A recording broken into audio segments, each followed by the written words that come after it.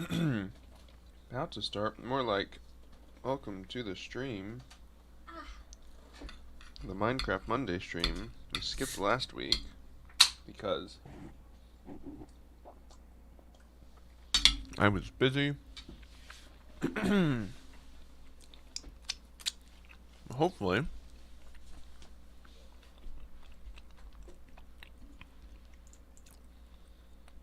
Hopefully everybody still come hang out and enjoy the Minecraft stream.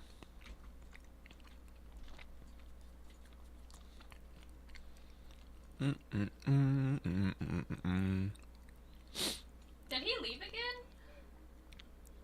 again? Let's make some pumpkin pies.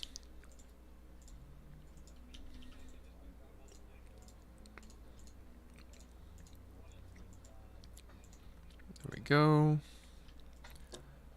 I do have enough eggs for more pumpkin pies. Alright. Put back up there. So we got some food. Got a helmet. Got a compass. Means we're good to go. Hello, Connor.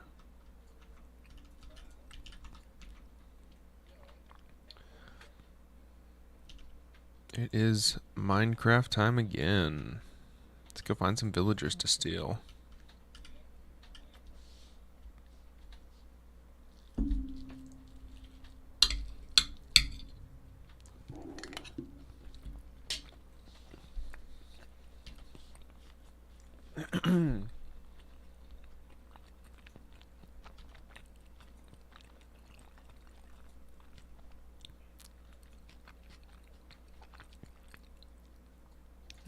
About to kidnap some villagers to make things for me endlessly.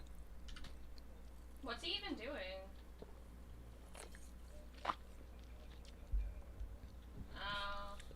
Woo! What a beautiful mushroom island. A nice peaceful place to have a base on. Don't have to worry about zombies for some reason, which I'm not going to question. It's pretty nice.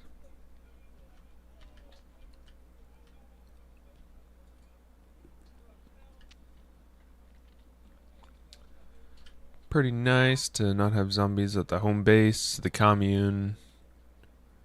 I've never seen villagers on this continent area, so maybe if we keep going. Oh, here comes Dennis. If we keep looking for some other places, some new islands that are loading in for the villagers to be at. Do they just not let him?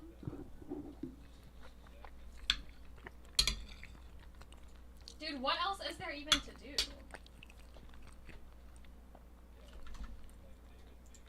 Hello, Zach.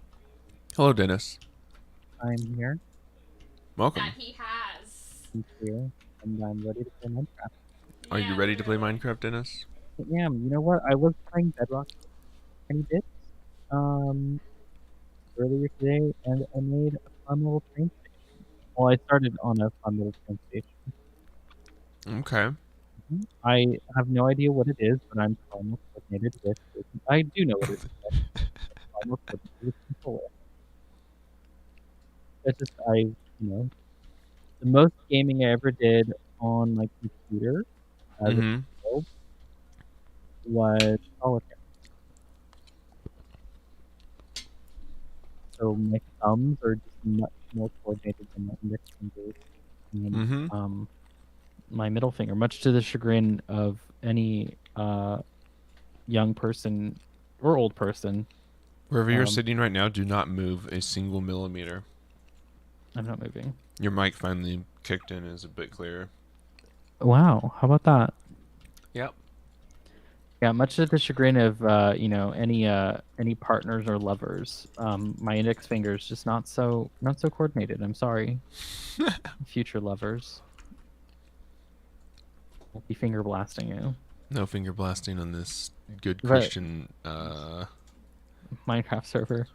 But I was really digging playing Bedrock. I thought it was a lot of fun. I know Artemis is not a very big fan of it, but it really is the same. There's, you don't have as many mods or anything, but Yeah, no mods is the real problem. Look at but the like, bunny. but console commands, they're all there.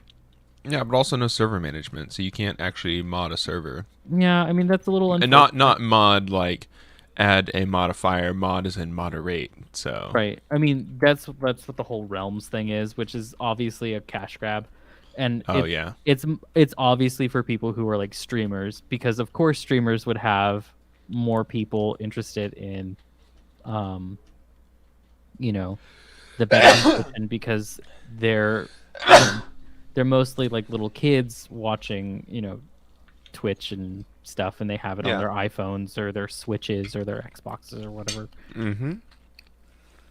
Can't play. I don't believe there's crossplay with the PS4 still. They're basically their own little marooned server, just like a Java edition. Game machine du jour. Mm-hmm. If you run a Bedrock server, you can connect it on the PS4. Right, but you can't play. You can only play with other people who are playing Windows. Hmm. You can't play with. You can't play with anyone, or if they're playing Pocket Edition, you can't play with anyone who's on the Switch or the Xbox. There's Um, David. And I remember PlayStation's whole thing was about that. Sony was like, well, they don't have the same sort of rules that we do when it comes to online interaction, so we're really doing it just to be protective of the kids. Uh-huh. Yeah, And sure. When Xbox, I remember when that, like when the Xbox president heard that, they're like, yeah, they don't want to interact with Nintendo because they're trying to be protective of kids, from Nintendo. And ever since then, like, there's been this fun little relationship between Xbox and Nintendo. It's been nice to see them play nice, because that means we finally got Banjo-Kazooie in Smash Bros, which I'm fine. And Steve, of course, weirdly enough. Yeah, Steve. Hmm. Steve's hard to play as. I'm not a huge fan of playing as Steve, other than the novelty of Steve being in Smash. Right. Huh. Well, there's no chest down here, but I did find another old abandoned portal. Nice. I love the underwater ones. Those are kind of crazy. Yeah. Can you make them Can you make them work underwater? I don't know. I think it'll spark underwater. Maybe you can light it, but Also, did we fix the Nether issue? no. Okay, well, we'll get around to that. Yeah, we do need to do that to kind of advance on, but I gotta detach the nether from the other world and take it out so we don't have the nether in the end. Mm-hmm. From the other world, because I really only want 4 worlds running at one time, because that's what I think the processor can handle best. We're also not really using the Nether down there anyway, on the creative server. Because it's creative, so. Mm-hmm. But yeah, it is unfortunate that there's no modding on the Bedrock edition, just because I was having a lot of fun, and I have a lot of fun little worlds. Mm-hmm. But maybe one of these days we'll do a Bedrock edition stream with folks.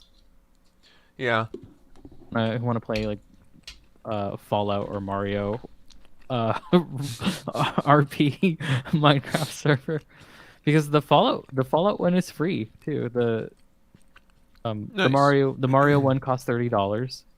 Oof. Well, but it costs $30 because it comes with the Switch version of the game. yeah. So it does come free with the Switch version only.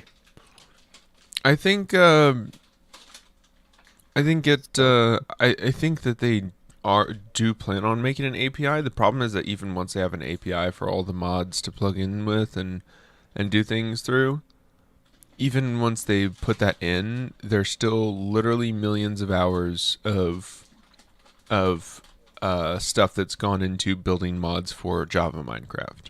Right.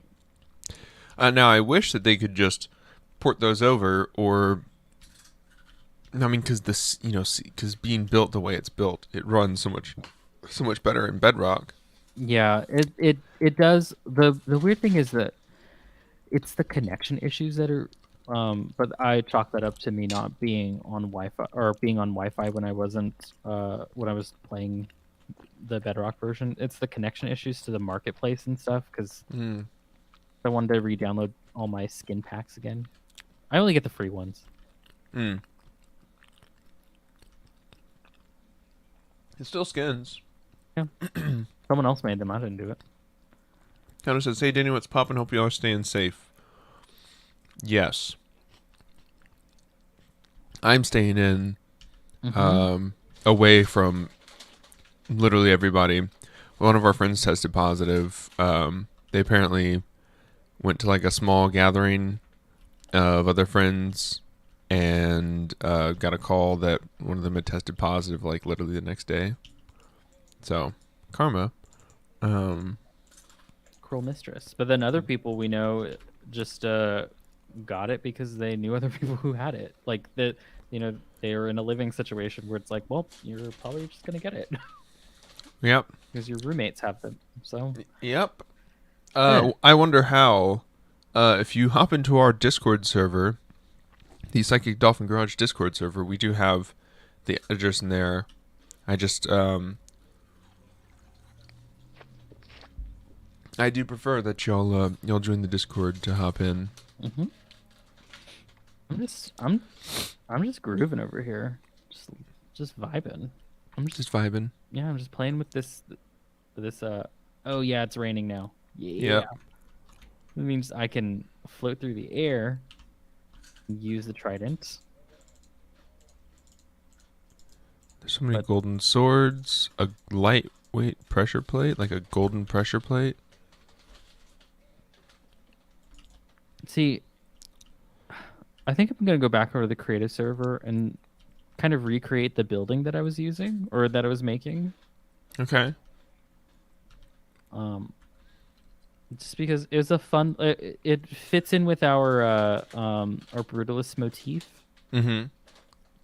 And it's just a fun little train station. I think I might build that as the train station, because I know that there's like warps and stuff, which is fine and all, but sometimes you just want to take a train. Once I get in the creative mood again, I will probably build out a lot more of more train infrastructure. A lot more of I like trains. Ah.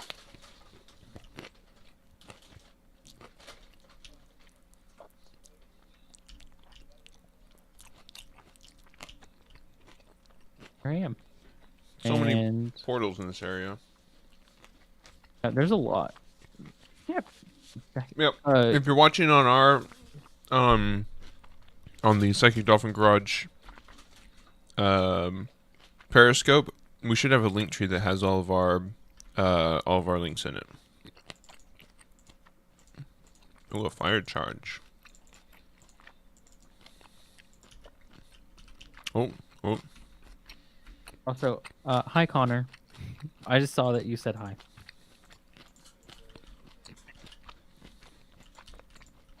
What am I gonna make this out of? I just want to do iron. God, your mouth noises make me want to throw up. Sorry. I'll eat away from the mic. I am fully gonna barf on screen. Which is that TOS? I don't understand how it could be, like, but maybe. Sometimes you just like I can understand shitting. Like if you like shit on screen, like obviously TOS. All right, I hated that. But like if you barf on screen, like sometimes you barf, like and you just like sometimes you're sick and you don't realize it, or you just suddenly have like.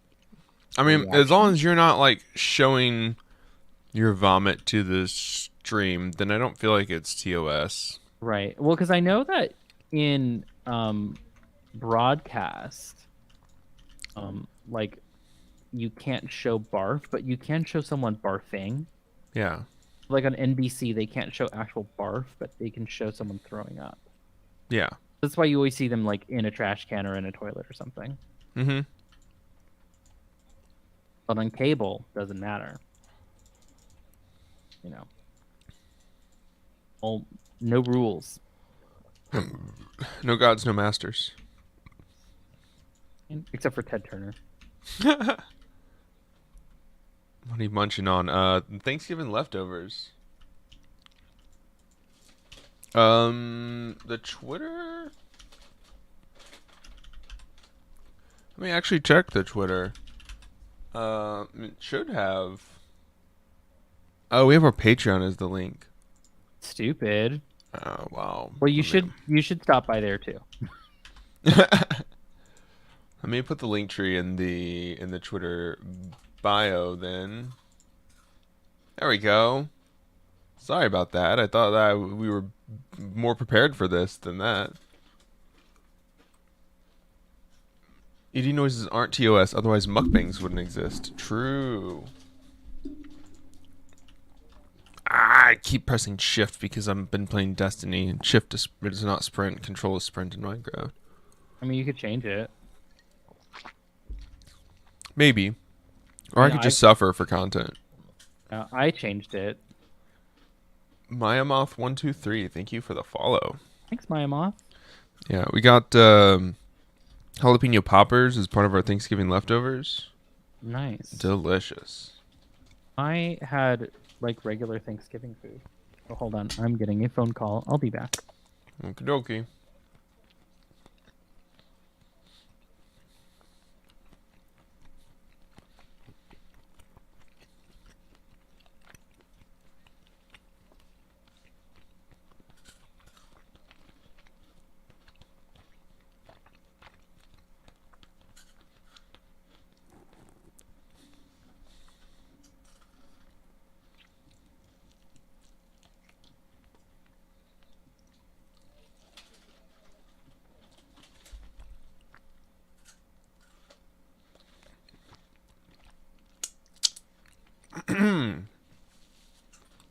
The smoked turkey. Delish. I wish there's a way. Once I get everything going, I'll probably try to do. I've been watching the offline TV Minecraft videos, and Michael has so much cool stuff that he's put on their server.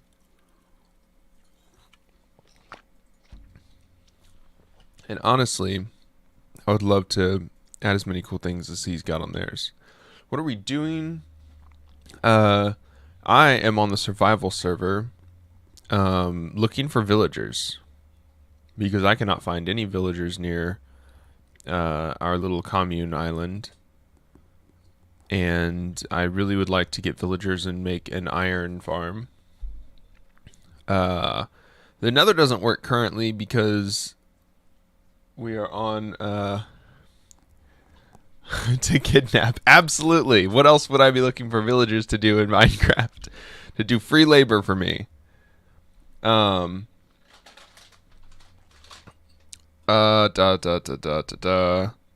that a boat? Who just leaves a boat hanging out here? I kind of like that boat more than I like my boat. My boat now. Someone died. I would do it. I would do it. I do need to, because of the way I set up the server with multiverse, there's not another or an end hooked up to this world. I need, because we did a creative world first with a full nether and end, and I haven't done a backup.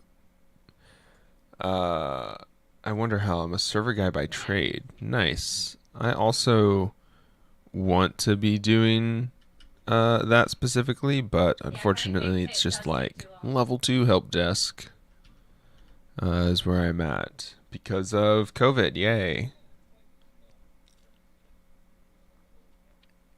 I don't recognize anything. Ooh, there we go. You're thinking of something else, yeah. Senior architect, you're not missing out on much. See, the problem is that positions like that are never, oh, you know how to do all this stuff. Do all this really cool shit all day. Positions like that are always like, hey, you have to talk to 87 people that know less than you and convince them that you're right. Or so I hear.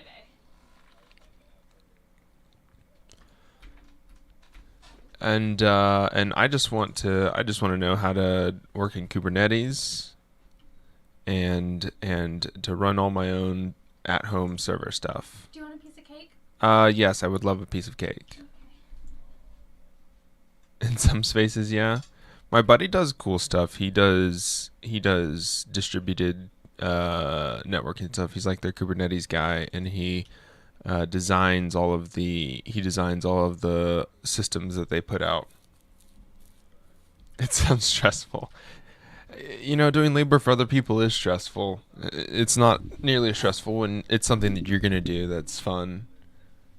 And infrastructure guys, we're expecting to know more about everything the higher we go.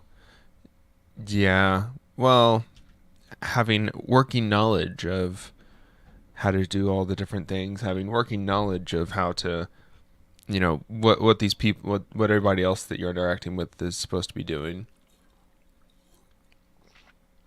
So that you can say definitively whether or not the issue is on your end. That's kind of what what's that security Twitter account? Securitas? Not Securitas. Whatever that security info sec Twitter account is that I mention all the time. Mm. It's at the architecture level. I'm expecting a fully fledged design from level 0 to 7. Right. Knowing exactly how they're going to have all their storage configured so that you can have the best, you know the best practices, you know all the best practices for each individual part so that when you design it, everything works together perfectly. And also users should not be able to mess it up. Like, I'll let it be that kind of stream because I'm into IT stuff. I still enjoy it. CPU latency across 1,000 servers. Oh yeah. Knowing exactly how much data people are going to be using, having a working knowledge of what kind of demand there's going to be for all the stuff that they're doing, and also future-proofing it and then coming in under budget. Can you get cold in Minecraft? No, I don't think they do that much of a sim. I'm sure I could add a mod for it. You cannot get cold. That's good. Hold on just a second. Thank you. Welcome. It's kind of a small piece, but I will take it. Shut up. You got cake. Only in a mod, yeah. I'll have to add a mod at some point for getting cold.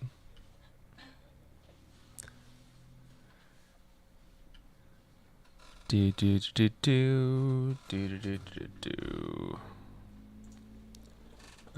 Here is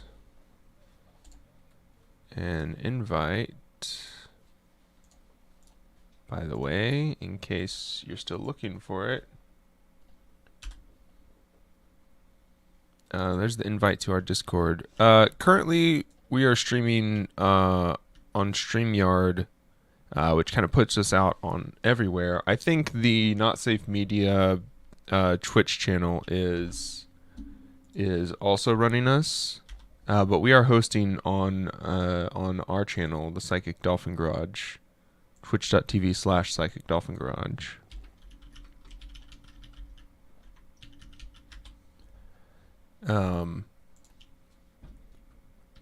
We're hosting them there as well, but we're streaming on the Not Safe Media Twitch channel. I gotta find my body. Don't know where it's at. I'm just driving around.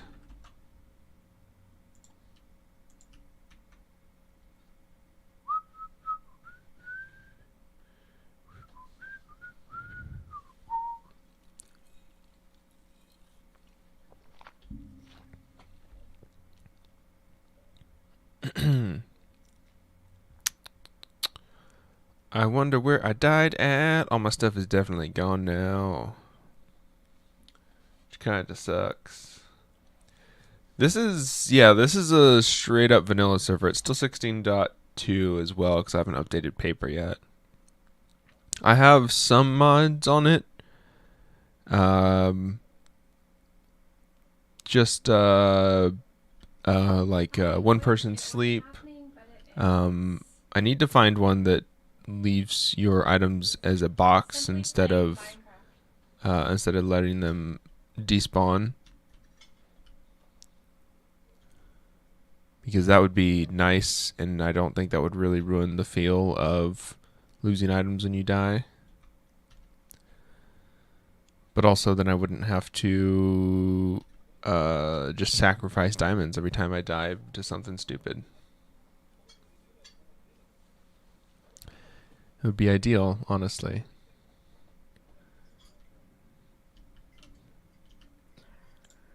Sorry, I had to jump back into work for a hot second because I'm still technically working. You're on the clock, at work and at your podcast. Yeah. You know? Zach, let me tell you about my tech troubles today. Mm-hmm. Because I had tech troubles. So, I got a new micro SD card for my Switch. Mm-hmm. 400 big ol' gigabytes. Mm-hmm. Upgrading from 256, which is already kind of a lot, but like, you know, they were on sale, so yeah, that's what you do. For like $40. Not bad. Hell yeah, Cyber Monday. So I was like, okay, chill. And they weren't supposed to show up until the 5th, and they showed up today. So it's like, all right, even more chill. Hell yeah. So I go to back up everything on my computer. So I take out the card, put on my from my Switch, plug it in my computer, which has a SD card reader, and it wasn't reading. Like, oh dang. Then I was like, is it the format? And so then I watched a video to see if like it was the format, and the person who was doing it in the video was using a Mac. So I was like, okay, it's not the format. And I it's like, oh no, maybe this reader can't read anything bigger than like, you know, 256 gigabytes or something. Oh no. Like, and so then I checked, and it's like, no, it could read up to 2 terabytes, which don't exist yet. Right. Yet. Probably in the next like couple years, they'll exist commercially, and they'll be stupidly expensive. And then the year after that, they'll be like, you know, down to like $120.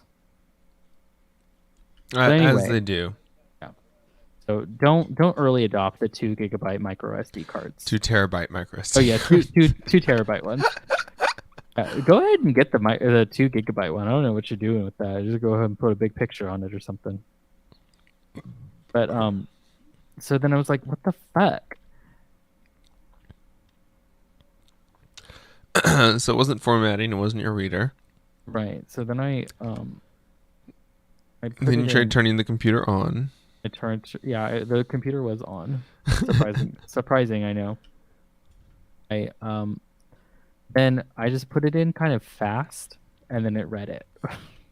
Uh-huh. That was one of the suggestions, was to like just put it in fast. Just fucking slam it into your computer. Yeah, it really was. And I was like, okay. And it took like a couple of seconds for it to read, because 256 is still a lot to read. Yeah. But apparently with bigger cards, this is the solution, is just to ram it into your computer. Because it doesn't give it enough time to think about whether or not it has enough power to power this up. It just fucking feeds it. Yeah. Yeah. Yeah, SD cards are cool, but like knowing as much as I know about like NVMe drives now and the way that they work and the amount of power that they draw, like I'm surprised that we've gotten away with that kind of flash storage for so long. It's really cool. It's really fucking slow though. There's apparently like a PCIe card that you can put like 50 micro SD cards inside of to make like a 2 terabyte drive. And it's the most jank thing I've ever seen. And I love it. I want one so bad. So I get a bunch of $10 Micro Center micro SD cards. Mm-hmm.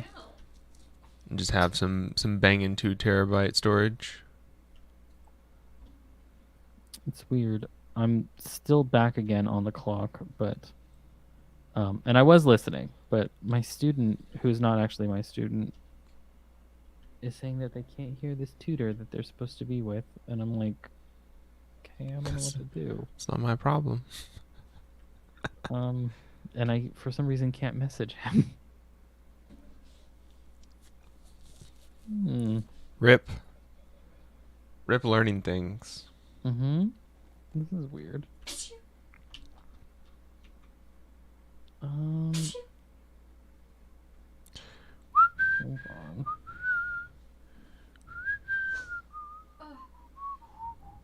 There wasn't another one. Thanks. Jack, I just want to test this. Can you hear me? Jack, I want to test this. Can you hear me? I tried my best, but it wasn't coming. Okay. Jack, do you tutor math, by the way? Okay, that's fine. I was just seeing if Judith here can go with you because for some reason she can't hear Chris. Okay, let me just go ahead and assign you to the room. Assigning no people problem. to You're good. rooms.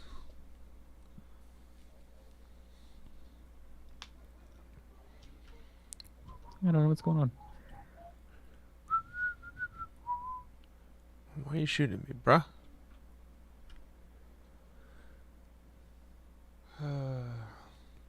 I do keep my diamonds in the box. The box that I have back at the base. But anytime I pick up more and then just jump into lava for no good reason, I lose them all. So, need to be a lot more careful about falling into lava and or dying to spiders.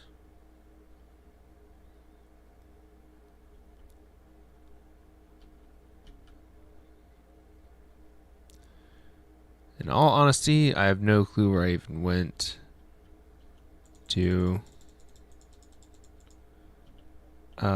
die last time, so I'm just gonna try running across this landmass. Oh, that's not good.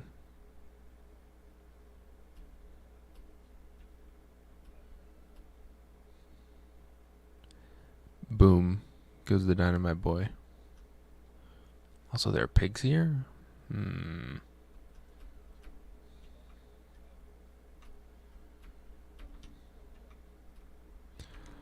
Oh god, why is there a creeper?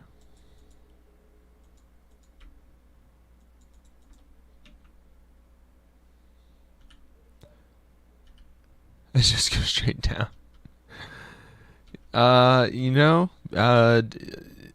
Sometimes that I could see that being the most effective method. Hayden, when you have a second, stream it But for me. I've never found that to turn out well statistically enough for me to consider it viable. I am not nearly that lucky. Also, the server is laggy as hell.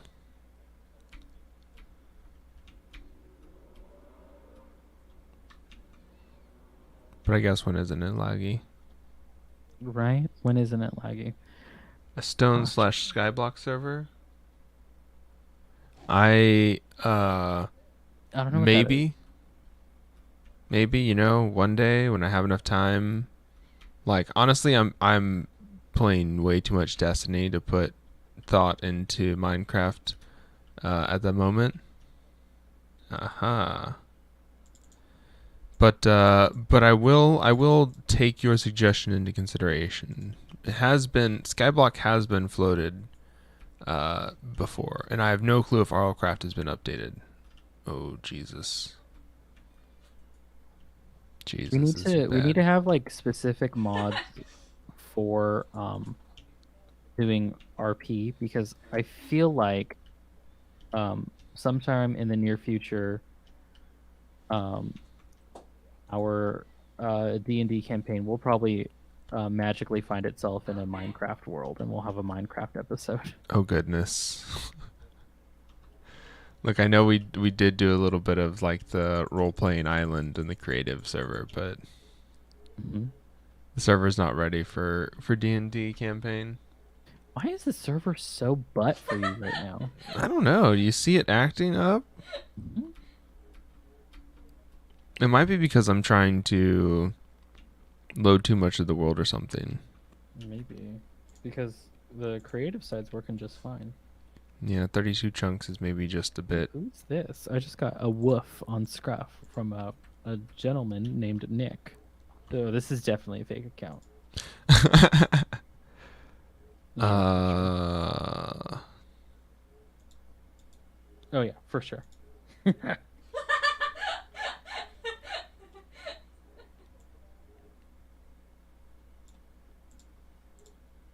I wish I could show this on screen. Let me not have my camera up for work, so the students don't see this. Let's see. Yeah. or at least like having a storage crafting table mod installed. Interesting. That's the fake account Nick that just woofed me. I love the Ferrari hat. Yeah, Anyway. I love it. Mm-hmm. I would show you more, but I don't know if any of these people are out technically, so I don't want to do something by accident. Whoopsie. Mm-hmm. That actually happened to a friend of mine recently. I saw him in a tweet that another friend of mine had, but it was his Grindr account. Mm-hmm. And it outed him as someone who is not only a homosexual, but also trying to hook up during COVID. I mean, there's a little bit of like maybe karma associated with that, but like here's the thing. We've talked about, like, Charlie's on, our regular streams. Charlie's talked about how, you can't really blame people for getting antsy and stuff. And feeling it's true to a like, certain extent. yeah, feeling like, you just need to get out. And yeah, to a certain extent I agree, but you definitely can stop being horny. Yeah, you can just turn that off like a fucking light bulb. Like, just stop. Just know that, like, and here's the thing. As a group of people who are more at risk for another big STI, one that was called a plague and a pandemic, an epidemic, you maybe should know a little better. Maybe just know a little better. Because, Yeah. like, in the 80s, I'll tell you this, in the 80s, there were plenty of people who just stopped having sex because they were afraid of catching HIV. There were just people who stopped having sex because of it.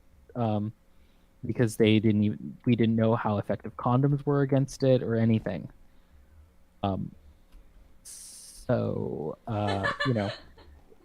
If we but we do know how contagious being in. Okay, Dennis, I only have one response to this. Better bread than dead. No, that's definitely not true. Well, here's the thing. Now you can go ahead and do as much bareback sex as you want, as long as you're on PrEP. That's fine. Just there are other steps that you can do to be safer too, like using condoms. You can guarantee that you're 100% safe against STIs. Yeah. But here's the thing. I will make an exception. Not that I've had this experience, but I guess if you wanted wasn't to it do like a like Chris glory or hole something? or like a public I'm sex just gonna thing, hi like if Chris you wanted to everywhere do we like in the go. middle of the woods and you're both wearing masks, Mm-hmm. that does seem safer to me, right? Yeah, it's, you know, it's never been a better time to do socially distanced voyeurism. Okay, so here's the thing. What if it's your glory hole? Like you put it in your front door Mm-hmm. and you put up like wipes. Like you put wipes outside. Wipes in a big giant fucking jar of hand Oh, and sanitizer. you have like masks, like individually wrapped masks that you can so you have them there as a stack for Yeah. people. I think that's safer. Than what you were doing before. Well, then just like Neato. hooking up with people. Yeah. Yeah. I Theoretically, mean, you're between a door. you have a door. Yeah, you have your special. It's the stepsister door, Mhm. which just has, you know, a big like rubber gasket Oh lined yeah, hole. it's got a big rubber gasket. Oh, honey, you know it's got to be a big rubber gasket. Oof. Um. Yeah, and you just hit people up, and they just, you know, just drive over, and you get your nut off, and you're good. Well, they get theirs because you know, it's a glory hole. I assume that is how you get it off. Well, yeah, I guess so. The You know, experience. to be fair, the people who I know who would definitely be the people setting up a glory hole, they're like they're these kinds of bottoms who are like, I don't come. I don't do that. Mm. Weird, whatever. It's too much. Stop your ultra subby thing. Unless that like really is your thing, but like come on. Like for me, that's not an enjoyable experience. Because like I want this to be like some sort of mutual exchange. I know you could say it is, but I don't believe it. I don't feel it. In my heart, I don't.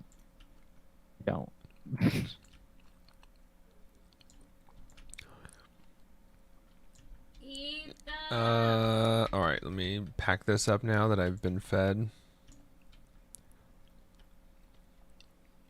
I guess now that I'm fed. There we go.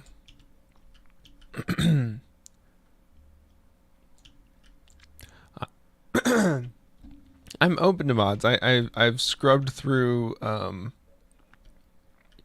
I've scrubbed through the bucket website to see if there's interesting things that I could add. Half of it, most of it is either I don't really want to take the time to implement this, or this doesn't interest me because it seems too crazy. But if there are simple mod table storage crafting mods and stuff like that you could do that would give you like better mod tables, better crafting tables, better storage, I'm certainly open to that.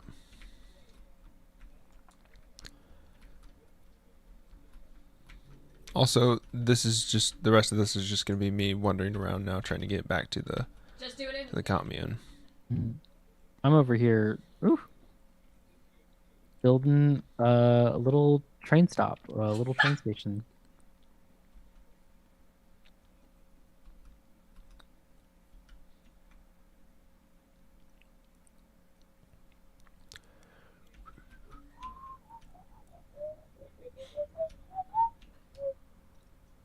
Here's the thing. I don't know how to do the whole dropper stuff to like have it filled with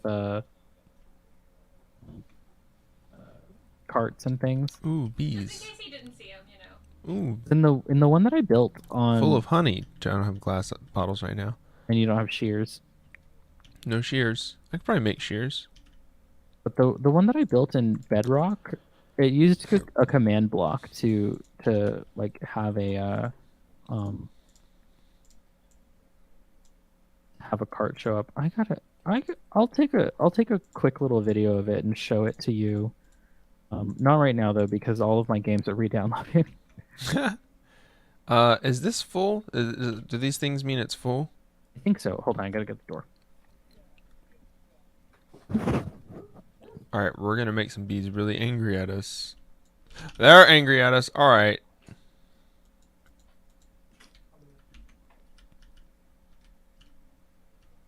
Yep, they're angry. Angy bees.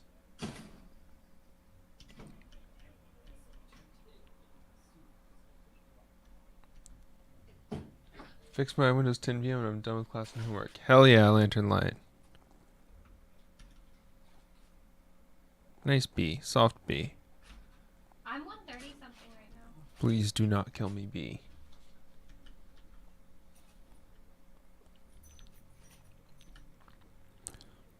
Killing the bees. Killing bee softly.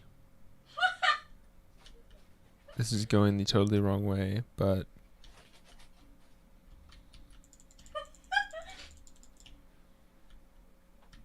Did I pick it up again? Come here, you. I'm almost back, don't worry. Okay. I'm trying to make it out to the open ocean so I can try to find the commune. All I found are bees and I made them angry. I tried to snip the hive and it didn't. It just made them angry. I saved the game. But I found off your Switch. Because I was going to do the card thing, but then I was like, ugh, it's going to take forever. Hi, I'm back. I tried to snip the bee thing, but it just made them Maddie did angry. this whole dungeon by herself. Oh, no. Look, here's another one.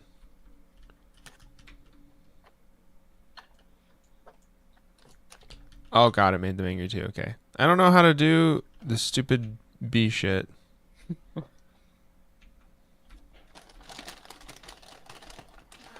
We've been spoiled by creative.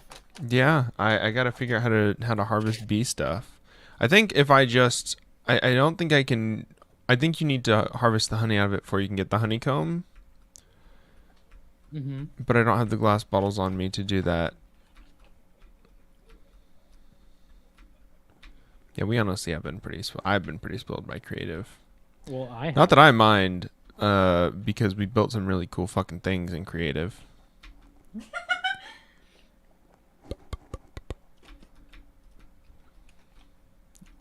Oh man, this forest You have to put is a so campfire thick. underneath it so the bees don't go aggro. Oh, well, how do you make a campfire, Dennis? I don't know. That's Sticks? my real problem here. See, I definitely was spoiled by creative because that's all I play. Mm-hmm.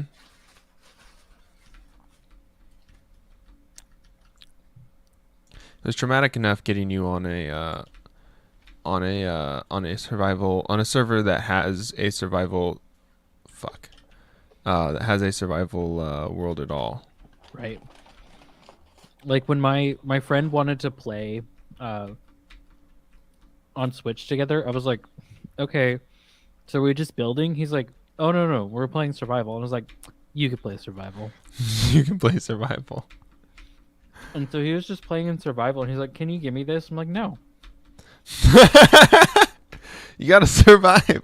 Dennis, you're a much meaner god that time. Yeah, and I was just building things. I was still working on my little Soviet village. Mm-hmm. I built like a really cool like tower that's supposed to be like a train station. Mm-hmm. Kind of functions as that. Where am I? I'm at 27, 16, 80, 29, 44. I'm very far away from anything. I'm going the very wrong way, too. Alright, I need to be going literally the other direction.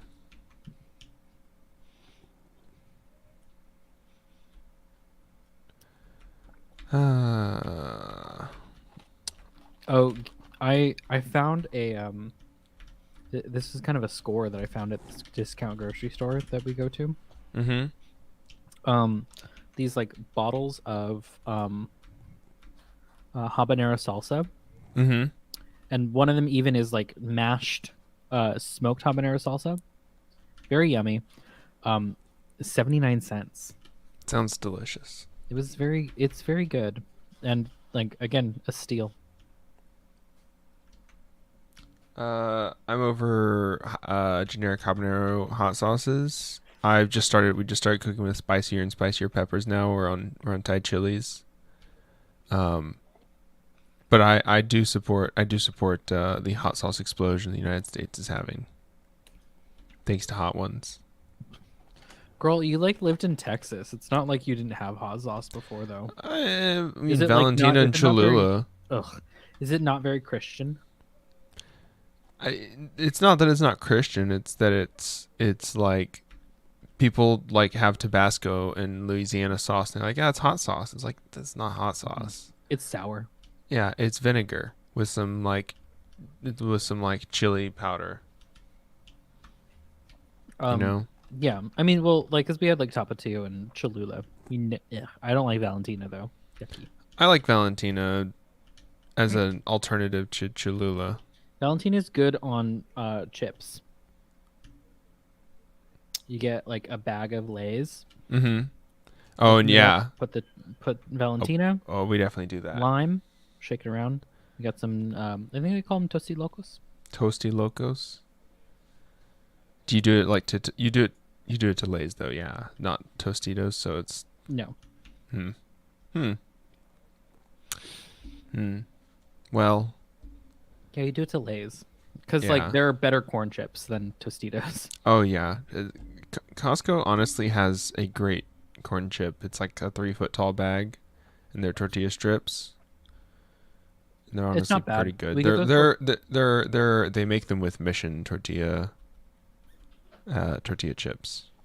Yeah, we get those for parties, or if you want to spend the extra money, and you live in the San Gabriel Valley, and you want your party to go off. You want that party to be popping. Mm-hmm. You go to La Tolteca in Azusa, and you get a couple gallons of the salsa, because they come in big gallon jugs. Oh yeah. You get a couple of those, and you get like 3 boxes of chips. And these are the boxes that you would like, put your books in to move to a new house. Yeah. And they're just full of like handmade tortilla chips. Like the tortillas are handmade, and they're fried there. So, and that salsa, it's not spicy, but it's so savory and flavorful that it doesn't necessarily need, like you could add like jalapenos to like whatever taco you're eating or whatever, but that chips and salsa mixture is just so good. It's delicious. Sounds delicious. So if you want your party to go off, and you live anywhere near the San Gabriel Valley in California, you go to La Tolteca, and you do not regret it. You just say charge it. You just say charge it. Because it's a little expensive. Yeah. I think the most interesting chips I've ever had from like a taqueria, Lantern Lights here. There's a little place by my old work, and they used to make Cajun dip for them. It was like a crawfish tails. I don't know why I was imagining like a cheese dip. Like I thought it was gonna be more French. No. It's like crawfish tails and like limes and avocado, and I don't know. It was interesting. If I'm going on the creative server, I'm going to exclusively make map art. Hell yeah! I saw the map art post the other day in the Discord. I'm into it. But they would go get these chips in this little Mexican place, and they're thick tortilla chips, and they are deep fried to hell and back. Like you could almost squeeze the oil out of them.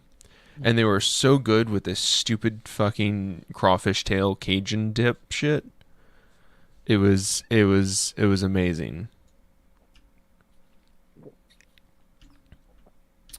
Any attempt to recreate that? I haven't yet. I do want to email the ladies that did it and ask them for the recipe, because I need to make. And they're like, no, fuck you, bitch. Yeah. They all liked me. Everyone was really sad when I left that job, so I felt really good leaving that job.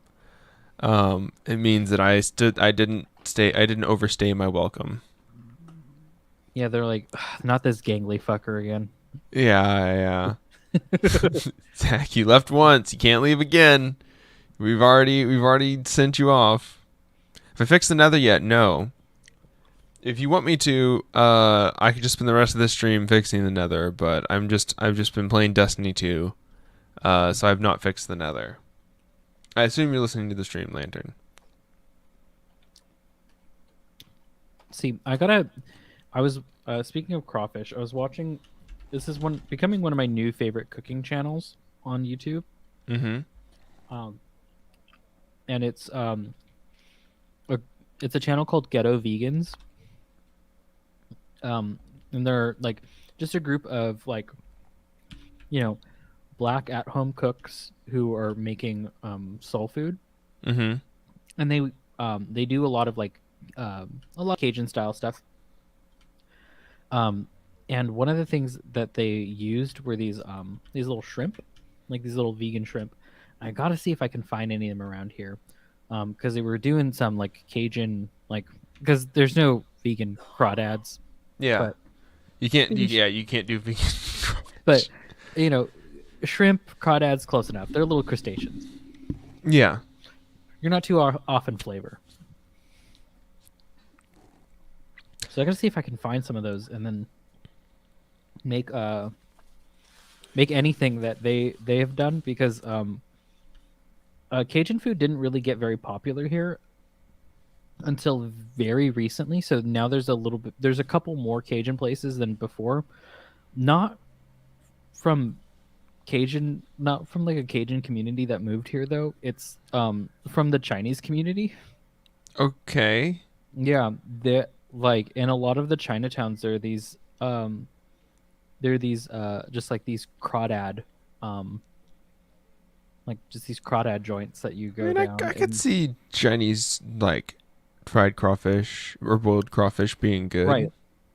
So but they're Cajun though. So I guess I don't know if it was because of immigration or maybe there's like a Cajun or Creole person who made their way to China and they made it big there. I don't have a warp set up to out here that you could use. So you would have to walk to the portal, or I would have to set up a warp that would warp people, that like a public warp that can be used to go in and out of the world, which I do not have set up yet. We're working on it. By working on it, I mean we're pushing it off until pushing it off until literally everyone is mad. Fixing the Minecraft server is not about keeping people happy. It's about seeing how mad we can make them before we finally break and fix the thing. Just like a cat, you have to earn our love.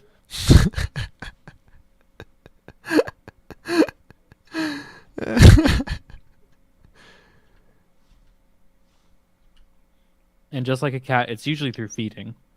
Yes, true. So if you could tell me where I can find these vegan shrimp, that's like halfway there. Okay, first of all, I have to go somewhere and set the warp there specifically. Second of all, I have to figure out how to make it so that the warps can be used by everybody, because the warps, as far as I know, are not publicly usable right now by everyone. Right, I don't know how you modded me for it. You're opt, Dennis. Yeah. You're a server operator. Oh, look, there's a big tower over there. I'm gonna go check out this tower. I'm probably gonna die doing it, but I'm gonna check it out. I don't know. This is fun. I get zoomers now. Just watching you play Minecraft is fascinating. I get zoomers now, says Dennis. Okay. Mm-hmm. Hey, I played Roblox. Ugh. We should just play Minecraft Roblox one day on the stream. Just sort of struggle through it. Minecraft, but in Roblox. It sounds bad. It sounds really unfortunate. Oh, it's a pillager outpost. Literally everything in Roblox is bad. Yeah. Yeah, last time I was on Roblox and I played it with Lizzie and Artemis. We were playing like the it was a recreation of the battle of when the Nazis tried to invade the USSR. And so you had to pick sides. And it was Okay. like, why would anyone ever pick the Nazis? So the Nazis lose every time, right? Well, actually, See, here's the thing: is like, even if you're not like a tanky like us, yeah, such tankies. God, we're we're such. huge tankies, and you believe that the USSR is bad, it's arguable that the Nazis were much worse. Not even like a little bit arguable, like 100%, like factual. Like we know who the bad guys were. Documentedly bad in World War II. Everyone agrees on that. Yeah. Like, well, maybe the Victims of Communism Foundation doesn't, but they don't. They don't matter. Them. Fuck those bitches. Lantern. The problem is that you would have to access the server that it's on, and I could give you access, but I don't know how you would remotely manage the server files, because you'd have to SSH into the server to do that. I'd have to set that up on the server actually, and I need to rebuild that. It's just I'm putting it off because there's a lot of stuff that I want to do, and by the time I actually get around to doing it, it's going to be like a giant list of things that I have to do to get it going. I think I know why people like rent servers now, is because I think giving people access to that is a little bit easier. It's definitely safer. Yeah, because you can just revoke their credentials as opposed to. Mm-hmm. It's not like me where The plugins have commands for setting up perms and warps and everything. Well, yeah, but you would have to. As far as I know, the plugin, if you can manage the like the user access for each warp within the plugin itself, then I can just op you. As long as you don't have to access like the config files on the server. Mm-hmm. There's a YouTube video for almost everything. I have not found the YouTube video for setting up your server completely on paper and then managing all these plugins. Because all the videos are like, look at how much you can do with this plugin. It's like, yeah, but I don't want to know how much I can do with it. I need to know how to do these two things with it, and I can't figure out how to do these two things with it. I actually need you to limit me, please.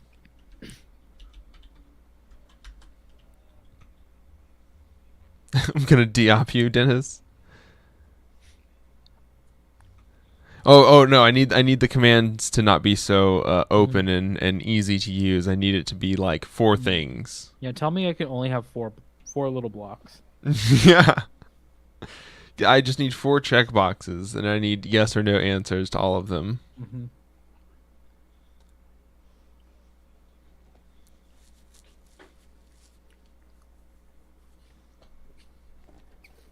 The good news is if everything gets ruined, we'll just restart. I don't have any backups of this server. Well, you know, whoopsie. Whoopsie I didn't build doodle. anything. I can't figure out where it keeps putting all these zipped files, and at this point I'm too scared to ask. There's no search function. I've looked for it in Linux. I can't. What if they're not like? What if they're just not saving? Actually, you know, it wouldn't. I mean, the world still works. Usual permission hire user VIP mod admin. Yes, that sounds fine. And if we ever make VIPs a thing, then we'll add stuff for them when we get there. Yeah, you'll get to wear a crown. But then we chop off your head because no monarchs. How did I get the villagers? Oh, I did it with the rail system. That's how I did it. Yeah, do you remember? I remember now how fucking terrible that was. Remember how much fun that was? So fun. So fun. So fun. So fun. To like, colonize an area? Pretext XD. Yeah. The Patreon subscribers get the VIP rank, right? Yeah, if they're just Patreon, they just get a little VIP over them. What extra do they get? Nothing. Like, give we can have them start off with like a golden apple or something. I don't know. Is that like a good thing? Yeah, golden apples give you full health and then add extra health bars, I think. I think they give you full health. Because I just see it in the when I'm searching for stuff, and I'm like, it's probably does something. They give you like an extra shield or something. Just gonna take some of these rails from down here and just reappropriate them. I like that everything is recyclable in Minecraft.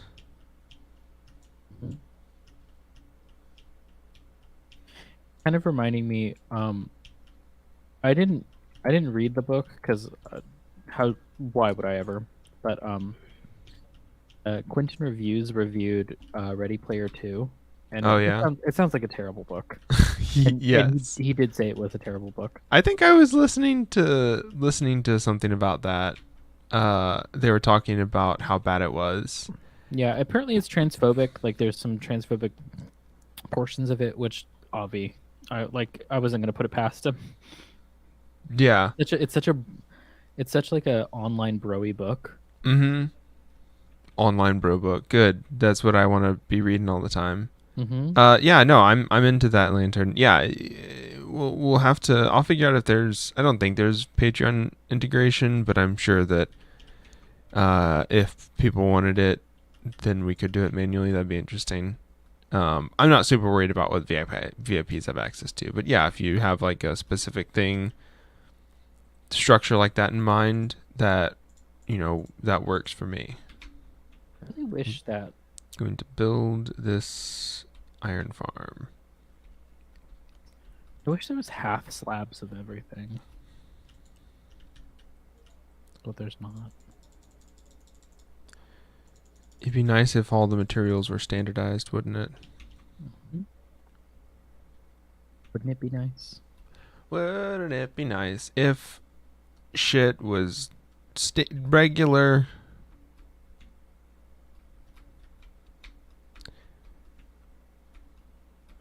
And we didn't have to wait so long. Just gonna destroy this brown mushroom.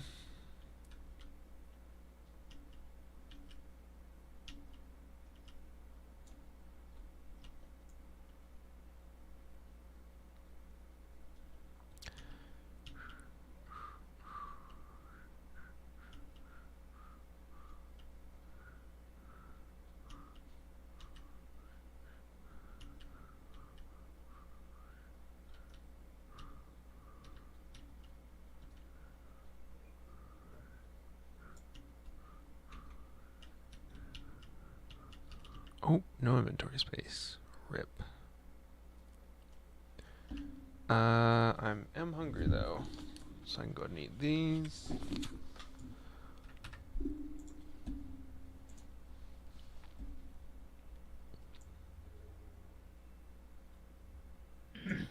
Add some brightness so it looks a little better on stream. There we go. Okay.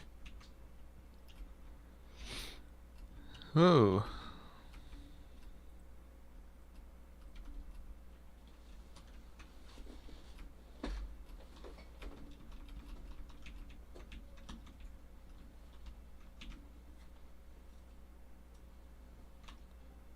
Okay. Okay.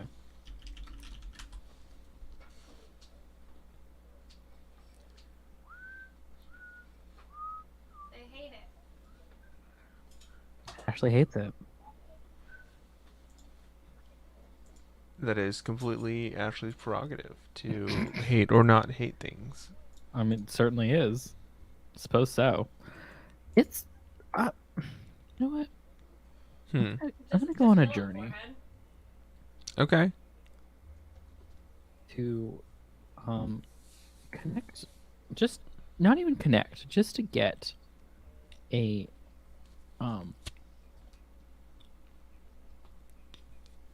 just to figure out how far it's going to take me to get from the train station, from I Like Trains, Mm-hmm. to the amusement park. Like how many blocks do I need to build? Oh, we already do have a bit of road extended out that direction. So Right, we have a bit of road, but some road, an amount of road. I'm at negative 474, which isn't too far, you know. Yeah. It's not. Let me write this down. Cocoon. So many magma blocks.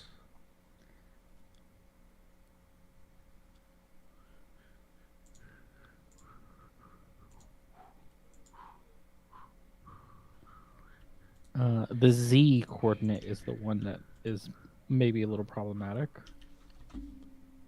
2,731. That one's pretty far.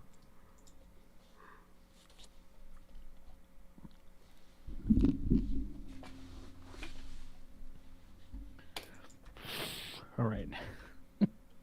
Let's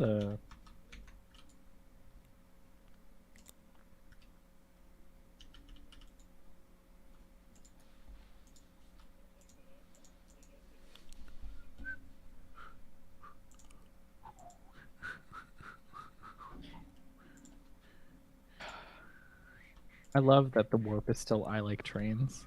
I have no reason to change it yet, so. You certainly don't.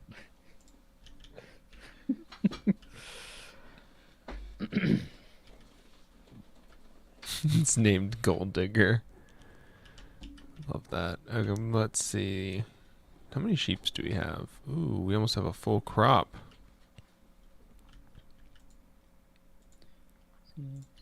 Let's go feed the sheeps. We're gonna need some wool.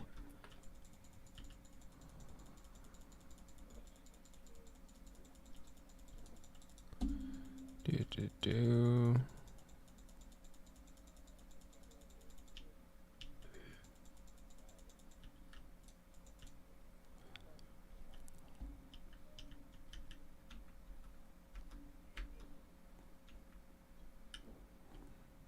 Oh, is the trader in here? Where is the trader? Why is Llamas here? Is he up here?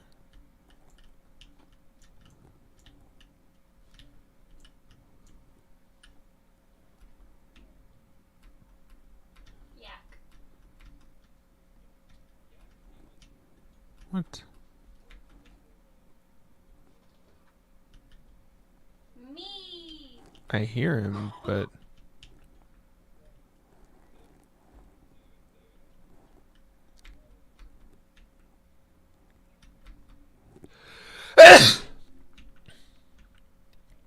What the heck?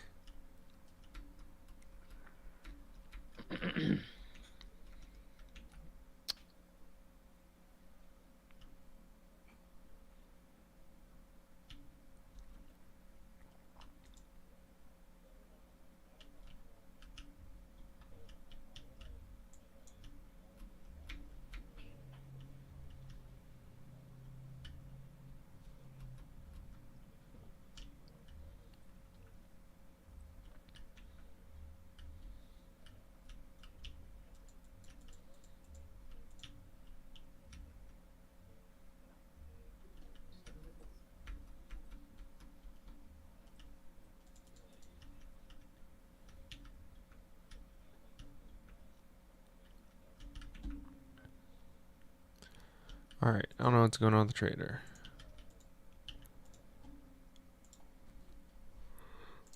It appears you don't have a permissions plugin. Okay.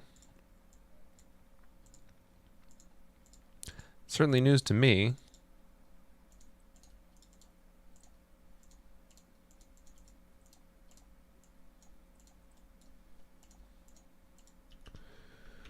Come here, little sheepy, sheepy, sheepy, sheepy, sheepy. Come here. Don't worry. This won't hurt much. Alright, that's your mom.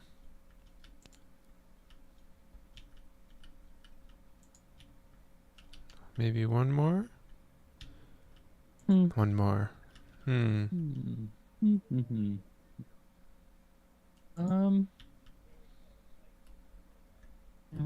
I'm just gonna work around this. Okay. Is there not a permissions? I would have thought that there's like a permission, like the plugin itself has permission levels built into it. I guess I'm wrong about that. Permission essentials or lucky permanent feelers would work fine. Okay. Let me...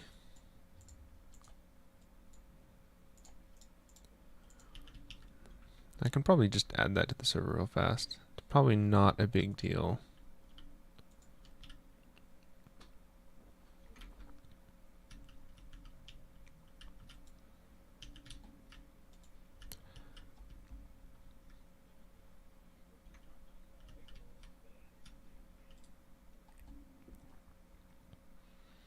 Bucket O pufferfish.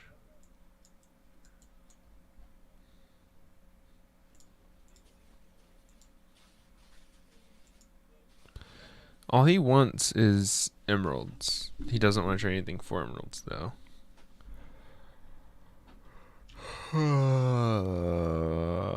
Interesting.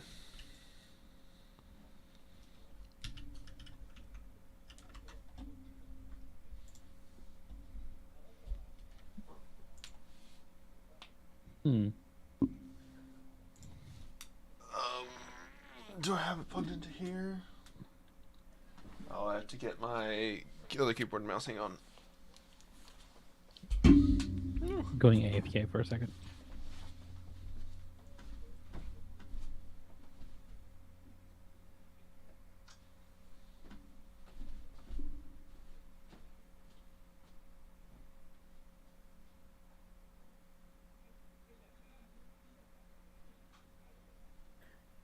I can't also go AFK if Zach is going AFK.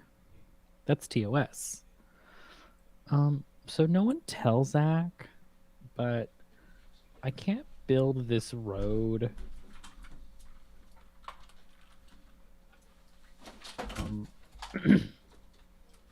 On the road that he already has.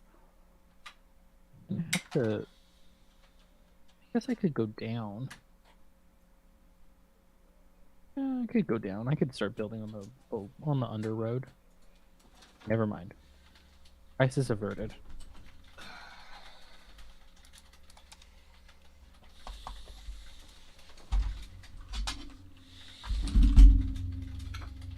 Jack, I was gonna have to give you bad news, but I just realized that I don't have to, so I'm not going to. Dennis. What are you doing? I'm averting a crisis. That's what I'm doing. Oh, is that what you're doing?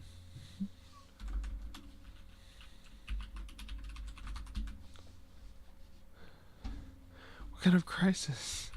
It was like I thought initially that I couldn't build on the road that you had because it was too crowded, but then I realized that there's a road under the road. Oh, that's good. So then I'm just gonna build there.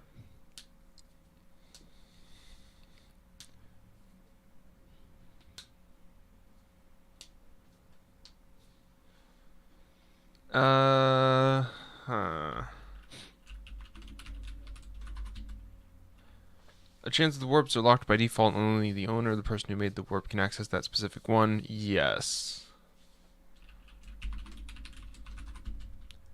Come on, just log in.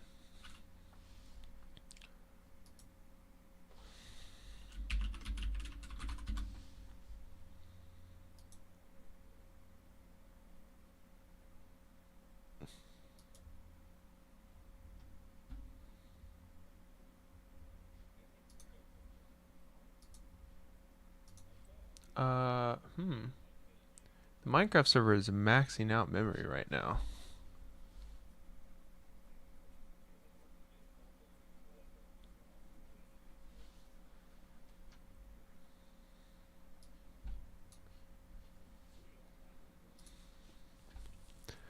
Let's look at plugins. G-Warp. Config. Warp mount, warp cooldown, use safe warp, show visitors reset. You get to choose what you get.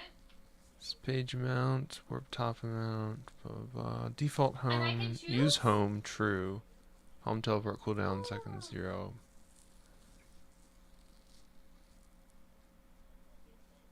Set owner, add visitor. Cool.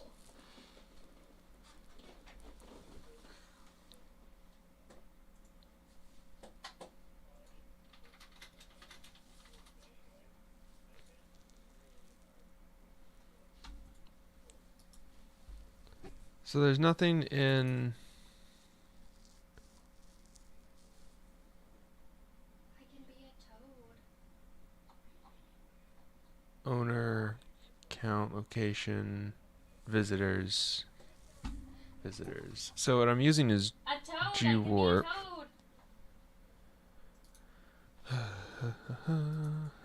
be a toad.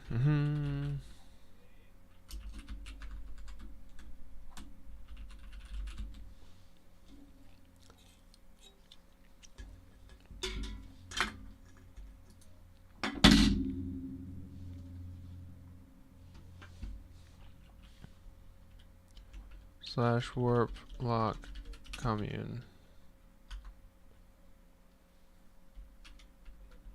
You have locked warp commune.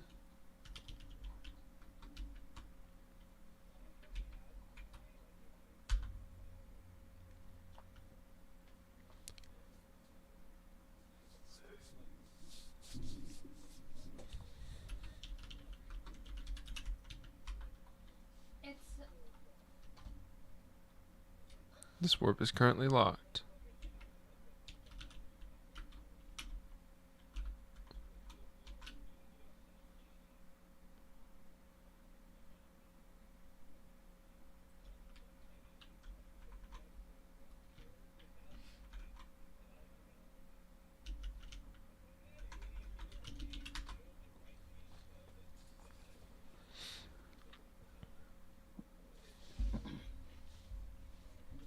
Someone just went live.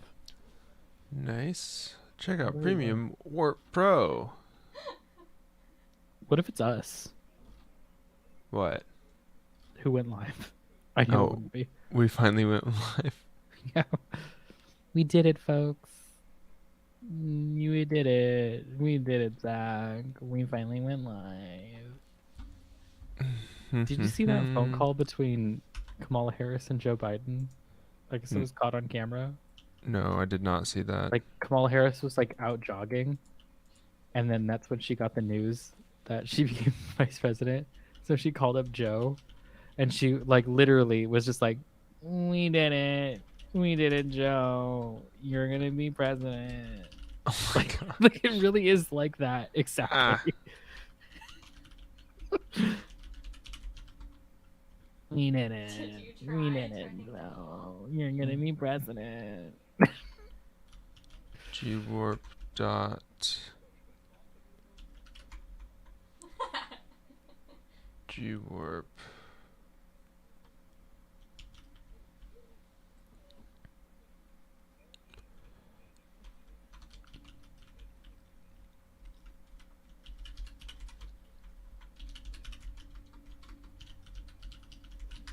Ah, come on.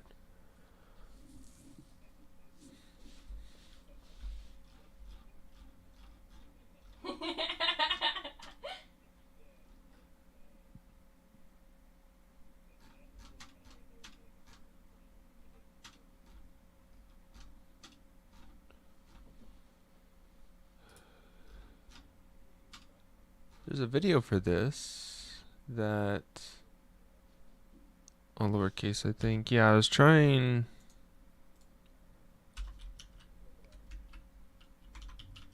So there's G-warp, and then there's all these options under G-warp. Update warp, dot warp, G-warp, warp. Ow. The warp, G-warp, commune, warp.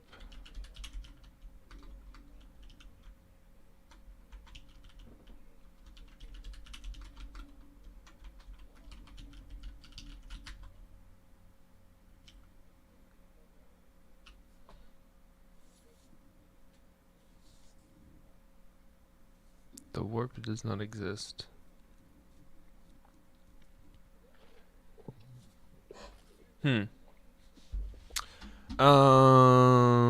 Anyways, permission essentials.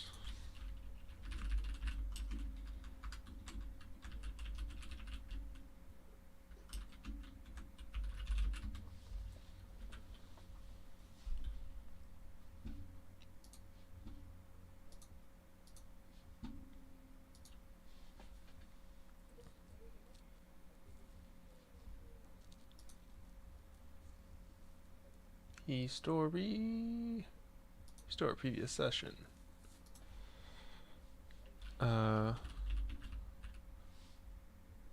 Permission essentials plugin.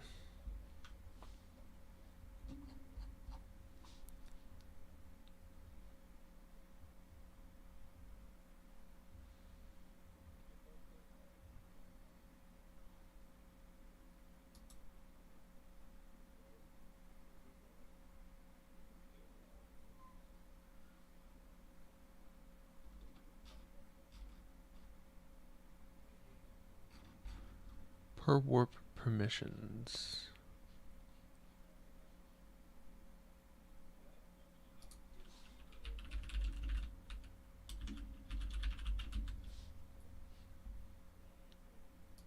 Essentials permissions. Permission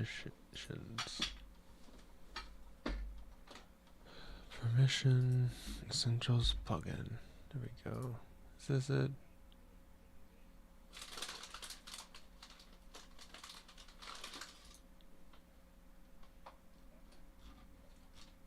Essentials X. Fork of Essentials called Essentials X. Do not ask Essentials for support. Essentials. Unofficial. Updates for modern markets versions. Details. Sorts version 16.4. This is the official Essentials.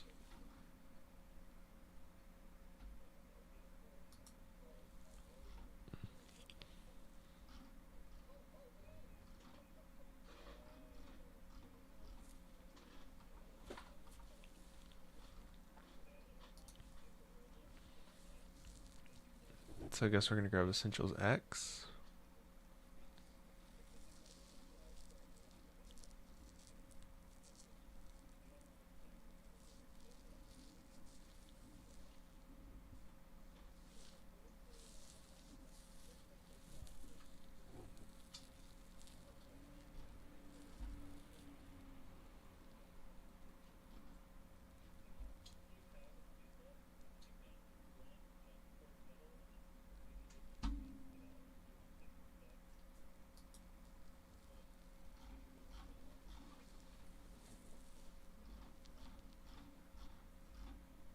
Back.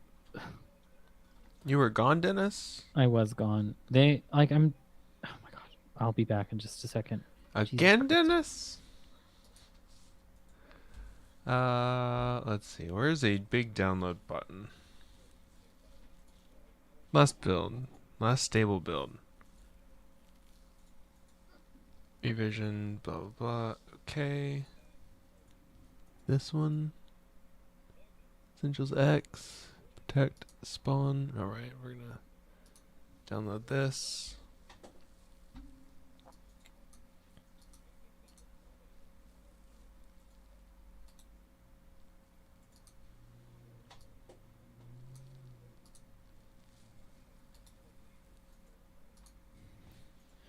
Came back. I'm sorry. I'm sorry, stream. Please forgive me. Yeah, they made me do the secretary work today. It's fine and all, but I don't have the schedule, so I don't know who's a tutor and who is a proctor today. So throwing kids all over, putting them in the wrong rooms. Just hoping one of them sticks.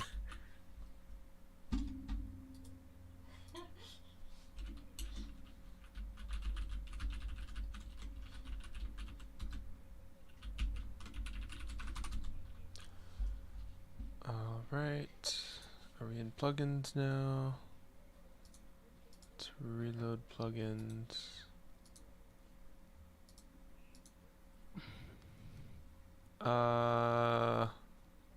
Essentials is in here.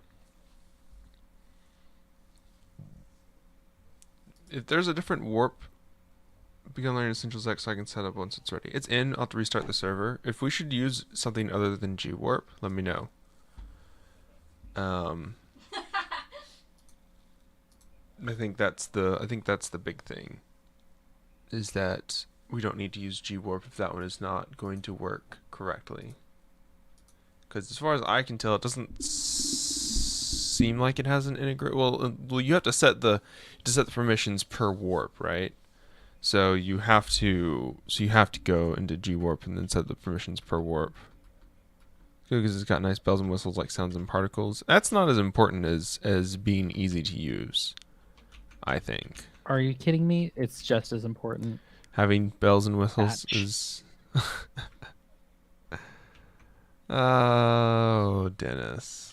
Oh, is someone? I'm not on that screen. I'm gonna join.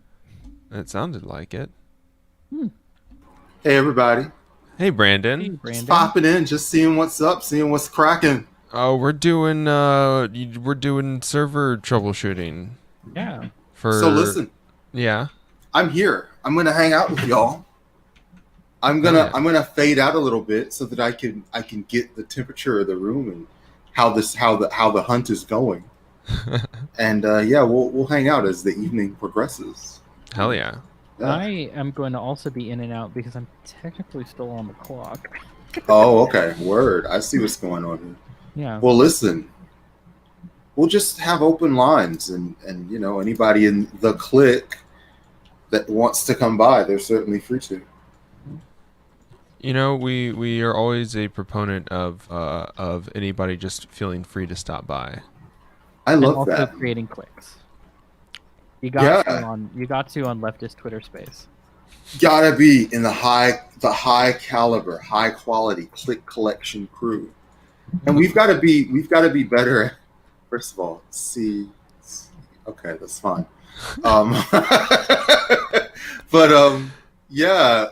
It's tough because we just as a group of creators, we make so much stuff that we don't always have time to do promo. Mm-hmm. And we count on people a lot to just spread the word, because we're not trying to be like these crummy corporate YouTube channels that are just all shilling. I mean, maybe we do shilling, but we're not all shilling. Yeah, no. If you want to give me money to tell people to eat your hot sauce, I'll do it. That is true. You know what? Maybe this is true. Maybe we're just jealous that we're not the ones doing the shilling. Yeah, just be a co-op. That's my only stipulation. Be like completely independent, or be like a hot sauce co-op. Oh man. Yeah, the pathology of the left is just darn, why can't we have our own corporations with blackjack and hookers? Yeah. I think Psychic Dolphin Garage should start a hot sauce co-op though. I'm gonna put that one on. Listen, we're selling shirts, mm-hmm. and we're gonna expand. We're gonna do cups, because all of us are here in front of these chairs, and we're drinking something. Yeah, we're always drinking something. We need a branded cup. And a wild idea that I've had personally is like making a sign so that like everybody who like donates to Patreon or whatever gets something sent to them physically. Like a yard sign. Yeah, like a yard sign. Oh, okay. like instead of the, Biden Harris, it's just NSF wonks. Yeah, maybe it's just a sign for whatever show you pick. Mm-hmm. Or maybe it's just our show. I don't know. One of those. And you get a sign, you can just put it in your house, have some decor. Put a Minecraft Monday one on there for just some weird. God, that would be sick. Someone just like a Steve version of me and Zach. That actually sounds goddamn dope. It does sound kind of sick, but like still, it'd be like, why did you join? Like, cool for joining the Patreon for Minecraft Monday. That's like pretty nice of you, but but also like you could imagine.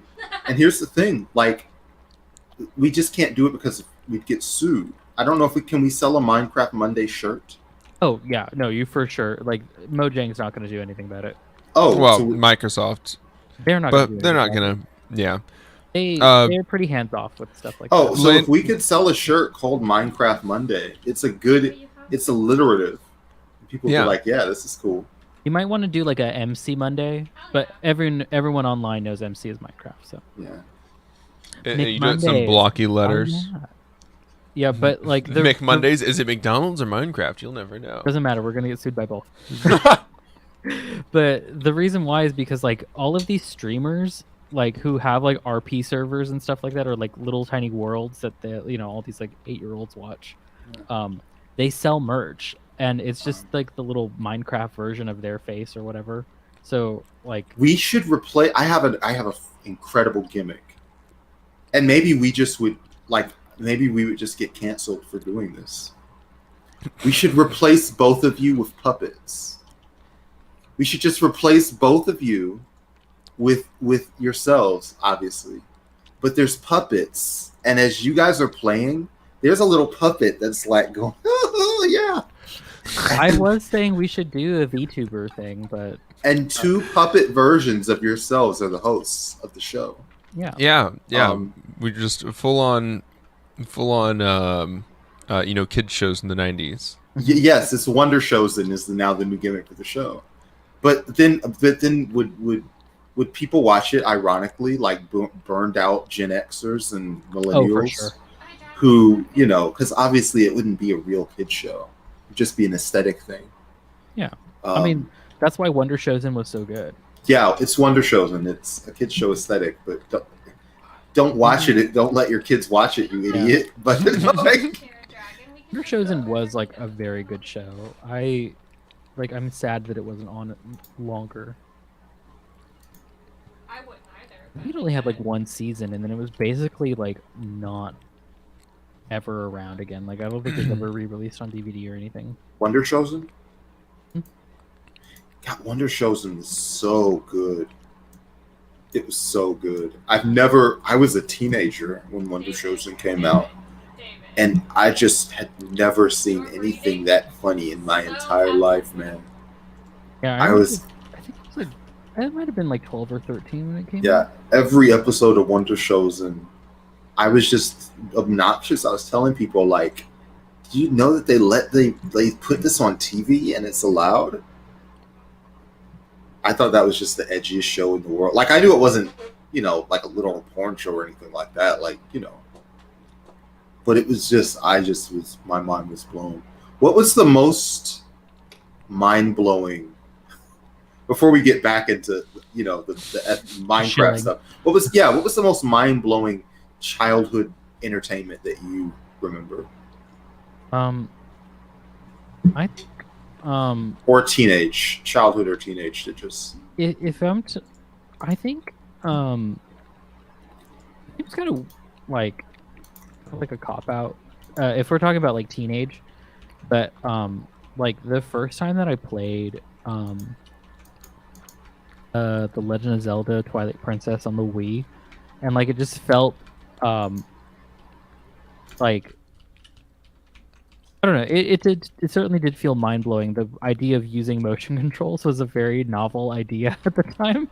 Now it's ubiquitous, like it's everywhere, but it was so novel, and it felt like you were controlling the sword. I don't know, it felt that felt mind-blowing. It seems so quaint now to be like wagging around a Wii remote and being like, yeah, I'm wagging around a sword like in real life. It's so quaint now, but back then when I was like 16, it felt like real. Yeah, no. I know people feel the same way about like some of the stuff that's out now. What was the last game in that series? Breath of the Wild. Breath of the Wild. Technically, Hyrule Warriors: Age of Calamity, but that doesn't. You're not counting the Hyrule Warriors. I mean, it is like it's technically canon, but it doesn't need to be. Yeah, that's a like, even if it's technically canon, that's a guided, like, it's just a side thing. Oh, it's a totally guided thing. They're really good. Like, there's a Persona 4 fighting game, and it's canon. Mm-hmm. But come on. But Breath of the Wild was the latest one in the series, and it ugh, it really does feel like such a it's such a good game. Like I I'm probably going to like pick it up after we finish up here and just put in like a couple of hours into it just because it's such a good game. You know, just in my own world, I still don't own a Nintendo Switch.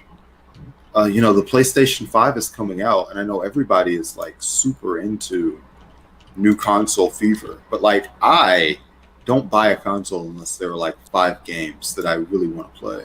Yeah, that makes sense. And Well- like the Switch is made like I'm now thinking maybe it's time to get a Switch, and like that console's life cycle is like a third over already. Mm-hmm.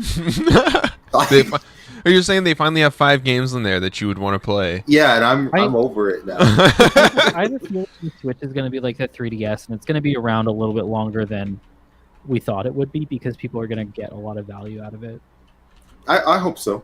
I mean, like everybody on the internet is mad at Nintendo lately, but I like Nintendo. They can be jerks sometimes, but they just are one of the few places that seems to give you value for your money and has a commitment to doing that, even if they're stingy about IP. Right. I kind of get why people are upset, because people keep saying that they're re-releasing full price old games, which is true. However, they do have added DLC to it, which it did take time to develop and test. Yeah. And listen, like they know that you can play all this shit on an emulator if you want to. You're not like the target audience for the NES Mini. None of us are the target audience for the NES Mini. Nintendo is aware that technology exists, and all of you can go and make your own custom device with a Raspberry Pi, or just play it on your Android phone or on your laptop or whatever you want to do. It's easy to play a Nintendo game. They're giving like a certain experience to a certain type of person who, maybe is trying to share those memories with their kid for the first time and want it to resemble like the games that they played, as kids or whatever. So yeah, and they are overcharging a little bit for these games that technically are old, but also What's the Queen's this sounds so like I come on your show and I turn into a capitalist. But we start talking, but like no, but these things do have memory and they have value to people, and you pay a little extra money for it, and it's like, I hope that this argument only applies to video games and not like medicine. But you pay a little extra money for your Nintendo game, and you spend a little extra time with your kid on it. Yeah, I don't need an NES Mini to like live. Yeah, no one needs that unless you are just a person that has the money to spare. Yeah. It is true that we do value that experience more, and we are willing to pay more because we're willing to pay more of our time to a job in order to have that experience and to share it with someone else. Oh, I fully am that way because I still play couch co-op. Yeah. It makes so much more sense to me to have a system because I always have viewed like IPs that I love, like Smash Bros. Or like Mario Kart, as something to enjoy with other people on the couch. Yeah, but those that Nintendo, it's the real tragedy. Isn't Nintendo charging a little too much money for old games? It's these microtransactions that have just turned every game into a crummy mobile game experience. Like Nintendo has shied away from that in everything except for their Mario Kart like mobile game. Yeah. It is egregious. Oh, the mobile games, they've just I think they tried to do that Super Mario Run, and they tried to be fair with everybody and charge a flat rate of like $5 or $10 or whatever their dollar amount was, and they were like, nobody's even buying the game, and so I think they said, okay, Lord forgive me, it's time to go back to the old me, and they just was like, all right, we're just gonna gouge y'all since that's how you gotta have the free game to put a foot in the door. The thing is that sort of pricing model works really well in China and just like Asia in general, and I don't know why. Like it just like maybe it's just because there's such a huge user base, and it's just like the cheapest way to get games that they don't like the market doesn't seem to care that much. Yeah. It's just very grifty. It's very frustrating. These microtransactions.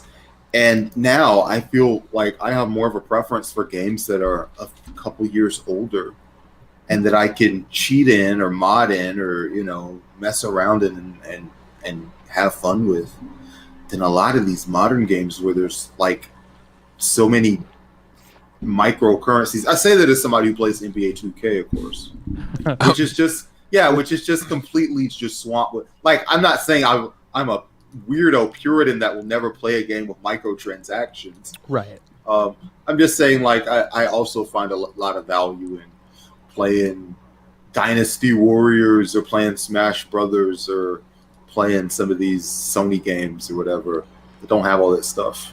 Right. Although when we do make this Psychic Dolphin Garage RPG in RPG Maker, there is a gacha like system that you can like develop into your game. I fully will be implementing that, and you will be giving us 99 cents for 8 versions of me. I love that. I love that shit.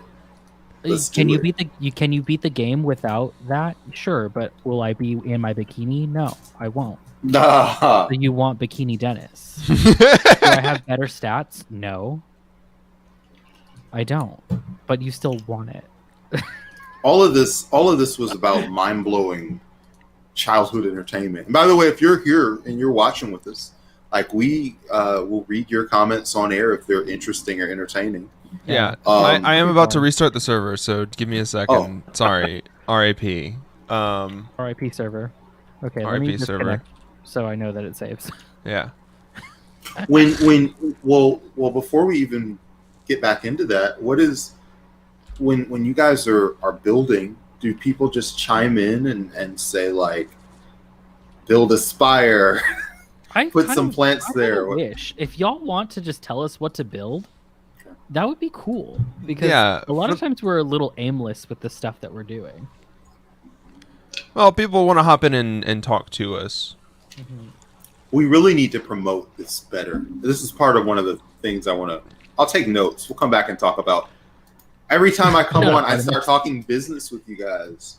It's really weird, because I just do regular topics the rest of the time. Right, and like I feel like me talking shop is some of the worst things because I have no mind for business. I'm like literally the worst. I'm so good with the flow. We're selling shirts. Cool. Put my butt on the shirts. Yeah, put my butt on the shirts. Butt on the shirt.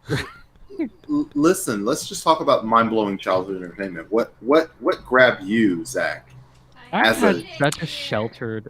I was really sheltered. So like, Skyrim was like the first big thing. I played a lot of Call of Duty, and I played a lot of Call of Duty because it was very like accessible to me.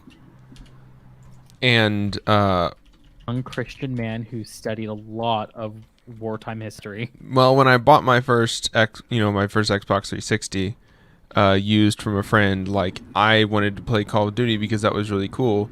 I found Skyrim, and Skyrim was also just amazing. Like, I could go wherever I wanted, I could build things, I could run around, I could explore this massive world that felt like it didn't have any boundaries. The first thing I did, of course, was just run in a giant circle around the whole entire map, so that I could, fast travel everywhere once I needed to start doing the storyline stuff. But just getting to explore everything was so cool to me. Yeah, I mean that is such a good game too. Yeah. What about the giant E? I'm not gonna recommend a burger. I missed some of these comments. Because I said, "Oh, just tell us what to build and we'll build it." Oh yeah, not gonna recommend a burger. I got it. Okay. What about a giant E? We already have a giant E. We have 2 giant E's. We don't know what they stand for. They stand for but they're the dolphin like, E's. Yeah, they're both just like transgender flag. They're both pride E. They're both definitely about estrogen. Yeah. They're both estrogen. Yeah, Skyrim was the big one. I don't think I really like watched movies. I read so many books as a kid. Some of those books were what's that Peretti? Is that the one that does all the Christian books? No. Michael Peretti? Oh, Michael Peretti. Frank Edward Peretti. Yeah, I was like, he did like the weird, like the super like cringe like 80s books where it's the angels and demons. But then he started doing like really cool did The House. He did like monster some sort of monster book, The Deadly Curse, the Cooper Kids Adventures. He did. This is like such like homeschool Southern Baptist stuff that I don't know. This is very niche stuff. I tell you. Frank Peretti did a bunch of like horror, borderline horror. It was almost horror, but it was very like Christian based. Like horror is very Christian too. This isn't that's true. This isn't like this is a demon that is doing all this crazy shit in this place. And The House was weird because of the first book I had read about where like someone had committed suicide and they could like still like detect the spirit of this person. I don't know, it was crazy. But paved the path for the pop girl that you are now. Well, I guess that other author that did those colored books, Ted Bundy. Ted Decker. Not Ted Bundy. Ted Decker. He did Black, Red, White, Green.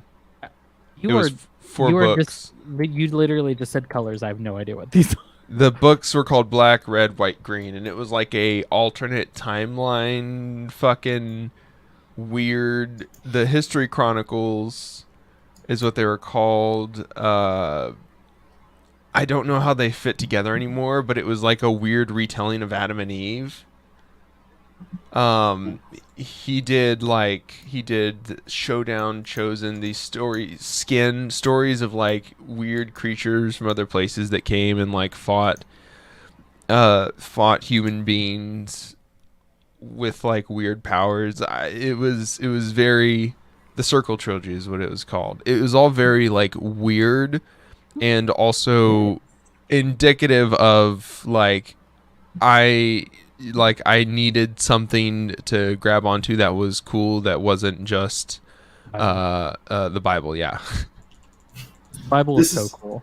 This is the kind of story that's going to come back like months later, and we'll have forgotten about it. But like this is going to tie back into reading the books as a kid. But that's super fascinating. Like I think I was into the Star Wars and Power Rangers and Dragon Ball Z. That was just the stuff that kids my age were. Yeah, Pokemon. That's the normal child thing. Man, what?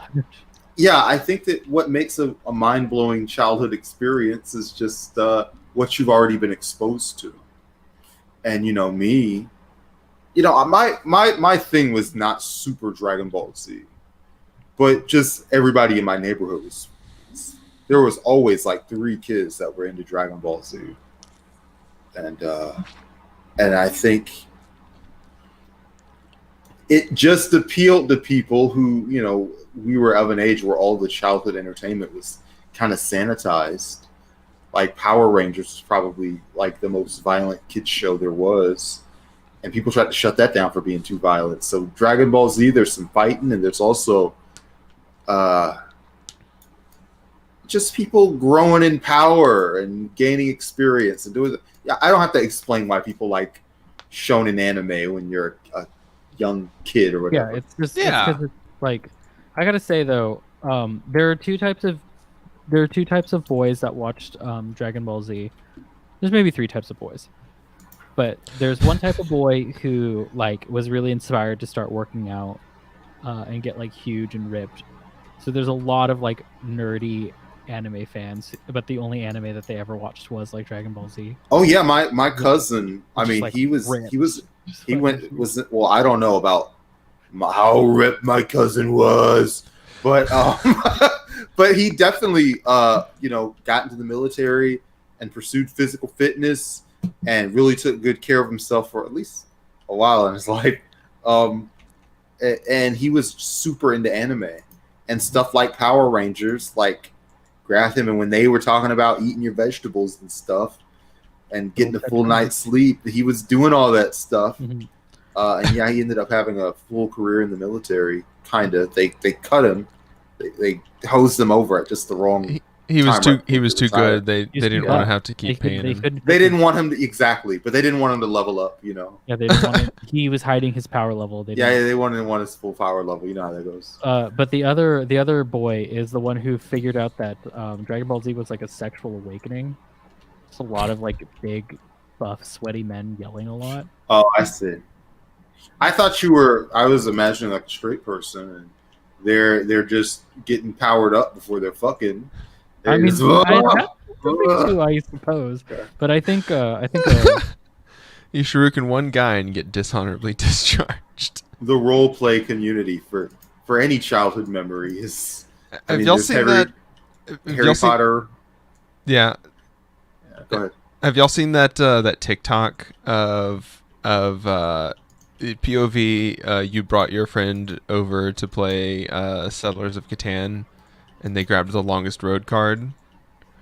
Or it's the POV, that one kid at the game table, and it's that very annoying like gamer person that knows all the rules and over explains them all the time. I'm not on TikTok as often as you are, Zach. I think it's because you are younger than me. You have like, and you also probably have ADHD. You have the brain for it. Oh yeah, 10 seconds at a time is perfect. I've sometimes said this, but to anybody who's trying to learn new things, don't say that you're too old to learn TikTok, because whenever you're talking about any sort of new media, they're getting followers now, and they're going to change the algorithm in 3 years and make it suck. This is probably the golden age of TikTok. Oh yeah. So if you're going around Twitter, and you're going, Twitter sucks now, or you're going around Instagram, oh this sucks now, it's no fun, we're just looking at ads all the time. Go join. Like I'm probably not going to do it, but go join TikTok. Learn how they're doing it. Go take a class on TikTok and do it just so that you can feel like you were part of TikTok. I'm gonna go run a class at my local community college on how to use TikTok. You probably could, and somebody actually probably would pay you. And listen, like, no bullshit. Like, if you could go back in time and be part of 2016 Bitcoin, or even 2014 Bitcoin, which I mocked relentlessly, turned out I was wrong in a big way. You would say, hey, it's the golden age for that medium of expression. People will, like 5 years from now, probably be looking back at 2020 TikTok wistfully, like, wow, TikTok used to be cool back in the day. This right here is the day for TikTok. So if you have any interest at all in doing that, why not try it, even if you suck at it? At least you'll know. At least you'll know, Dennis. I do have a couple of friends who do TikTok. They're crafters. They're crafty folks. Like Minecrafters? No, like crafts, like arts and crafts. Okay. And that's their thing. The stuff that they normally would have had on Instagram is now on TikTok. Hey, that's do what nice. You got to do. Yeah. That's what it's for, right? It's like crafty lumberjacks on TikTok. They're, they're two very cute boyfriends who are making soap. Hi, Artemis. So listen, Zach. Yeah. If you're gonna come at the people who know the rules in the board games, all right? Oh, Artemis, here's me coming. You better be ready to reap the whirlwind, all right, buddy? Actually, you can't play Whirlwind right now because you don't have enough mana for it, I don't think, unless you're... You are just spewing bile, and I do not know what you are saying. Vitriol, that's what it is. It's a very Also- good. Vitriol. It's a very good. It's a very good TikTok. Artemis, if you haven't seen it, you know what TikTok. You don't use TikTok, do you, Artemis? I have a sub zoomer that I have do TikTok for me. Oh, okay, yeah. I have a slightly younger zoomer that does every TikTok idea that I suggest. He has 40,000 followers. You're subcontracting out your TikToks. Listen, I run like 4 organizations. I'm on a podcast. I don't have time to be funny.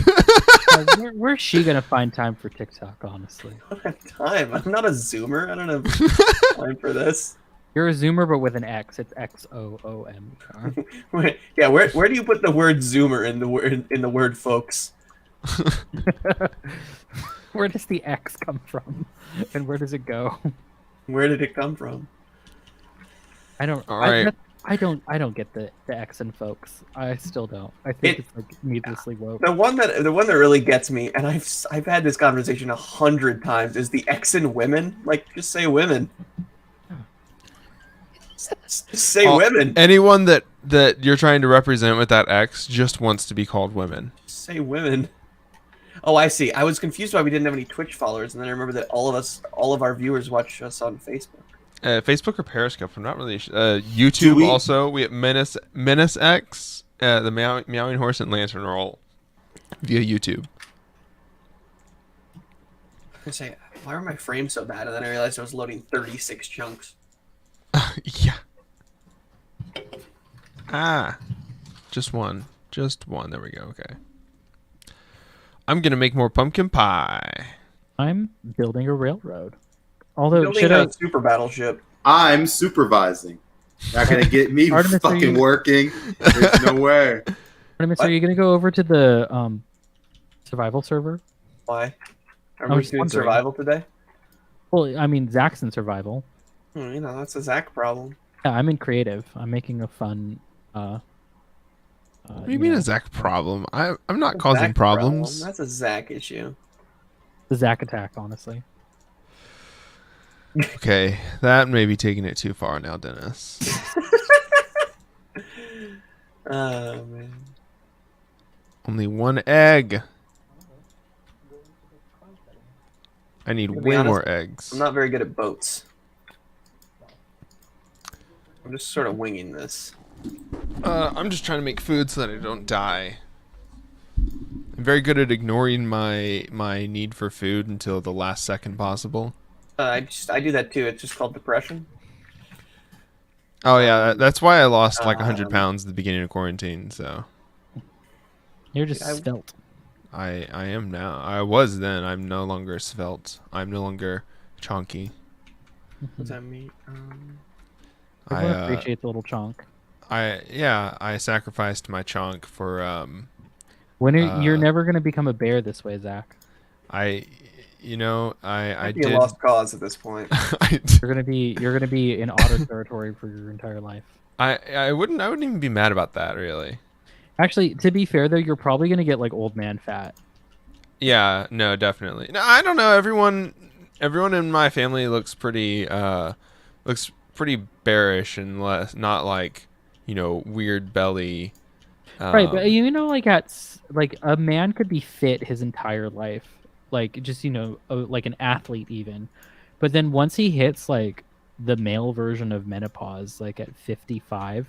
Oh yeah, you just lose all the. He just becomes a grandpa. You deflate. Yeah, you become kind of more frail looking than you would think. Mm-hmm. But also not quite as cuddly. So Right. Although I'm working on hopefully looking cuddly still. Yeah. God, Mhm. Zach, this is Men, right? the goal Yeah, I is was to be gonna cuddly. say- I'm You were very male, lost. the male equivalent of menopause is a big reach. Let me tell you, this menopause stuff is no joke. It's really Lost hard. me. Yeah. There are no there are no positive stories coming out of it. That's not true. I'm sure there's some writer in New York that has a book of positive menopause stories, but you know what I mean. Positive menopause. Oh, Menopausitive. Menopausitive. Yeah. Why do you keep doing the puns, Zach? Why do you subject us to this?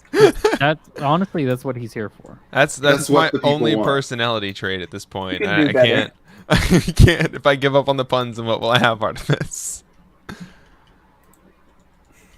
Uh-oh. That's very fair. That's very reasonable. That's very valuable. I love it. I have one input into the podcast. You. No, you valid. add other stuff. You write the docket. I write the docket. Great, yeah. I'm the one that doom scrolls on online all day so that we have things to talk about. You gave up Yeah, on reading the news like 6 years ago, so Yeah, I mean, Zach, I tried to add stuff to the docket, but because I don't allow cookies, Google News for me is so fucked up. It's like a Kotaku article and then just like the most normie shit, like, you know. I mean, that's probably good was if all of your news is like normie shit. Like I can't even complain. But not even like normie, like a normie that doesn't like even pay attention to politics. Like it really is just like a new panda was born, and I'm like, okay, great. I mean, that's good. That's good news to me. Today's a good day. A new panda was born. Anybody want to talk about that on my podcast? No. please come on our podcast. Please come on podcast to please talk about the Please panda. talk about the panda. No. Lantern's internet died. Rip. Rest in Bye. pieces. No lantern. I'm gonna say. Like Brandon's like, wait, what? Me? I paid good money for that internet. What happened That's to it? right. That is a rant that I would give. I paid them money. They asked for too much. I gave them so much money. Although You know who's not asking for too much? Not a sponsor. HBO Max. They're doing great stuff this month, man. Oh my gosh, shut up. You made that it was the sound most- like a That was the sponsor. most sponsored phrasing I've ever heard in my life. I know. But I just wanted for 10 seconds to say No. how to is amazing. Yeah, you want to drop your code in the link in the Oh, description. all right, fine. You want to put your I wi- Fortnite I- creator code as well. I wish they were, yeah, that's the thing. Fortnite's doing Disney. So Minecraft is doing HBO. Oh my And god. we're getting in on the wars here. So make sure you do a little shilling for HBO on your way out, folks. It's a big business. Yeah, personally I'm waiting for Crunchyroll to hit us up. If I make enough anime references in the episode, then maybe they'll recognize us at Yeah, but I keep saying that anime is for dumb babies, so I doubt Yeah. whatever. I legally have not watched anime in the last ever. Anime fans are extremely self-loathing. So they're just like leftists. You go on and your Twitter account is just about how much leftists suck. You'll have tons of followers from leftists. They're like, yeah, abuse me. Give me what I deserve. And they're the same way. You'll be fine. Anime fans, they just want to be punished. They know Oh, wait a what they're minute. like. Okay, I need to not make this a penis. I realized about 5 seconds What are after you- I started. Where are you and what are you making? I'm making a battle. I'm making you know the aircraft carrier I built? Yeah. I'm making a bigger one. Okay, are you in the... Oh, so I assume you're in the creative server then. Yeah, no, I am. I'm in the creative server. boo. I thought I would reset it because usually I'm doing survival and usually you guys are doing creative because like you got an idea or something. And I almost never get an idea. I've been building something on my survival server based off of Dante's Inferno. I've been building Dante's Insurance. It has 9 layers of finance. Ah, God. Did any of y'all play Dante's Inferno, the PS2 game. the video game? It's on sale right now. I honestly much? probably... The sale ends tomorrow on the Switch at least. It's like Oh, it's on the $7.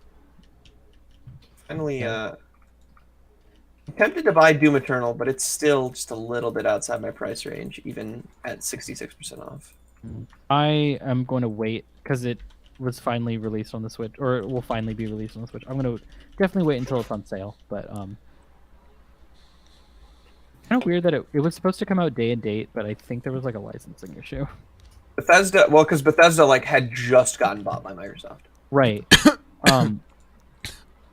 Yeah, they had just gotten bought, and then Zach? because it didn't come out the same day, people were like, "Oh no, does this mean it's canceled?" And it turns out no, it's just I think there was licensing issues. But Bethesda and Nintendo and Microsoft get along very well, so Me it doesn't too. really matter. Very happy for our corporate overlords. They can get along. Yeah. Well, no one wants to let PlayStation come and play because they're kind of bitches. They are kind of bitches. Well, there was that whole like area of time where they were just hogging exclusives, Mhm. and I imagine that doesn't make people stop being fans of you if you do that. Yeah. Nintendo's like, our only exclusives are Mario and Pokemon. Sorry. Well, we do. And Microsoft's soon going to be like, our only exclusive was Cuphead, except not anymore now. Yeah, because we had to Also- buy like 18 different studios to get 2 good games. Even Halo, they've lost everything. Yeah, I love though when they did buy up Bethesda, people were like, "Wait, so does this mean that like there are not going to be any more Fallout games on PlayStation?" And they're like, "No, I mean, we'll see if it's fit for our brand." And I'm like, "Okay, so no, Yeah. there's not going to be another one." I would like For to point you. out though that is probably for the best, considering just how many problems Fallout has on PlayStation. That's true. I have Fallout 4 on the PlayStation 4, and goodness. And it's been every Fallout game has for some reason had a problem on PlayStation. The PlayStation 3 was notoriously difficult to program for. Believe it. But yes. So here's the thing. A lot of this train track that I'm making is boring. I gotta do something to jazz it up. Might I make a burger? You make a burger. Oh, guys. God. I'm coming to your house. There'll be violence. Another mean- burger on the server. It's a burger server. No more burgers on the server. You of all people should want less burgers on the server. I love burgers. They have to be vegan burgers. Calling the vegan police. Okay, all right. I am the vegan police. Thank you very much. You're a cop? All right, I'm calling the police. The police. Yeah, it's You're in just charge gang. of who gets to be the police. What are you, the police? What are you? What are you? Who The cop polices? Who polices the police? Me. cop? I am in charge. You'd I think don't feel that like- that's how democracy would work, but I'm in charge. unfortunately, Yes, so. that is how it should work. I agree. This is just gonna go over a lot of very boring ocean. I can't think of I don't want to hollow out. then it's just Like built. water. Just put signs up every now and then, so people can have and then put like a piece of art on it. You're right. And then claim you made it, but steal it from somebody else. Yeah. I did. There is a. Oh fuck! I gotta go sleep. I'm just gonna put up a picture of that. Have you seen that picture of that thick Luigi in booty shorts? It's just gonna be that. No, I haven't, Dennis. I haven't seen that. I'll put it in the Discord. Oh, no. That was not an invitation to put it in the Discord. Show me thick Luigi. Show him to me now. I'm gonna see if I can find This is a thick Luigi moment. Let's see. I gotta find it. It's like a thick Luigi in booty shorts. Oh, you know who? I think Sam texted it to me. Sam just said that they love Sounds thick like a Luigi. Sam It's- thing to that do. Thick Luigi is their fave. So yeah, I do believe that was Sam. Did you I've been- resend it to me, Zach or Sam?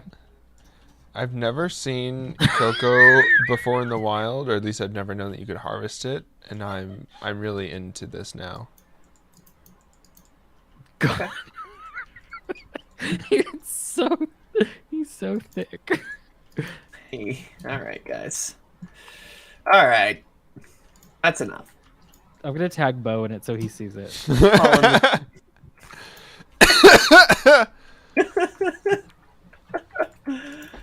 Oh, man. Because Bo deserves it. It's true. Man's been through enough. Does he deserve to see Luigi? Are you kidding me? He wants to see this. I know he definitely does. I didn't, Bo's sexual awakening to his bisexuality was exclusively Nintendo based. It was all he realized that Ganondorf is daddy and Luigi is thick. Why does Bowser keep kidnapping the princess when Mario got them cheeks? Okay, all right, okay. Oh boy. All right, that one on the file. What's happening here? This is the story of how I become a CIA asset. Listen, it was one too many jokes about cheeks. All right, I couldn't take it anymore. That final time that Zach said "giant mommy milkers" was it. That was it for me. I'm just gonna put it, Brandon. I'm gonna put the. No, Zach. If that was the phrase, I think I would have defected a while ago. Where are we going with this? Am I allowed to put this picture in your Discord? I mean, oh, the best place to put it. I haven't seen this thick Luigi yet. Is it like an obscene picture? No, it's just Luigi. He's really thick. I mean, Luigi is obscenely thick, but it's not like giant Luigi cock and balls. I don't. Yeah, think. stick it wherever. If it's safe. I'm gonna go ahead and put it on. I'm gonna put it in. Is it cringe? Oh yeah, that's perfect. Let's put it in. For folks who don't know, we have a regular-ish segment on our show that we talk about. Oh yes. Oh God, that's cringe. Yeah.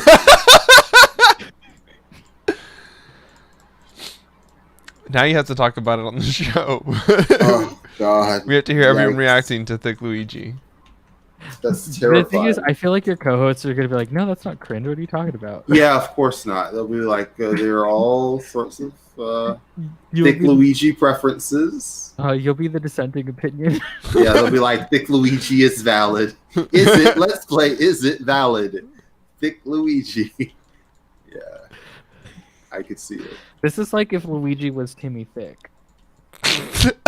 Terrible. It's terrible. Wow, I thought that I didn't know I could hate it even more, Dennis. Everyone, you need to just find this thick Luigi. Join the Discord. Yeah, all the Discords. Join every Discord. I'm gonna. Should I just put this in gaming and be like, does this count? Oh, good lord. Our Calling the cops. The cop. is anybody getting anything for Black Friday or Cyber Monday? No, I didn't buy a lot of. Isn't Cyber Monday today? Yeah. Let me go on Amazon and buy something. Oh, okay. And then you can tell us. Yeah. Cool. I need to interact. I got a 400 gigabyte SD card. Speaking of Mario, Lego Super Mario Thwomp Drop expansion set. Don't talk to me about expansion and if I'm after what I saw of Luigi. That's a good deal on a crock pot. We want a Roomba. Should we get a Roomba? I honestly highly recommend Roombas. My coworker got one and said it works great. There's deals on Switch. Oh, it's just the storage case. It's not actually the Switch. It's $40. I was like, dude, nice. You're like, I'll get another Switch. I would happily. I'd love a Switch. I've been telling myself I'm gonna buy a Switch for the last like year and a half. I have not done it. Well, hold off on it because the Pro versions might be coming out soon. So there's either going to be a price drop of the regular versions or not really. The way that Nintendo works is they sell their consoles at cost. So if the technology is suddenly cheaper, the console will become cheaper. Ordering that many screens all at once has got to bring the price down somewhat. Wait, let me look at monitors. Oh yeah, true. That is what you were gonna be looking for. The problem is what they want to do is they want to take a $500 monitor and mark it down to $350, not take a $100 monitor and mark it down to $50, even though it is. They have $50. I'm gonna do the thing that I usually do, which is sort by lowest price to highest. There's 3 hours. You know what I bought too, and I didn't realize that it was like a Black Friday deal or anything. I bought a blanket that's a giant tortilla, a giant flour tortilla. Did you actually buy that blanket? Yes. All right, Dennis. Okay. I'm Mexican. What do you want from me? Tortilla blanket. That's all right. Okay. Oh, okay. All right. Dennis sees tortilla. Dennis presses buy. God, I cannot wait to just like swaddle myself into. Is it a weighted blanket? No, it's not. But I do have a weighted blanket. What good I are don't- you? I don't really need the weighted blanket and the tortilla blanket. That's a little overkill. Like, Oh, it's I would cold. think the tortilla blanket would be the weighted blanket. You know what? Yeah, but then it would probably be like $100. It's a big blanket. I got money. All right, I'm gonna do the real Cyber Monday shopping, which is checking Craigslist. Exactly. Oh no. Listen, I Yeah, have. what you do when new video cards come out is you don't get on the waiting list for, an RTX 3070 that may never be in stock ever again because, dear God, everyone is just scalping all electronics now. What you do is you go online and you buy a 2070 that is now valued at like $300 because a 3070 outperforms it like by 2. What you do is you start buying medicine and scalping that so that you can buy a PS5, exchange that for stock in Tesla, and then you take your Tesla stock, invest it in the McRib. How do you invest it in the McRib, Artemis?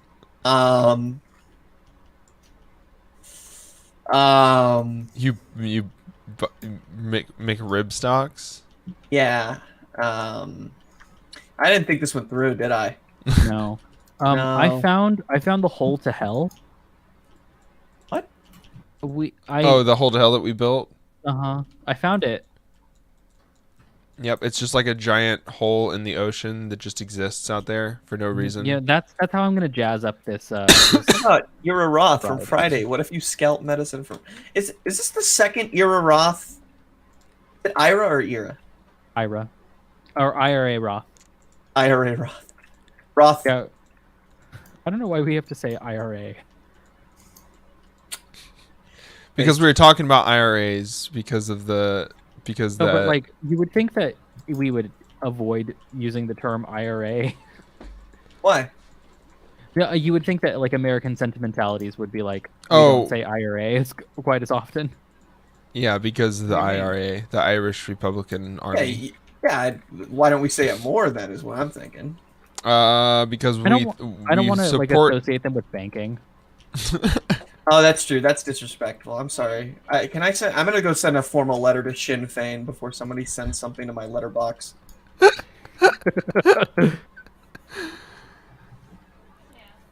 Yeah, so we did not mean to, to claim any of the work that this organization has done. The fine work of this Please, organization. Please apologize to Jerry Adams. I did not mean to email him that picture of Thick Luigi. I had no idea that was even his email. I thought it was a joke. How was I supposed to know it was supposed to be Jerry Adams? Why would he just gmail.com? have his email address? That seems not very anonymous of him. Mm-hmm. Jerry Adams at IRA.com. All right, let me check something real quick. IRA.com. This domain may be for sale or financed. I have an idea. Oh my god, please, please. How much is a domain? Well, it depends on how much. IRA I don't think is very popular. How much should You'd I be offer? surprised. It's You'd just be there's literally surprised. put your email address, make an offer. That actually means it's very expensive. FYI, if you don't offer at least 5 digits USD, okay, I can't count Yeah. that high. See, I told you. Yeah, Is you that think text actually on the page? Yeah, it literally says if you Yeah. don't offer like at least 5 digits USD, you're wasting your. What's 5 digits? That's 1,000. 10 G's that's and in the up. 10 that's in the 10,000. Oh, 10. Oh, wow. Yeah, 10,000 for IRA.com. minimum. That's stupid. The IRA needs to go fix that. The IRA needs Dude, to the go- IRA, first I was of gonna all, say something. IRA can be like literal the financial property. IRA.com would be like we're having a blog or a website, and all of us are, instead of doing Minecraft, we're talking about IRAs. And at the end of the episode, instead of us just talking about mutual aid and all that lame shit, we sell some We're talking banking mutual products. funds. Yeah, we're talking no more mutual aid. We're talking mutual funds. And then, people buy a mutual fund or click an affiliate link, and suddenly $10,000 for that IRA.com doesn't sound so crazy because you got a good, memorable name and stuff like that. Yeah. I remember. So some gross rich person will buy it. I remember when like making a website was just something you could just do, like, and something people frequently did. Like you just had a personal website that you posted on. Maybe this is me being like, Zoomer, or I guess Boomer Zoomer, but that's something I remember from my early childhood. That seems that it's just been entirely lost. I mean, you can still do like a blog, but it's moved a lot more to having like pre-built websites instead of because everything's HTML5 now. And so instead of having like fun HTML stuff, it's like like they're more into getting you on a small payment plan to have access to their like website, like layouts and actually doing like business with your websites. Like it's gone from like just have a fucking website for fun to, hey, do you have a business idea? Give it a good website, because otherwise you'll never have a business idea. Is that something I could like? I don't know. Is this like a thing that's fixed by learning how to code? If I learn how to code, can I be allowed to have a website? Yeah. Learning how to code can fix a lot of your problems. Let me tell you. It absolutely That's what is. they keep telling me. I mean, you can just run your own website off of a Raspberry Pi and owning a cheap domain name. Like we run the Minecraft server off of like a $10 domain that we bought.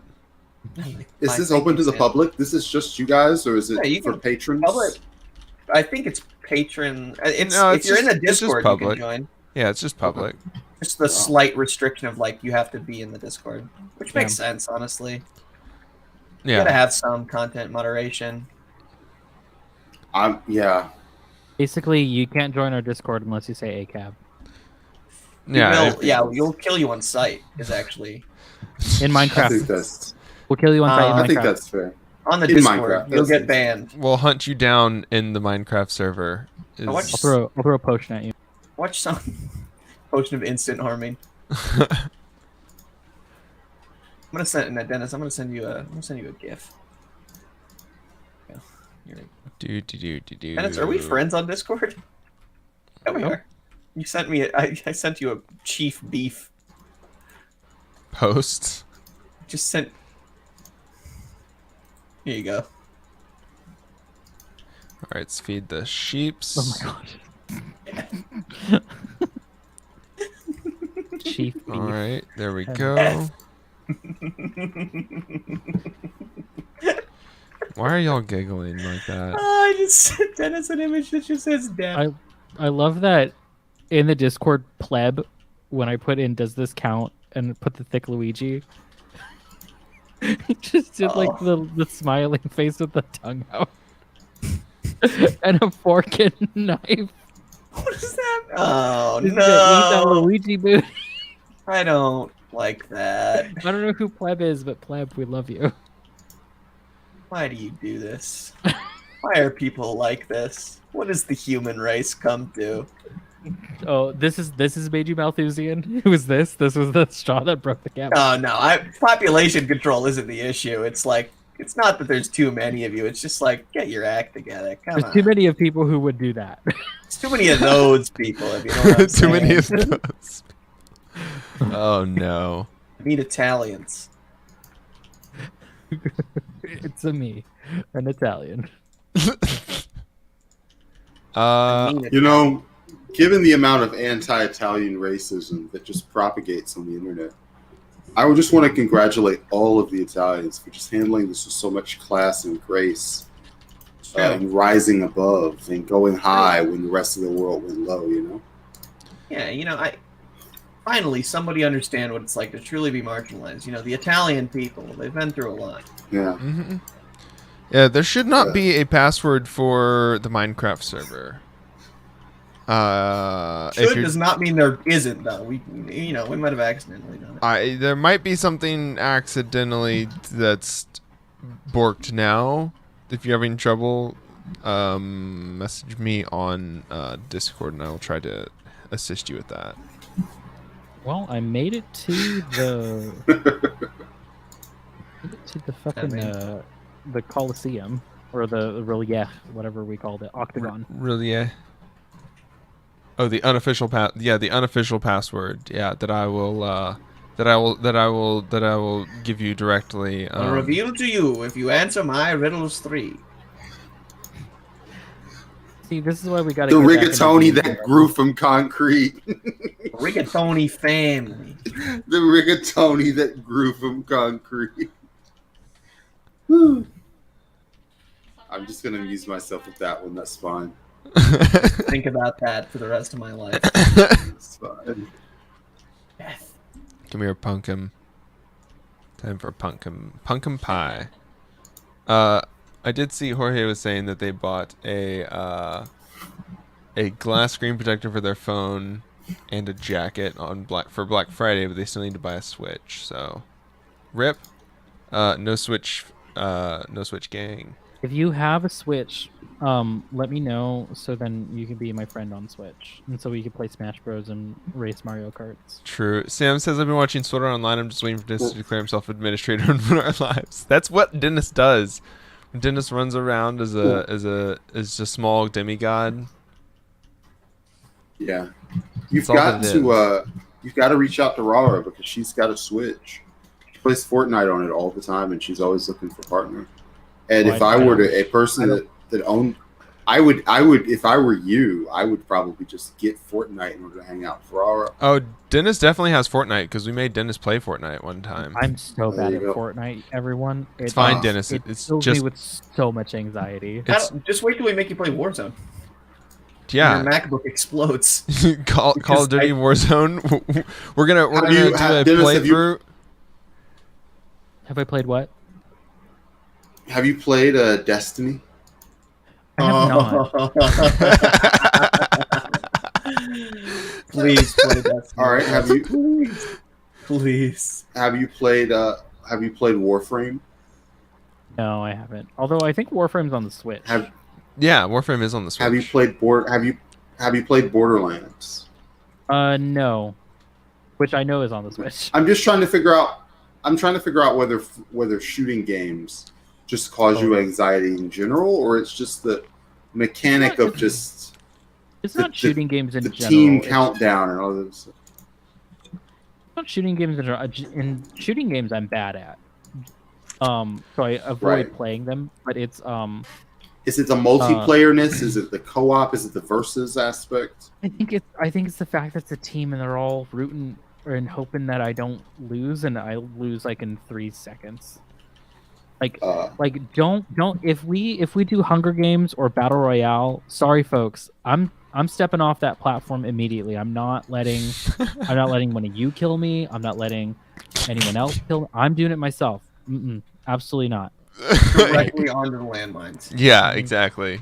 I will find that landmine and I will walk on it. Just like Princess Diana. Ah, yes.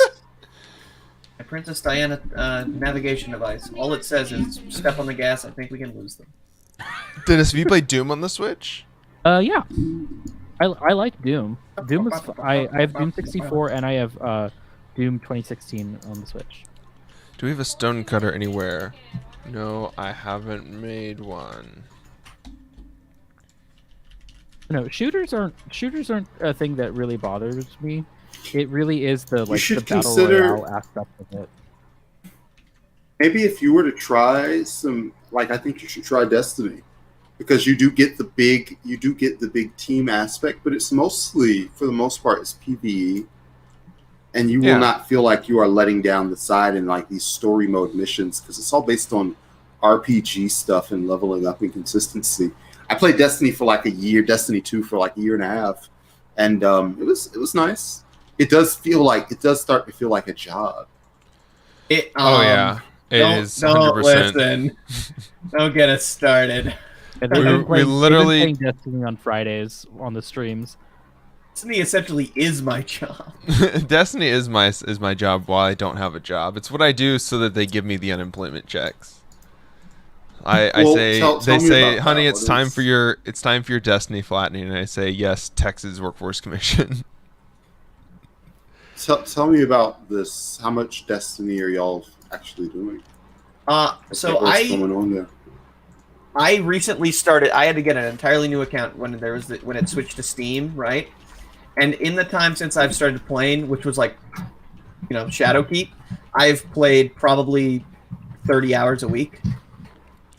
Like, Yeah. You've got a clan now, right? You know. yeah, we have a clan. I'm pretty sure we've spoken about abandoning that clan. Yeah, We're we the did. only ones I in have it. 550 hours on Destiny 2. Yeah. This is all so, PC version. Yeah. Or this is across consoles. I think I had Battle.net, and I did play it on my PlayStation 4 for a bit. I remember getting it for PlayStation. Does Destiny have like cross-platform saving and stuff now? Yes. It has cross-platform saving, but specifically for the switch from Battle.net to Steam, like you had to do it in a certain period of time, and I did not do it. Oh, that's Yeah. terrible. So they migrated like all the accounts over at some point because they broke up with Activision, and so Blizzard Get your dropped shit all and get them, out. basically. Yeah, I got you. So yeah, so So they that just messed up. deleted everybody's account like after a certain day. I mean, Yeah, they more or gave you less. like 2 months, but I paid no attention to it because this weird guy kept trying to get me to come on his podcast, and then I did. What a bunch of jerks! It's terrible. That's not true. I voluntarily sent an email. Yeah. Sent the email and came on the podcast. I and literally the rest... they put out a thing that said, "Do people want to be in a podcast?" And then, okay. Okay, so listen, I stopped playing Destiny like a few months before that first expansion was released. Mhm. So let's okay. Destiny 1 or Destiny 2? Destiny 2. Okay, the first expansion was They started Forsaken? No, first No. cases with Curse of Osiris. not Okay. not Curse of Osiris. I played Curse of Osiris. Okay. But there was a major one, like at the Forsaken. I think and I dropped off before that. So what has happened? Well, Uh, they've added, How Destiny has transformed since then? they've added several new weapon types. They've completely reworked gunplay. So And armor as well, I think. I you're- kind of liked the slower gunplay of Destiny 2, but the rest of the player base hated it. So I assume it's a lot twitchier now. Yeah. I mean, Time to kill is up slightly. The main thing though is that they changed how you could equip items. So they've changed like the ammo system and the equipment system so that now you can equip. Basically, there are kinetic weapons and special weapons, and you can equip them in different slots. So now you can have like 2 shotguns or like 2 assault rifles. So it's sort of a mix of the old Destiny 1 formula and the new formula. And I'm a fan of it personally. Go ahead. I like how they have all sorts of kinetic and power weapons, and I like that the power weapons just have limited ammo in PvP. Yeah. That does make more sense. That way, you can only have so many OP kinetic shotguns. I hate shotguns and bows in general because if they don't have a lot of damage, then they're no fun to play. But the fact that they have so much damage makes them no fun to play against. Bows are amazing. I'm just gonna say that. The addition of bows into the game is one of like top 10 best moves made by Bungie. Bows are in the game now. Yeah, I think it's good for like a PvE thing, but I just don't know how I feel about it PvP because like is it frustrating or is it bad? I think it's frustrating. I don't think it's bad because you have to be very accurate with a bow. I just think it's frustrating when there's anything that can kill you with one shot, and people that can headshot you with a bow. It's just like, oh, okay, I can't compete against that. The same with someone like getting murdered by Adored in I'll say PvP. The bigger issue in PvP is shotguns and snipers. Because Yeah. adored and beloved before it, and then slide shotguns with like Felwinters and Xenophage now. Slide shotguns suck. Slide shot is such a bad. It's the most hilarious thing because literally slide shotgun has been a thing since D1's first DLC. My problem with it is not that people play it. My problem is that it's no longer seen as toxic to play it. Like in all the Call of Duties, like anyone that was playing Model 1887s, like everyone would just kill that guy. Hated them. Yeah, because we hated it because they were broken, first of all, but also because it was BM to play that. Like you could play the spaz and that was fine, but if you're playing like this super toxic shotgun, like nobody liked you, and the server would gang up on you. It's that, and then one man army noob tubes was yes. Big. Like hate those people. Oh you God, those people on site. Yeah. Yeah, that was the whole that was no longer about winning that game. That was about making sure that person did not have a good time. The issue with Destiny is that because there's so many abilities, there's very much like a power sort of slot. Basically, yeah, there's like it just snowballs. Wow. More kills you get, the faster your supercharges. And now that Stasis is out, which is like new supers, and that's not even mentioned. They added a set of supers in Forsaken. Yeah. Which, those are pretty good. So, is the game still fun? More fun, less fun, as fun? How do you guys feel about the state of the game now? I think core game is more fun. Yeah, I think the core game itself is more fun now than it ever was. I think PvP is always hard to balance, and I think that they've had to worry a lot about making core game fun, about making sure that the expansions are enjoyable, that people will pay for the season pass now that they've lost the Activision support. Yeah. And so I can understand why, maybe they're not focusing as much on having they took out some of the Gambit modes from last year, to kind of simplify it back down, and they haven't really added any new Nightfalls. But I think that all of that stuff, they still have a decent amount of exotic quests. I think all that stuff is super fun, and I think that they're doing that really well. Okay. In terms of the PvE side, does your characters feel do the characters feel as good as maybe they did in Destiny 1? Yes, absolutely. Yeah. Your character talks now? Slightly. Your character, it's very clear that like at some point it's ridiculous to have a character that does not respond to anything that's happening. I think they've pigeonholed themselves a little bit because the character has not talked. The character talked once in Forsaken. Said one line. And you didn't talk in all of the Destiny 2. You didn't talk in the first 2 expansions. But then you talk once in Forsaken, once in Shadowkeep, and then like a couple times in the new Beyond Light. So now they're in a weird place where it's like you've been silent for a while, and they're not really sure how you're supposed to talk. All right, one more question. How do you feel like the lore of Destiny has evolved? Are you happy with it from a storytelling perspective? Are you interested in the world? I have a massive bias towards Destiny because I'm a huge Bungie fan, and I like Bungie's sort of more subtle storytelling. And I liked Grimoire cards. I liked when we had to, grind out and like actually read things. I enjoyed doing that. But a big thing that Destiny 2 has done, even in the expansions people didn't like Curse of Osiris and Warmind, is it integrated a lot of its lore into gameplay. So like first DLC, you were fighting with Osiris. Osiris is like a legendary figure in the lore that you don't like actually meet until Destiny 2. And you were supposed to meet him in the base game in the original script. Right. I'm a big fan of it. What do you think, Zach?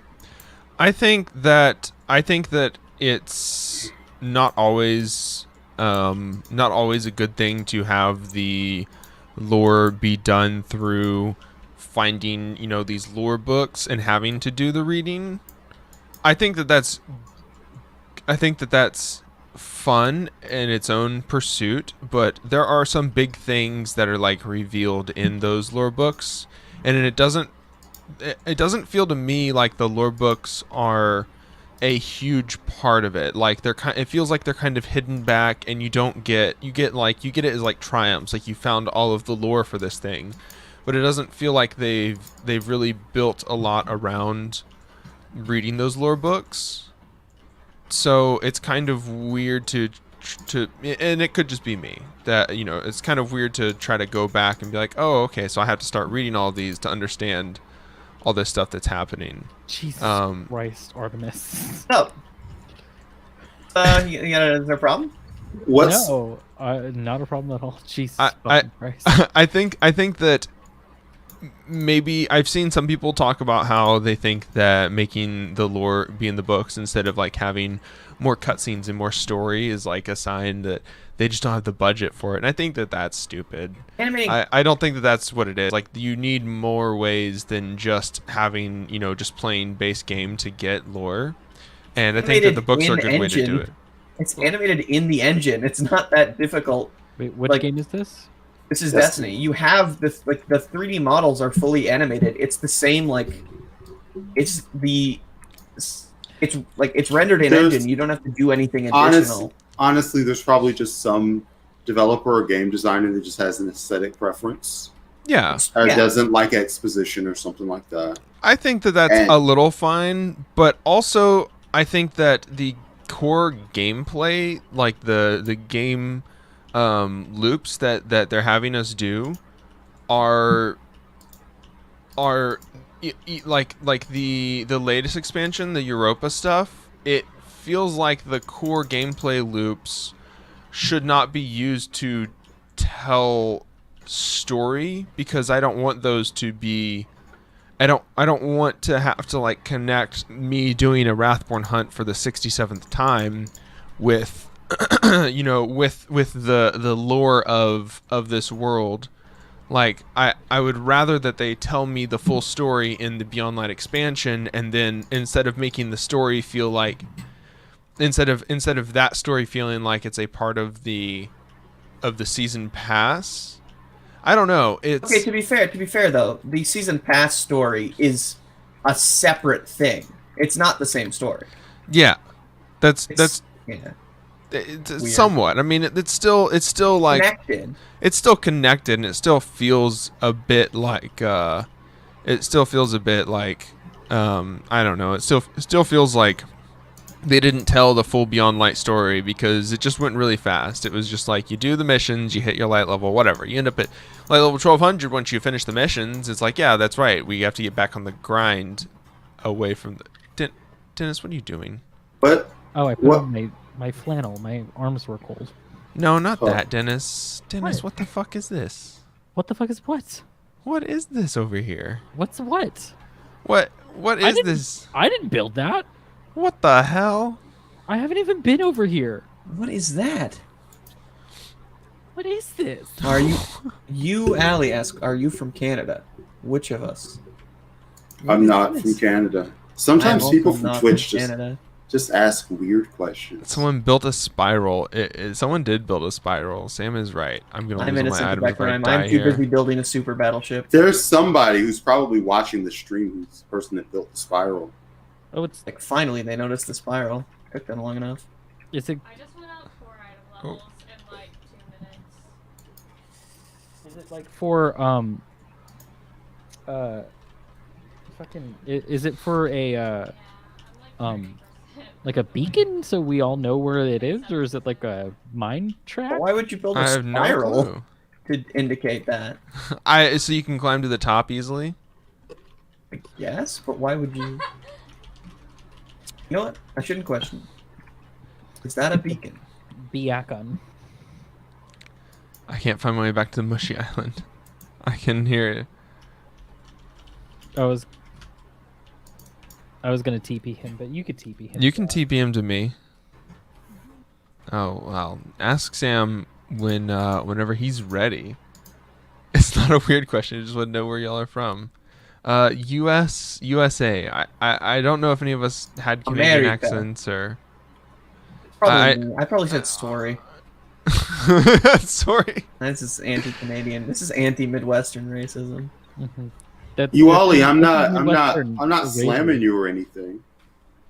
It's just a little random. It's not like hostile or anything. People ask questions. It's alright. Thanks. Why are you asking Same questions in story the with chat the- box where it says "ask a question" Yeah, here? why- Yeah, we Huh? did this whole Doing thing. the- Ask a question. Where are you from? Specific thing we asked you to do. Interacting with the hosts. How dare you? How dare you? Put them to death. I'm trying to listen, study what the would- U.S. Yeah, we have some good schools. We have some excellent schools, especially for like post high school, college level. And we're all dying and dead over here from some of these schools. Yeah, it's true. Not much competition anymore. Yeah, but they are good schools. Listen, folks, is there anything that you would add to Destiny? More raids. You, Ollie, thank you for following. all like so many more PvE activities. I think that that's what's kind of holding it back. Yeah. Is not having enough PvE activities. Like there's Nightfalls, which are only for parties of 3. Are they like strikes? Yeah, strikes. More strikes in general is the big thing. More because so much of the content in Destiny 2, you might have experienced this earlier when you played, it's just the routine. Yeah. I never minded that just because, you're going through the temples or you're doing the raid, and every time that you do it with your friends, it's a new experience. It's never exactly the same. Yeah. Unless you're playing with people who are just awesome and all 6 of you have your stuff together and you do it and it's all, but like it's rare to get to that level of zen, right? There's usually one person that can't do a certain part of a raid and they're doing something they're bad at, or you've only got 4 of your friends and you got 2 randos playing with you, and those 4 randos are like a variable or whatever. Like it's just something new every time that you play it. So I don't worry about too much about like, boy, I'd love for new content, because really what you're playing is in Destiny, you're playing the other people. Yeah, you know what I mean? That's another thing. I wish there was more ways. I wish there was like proximity chat. Yeah.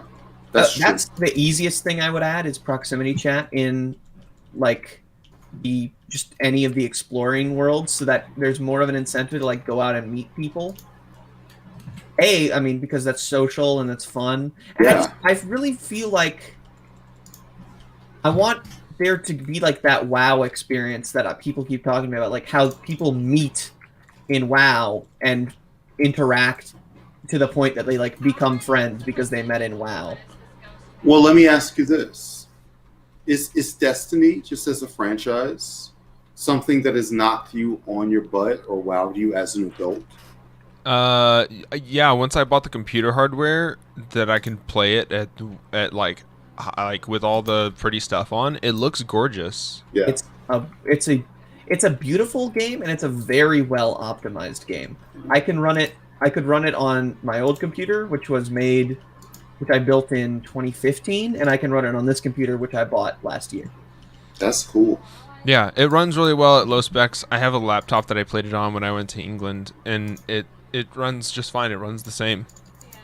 It feels the same on my tiny screen as it does on my computer. And I think that it's if it wasn't so big, like everyone is complaining about how like the game file size is like 100 gigs plus. Jesus, it's difficult to fix that. Yeah, compress some audio. What's happening, folks? I bet it's textures. It's all textures because there's so much happening. Those worlds are actually gorgeous, and so much is moving. Yeah, exactly. A lot animations. Of the biggest thing is like the leaves flow, things move. Yeah, they gotta work that out somehow. Yeah, yeah. And if they could make it so that it was a little bit smaller and they could bring back the older worlds and everything, that would be sick. That'd be really sick. Here's another thing. They should meld, because I don't know, I think they should basically meld together a lot of the things they have, because they have the EDZ and they have Old Russia. And apparently we're in the middle, right?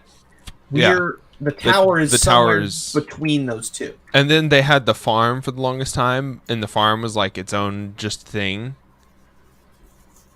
And it was like, well, why do we have the EDZ and the farm and the Cosmodrome and the tower when all of those should be one big world?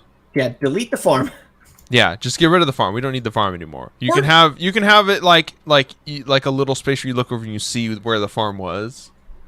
Or keep it and just do something with it. That's like it's I love WoW because of how big the world is. I love looking at how big the world is in WoW, and you can literally just like walk for hours inside of the whole world.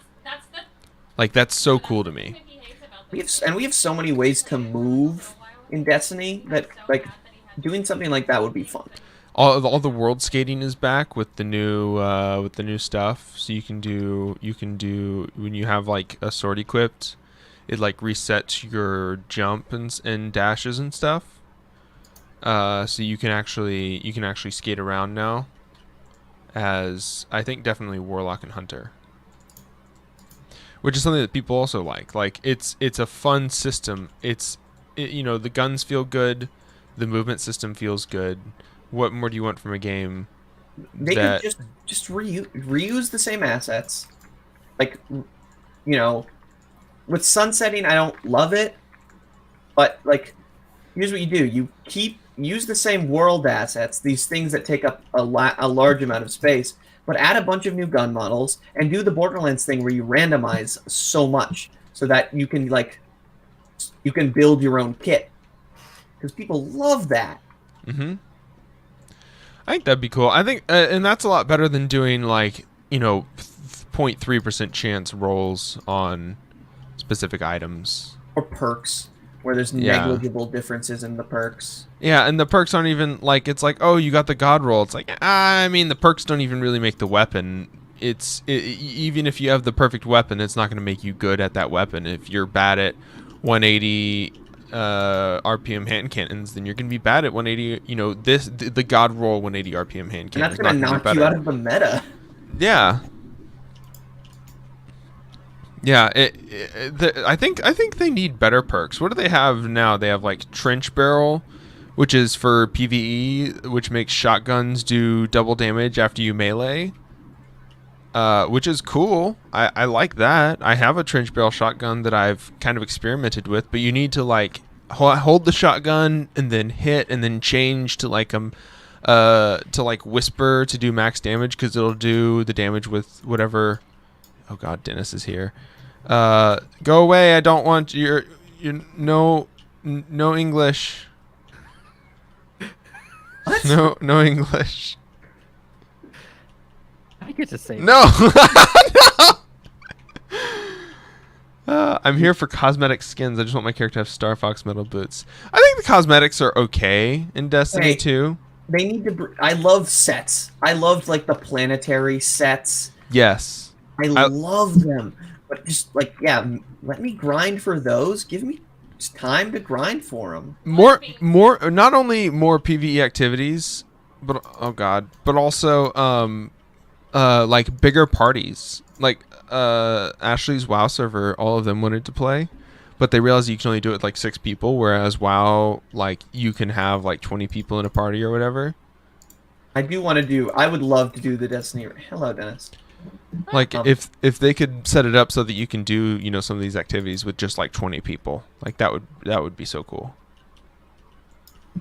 It's not a single. It doesn't feel like it's a single player grindy game. Like it feels like it's a sit down with a couple people and run around and shoot things and have fun. You'll see that when I start doing streams, is that I think the majority of what I'm going to do is just the patrols, because I love those spaces. So there's a specific space. I hope they bring back Venus. There's a specific space on Venus that I used to spend a lot of time in. I liked how big. Venus. I like how big EDZ is still. But EDZ feels pretty big. I love how big Europa is. I just want more space to do things, and I want more people to do it with. Is my only thing, You like my ship so far, Dennis?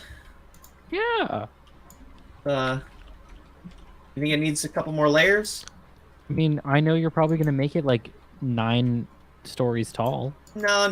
I think maybe one more layer. Artemis, how does it even get out of this area? This is the only area it can park. Wait a minute. Is there a highway? Yes, there's highways all around it. You put it in a bay. World edit is still available. No, I got this. I got this. Don't worry. I got this. Sam doesn't like the aesthetic of Destiny. They feel like it doesn't have fashion. Oh, I want hair, honestly. You can when you make your character, you can do hair, but yeah, if they had it so that you could customize your hair, that would be even better. Oh, Let me just say, hey, Artemis, what are you doing over here, Artemis? Artemis. We need to move the boat. Artemis. I can't move the boat. Artemis. Sorry. Artemis. Bye. Artemis. Okay, it needs to be wider. I need to move the boat.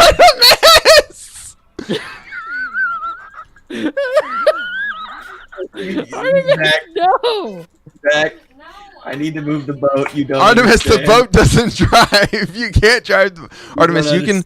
Artemis, you can delete all this if you build a bridge. I will. Watch this. What is she going to do? Yeah, bridges are what they did when they encountered this real problem. So what is this? What do you mean you can delete the road? Like, where does this road go? It goes to my house. Heck, I'm looking at this right now. Artemis, look up at the house. Look, you go bloop, bloop, bloop, then you gotta But listen, why do you need a 2-lane highway to a 1-block jump? Okay, look, I haven't finished the connection over to the house yet, okay? But it does go to my house. I'm stupid. I'm alright. Okay, I'll be right back. Did you put this apple? I just an apple. Just build me a really nice bridge as soon as you're done with your really nice battleship. With your really nice battleship. Oh, I'm going to. I agree. It doesn't feel like it has fashion. Like Destiny 2 has like sets, which are cool, but it doesn't have like. Yeah, I was gonna say, like, is it? Oh. Wow, that's hilarious. But in terms of is it fashionable?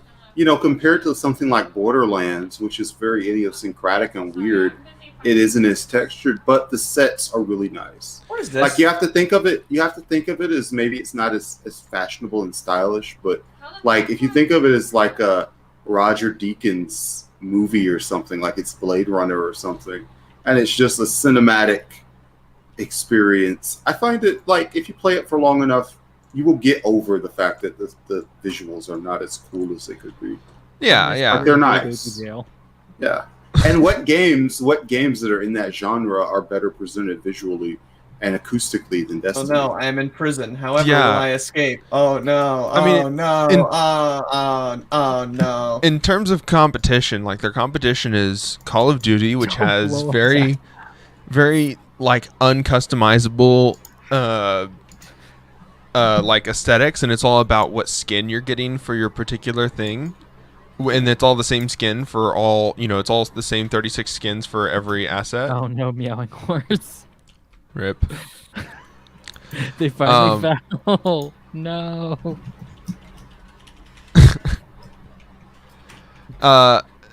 It's time for clue. Oh no, Artemis, you're gonna ruin my roads. I blew up your road. There's nothing left. Yeah, Call of Duty, which has nothing, it's 36 different textures that they put on each skin. Like, and that's it.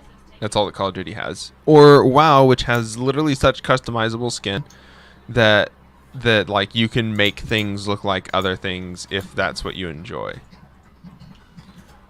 Oops. I just remember, like, this is the thing, is like, so the competition that they're going up against is not like, it's not even really Borderlands, which is a quirky looter shooter. Their competition is like other mainstream shooter games, which don't even have the level of customization that they have, and WoW, which has literally so much customization because it's been around for 10 years. So, and Warframe. And Warframe, which is the knockoff version of, It doesn't feel as good as Destiny does at shooting, is the thing. And maybe Third-person shooters are worse. Yeah, every Well, other here's the shooter is thing, worse than just Destiny. shooting- Yes, when it comes to the feel of guns, Destiny is undisputedly the best one. Like, it just feels good. Like, I've had like some good long range rifles, not quite snipers, but like impact rifles, and they just, it's like shooting a hole puncher. It just literally just feels like you're perforating your enemies with these bullets. It feels really satisfying. The new the 7th Seraph Saw submachine gun or machine gun feels so nice. It's got that ka-chunk ka-chunk ka-chunk ka-chunk feel to it when you're shooting it. You can't beat that. You And know, it's even when, because getting headshot kills is amazing, because nearly every type of boss and every, like, when you kill an enemy in PvP, they ragdoll. When you kill an enemy in PvE, they have like an animation that plays that it just looks so good. Either like their soul physically leaves their body, or like, you know, you blow a Cabal's helmet off and he suffocates. yeah. You know, when you do the Vex, like their fluid spills out, or they explode, or their head gets blown off. Like it's almost like Dead Space 1 levels of like, oh, the enemy responds to how you destroy it. You know? Yeah. It's so good. Have I gone overboard? No. Yeah. I- Brandon's so supportive.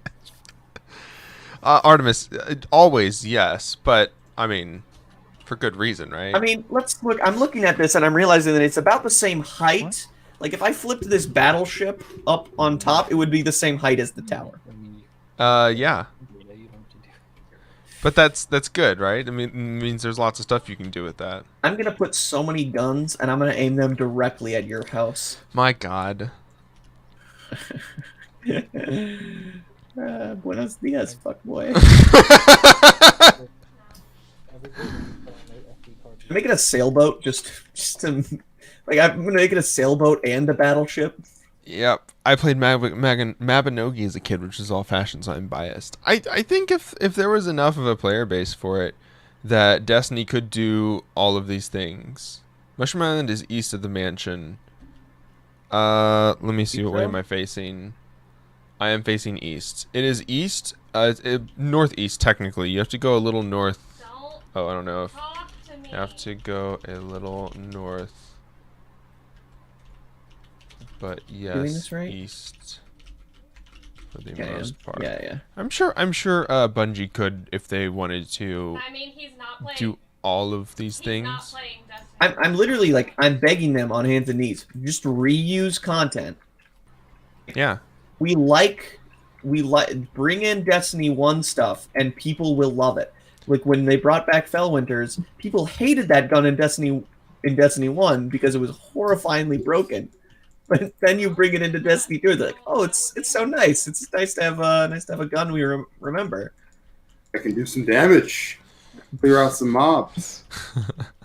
Hey, you guys all loved using Thorn, right? No, that's not what okay. we... Get rid of Thorn. Just delete it from the game. Sunset it now, please. Wow. It needs to go. Well, they have it now, so it worked. There's some exotic bracers you get for Warlock now that actually works with it. Any damage you do over time is like multiplied. Like bleed or poison damage over time is basically multiplied. And no matter where the damage comes from. So Thorn is super toxic. It's 2 hits in PvP now. It just fucking kills you. Yep, you're just fucking dead. It just fucking die. I don't know what that tells you. I I mean, like that we managed to turn the Minecraft stream into the Destiny stream. oh yeah. No, but listen, that's fun. Like, listen. But like people who these are watching this, these are games that people like play a lot of and want to play a lot of together. Why is Minecraft good? Because you can play with a bunch of friends. What would make Destiny better? Playing it with a bunch of fucking friends. Yeah. Okay, I saw somebody suggest something on the Destiny Reddit. They were saying they'd love to have like a lair or like a base building element For Destiny, Yeah, and I always thought I actually think that would be cool. I always thought ships were supposed to be what that was. Like, why can we not customize the inside of our ship? My ideal game to have a base that would be greatly benefited by having a base building element, Dragon's Dogma. Ooh. Something that's got like a you're doing a raid and you get some stuff, and maybe it's a little like a 3D version of, and this is so old, but ActRaiser for Super Nintendo, where you did a little platforming and you got some items while you were platforming, and you take them back and you do some base building. The problem with Destiny, the problem with all these games, Destiny, Diablo, Borderlands, like the loot maintenance and cleanup, the amount of like looking at numbers and skimming over them to try to find like a gun that's 2% better, it sucks. Like you do it, you enjoy finding like a 2% better gun, but like it's time consuming to go and delete and merge, and they try to make that aspect of the game fun because they try to give you some sort of points when you merge your weapons and all your old loot and consolidate it or whatever. But it's still not fun. They need, I think the powers that be need to come up with a more elegant way to deal with all that stuff. I guess I don't think about this much because they expanded the vault and I'm still like under my vault limit. But it's because of all the guns that they've sunset that I just have like in my inventory that are all like 10, 50 power. Like at some point I'm going to have to go through and be like, do I ever really want to use this? Do I ever really want to use that? Because you've got unlimited vault now? You only have 500. Yeah, you still only have a limited number of slots. Yeah, you have 500 slots, which is a lot, you'd think, but like between three characters, between all the different sets, all the different weapons that are possible, like not knowing what the best role of a particular weapon is, and you don't have time to, look at that right now. What else do? You go and you're just grinding and you're getting a bunch of stuff. You use mostly exotics. Like some of the exotic quests are fun. I wish. Do you have unlimited? Can you use all exotics now? Nope. No. But you're building. You're making a build around an exotic. I don't necessarily fully agree with that. I make it a point to not be reliant on exotics because, like, it hurts your flexibility. But I totally understand. Like, so much of your progression is built around exotics. At one point, in order to complete a quest, you literally have to have an exotic. Yeah. You have to have one of the exotics. I mean, I think some of the exotics are really good. Like this season especially. Last season it was the machine gun. That has 150 rounds. I can't think of the name of it, but the one that's basically like just a minigun. That one's always super fun to play because you just run over ammo and it reloads and you keep going and you just mow things down instead of however long it takes to instead of instead of however long it takes to reload and reset, and that's great for PvE. I think Risk Runner, the submachine gun, it does chain lightning now because this season has so many fallen. It's almost indispensable when clearing dungeons. A lot of the weapons that I use are based on I don't have to reload as often. That's what I look for in guns essentially now, because they've taken out so many of the like reload perks. They have like reload while weapon is stashed kind of stuff, but none of it feels as good as having these other mechanisms for doing things. Have you gotten a roll of that Seven Seraph with that stashed perk yet? Like the machine gun? Mm-hmm. No, and I haven't rolled a carbine with it either. That's what I really want. They also have the Seventh Seraph Officer's Hand Cannon, which is pretty sick. Yeah, and the service revolver is pretty good too. Yeah, I think the hand cannon is okay. It has too much recoil for how fast it shoots, but that's to be expected. If it was too stable, it would be too strong. But yeah, instead of building for the perks, nobody wants the perks on the guns. I want a gun, the exotic that does the thing that keeps me just shooting constantly. Yeah, not perks, mechanics. You want mechanics. Yeah, I don't want perks, I want mechanics. You have to get shot by someone with arc energy to get the risk runner going, but once you do, you take a little damage and then you just mow everything down, and that feels great. And it feels bad to try to start clearing things without that. If you're trying to start clearing things after that, it's like, oh, I guess I'm gonna just use a sword, use Falling Guillotine, which is out this season, because that's the best way to do this now. What is this? What? The orb. Oh, that's the orb. We accidentally spawned an orb because I told Dennis about the orb. Well, it's the orb. We make It sacrifices. literally can't go anywhere. It's stuck. Just gotta worship it. I'm sorry. All right, I'm gonna leave my sacrifice to the orb.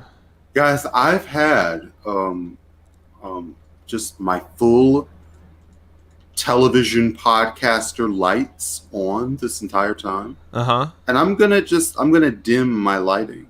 Yeah. And if I look dingy, then so be it. But like it's midnight over here, so no big deal. Yeah, you know what they call it? Psychic dingy. Yeah. Psychic dingy garage. Psychic. So do I still look semi-professional now, or do I just look like just exhausted? It's pretty much the same. It's a little bit not as bright, but that's fine. You're saying, "Oh, do I look dingy?" Meanwhile, Zach's in a literal cave. No, yeah, exactly. Yeah, this was an up and down content day, as all of us know. This is a really weird day for us. Yeah, I try to not pay attention Mondays because it just stresses me out about like, oh dang, we could have covered that yesterday in yesterday's podcast. I want to start getting you guys guests. I don't know if it would hurt the vibes that we've all built here.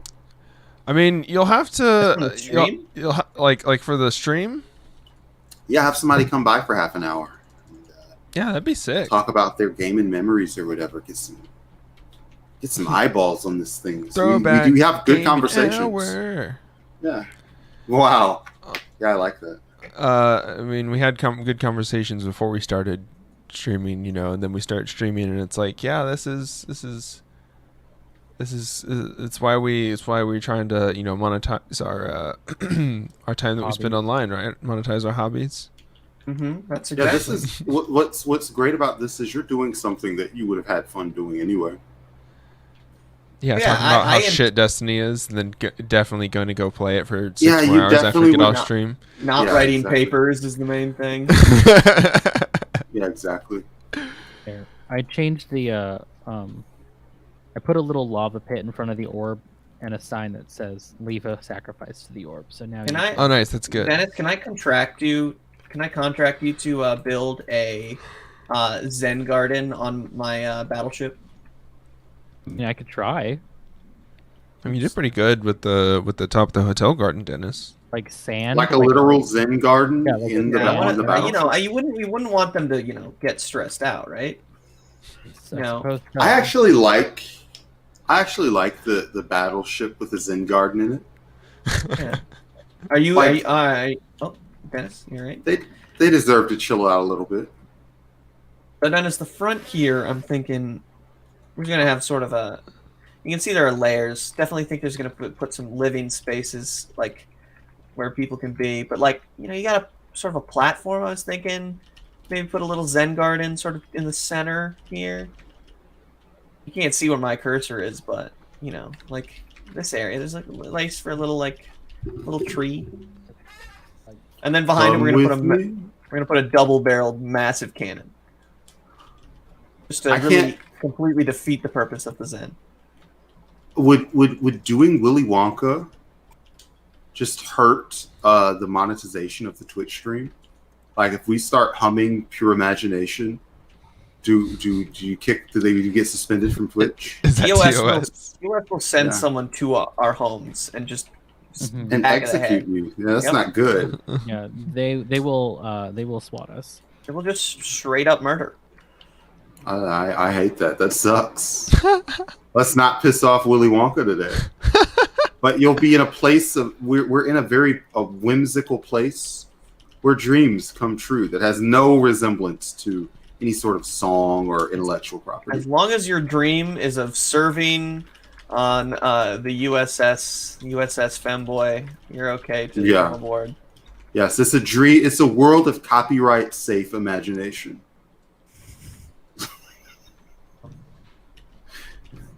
In a world of terms of service violation. Yeah, I know, right?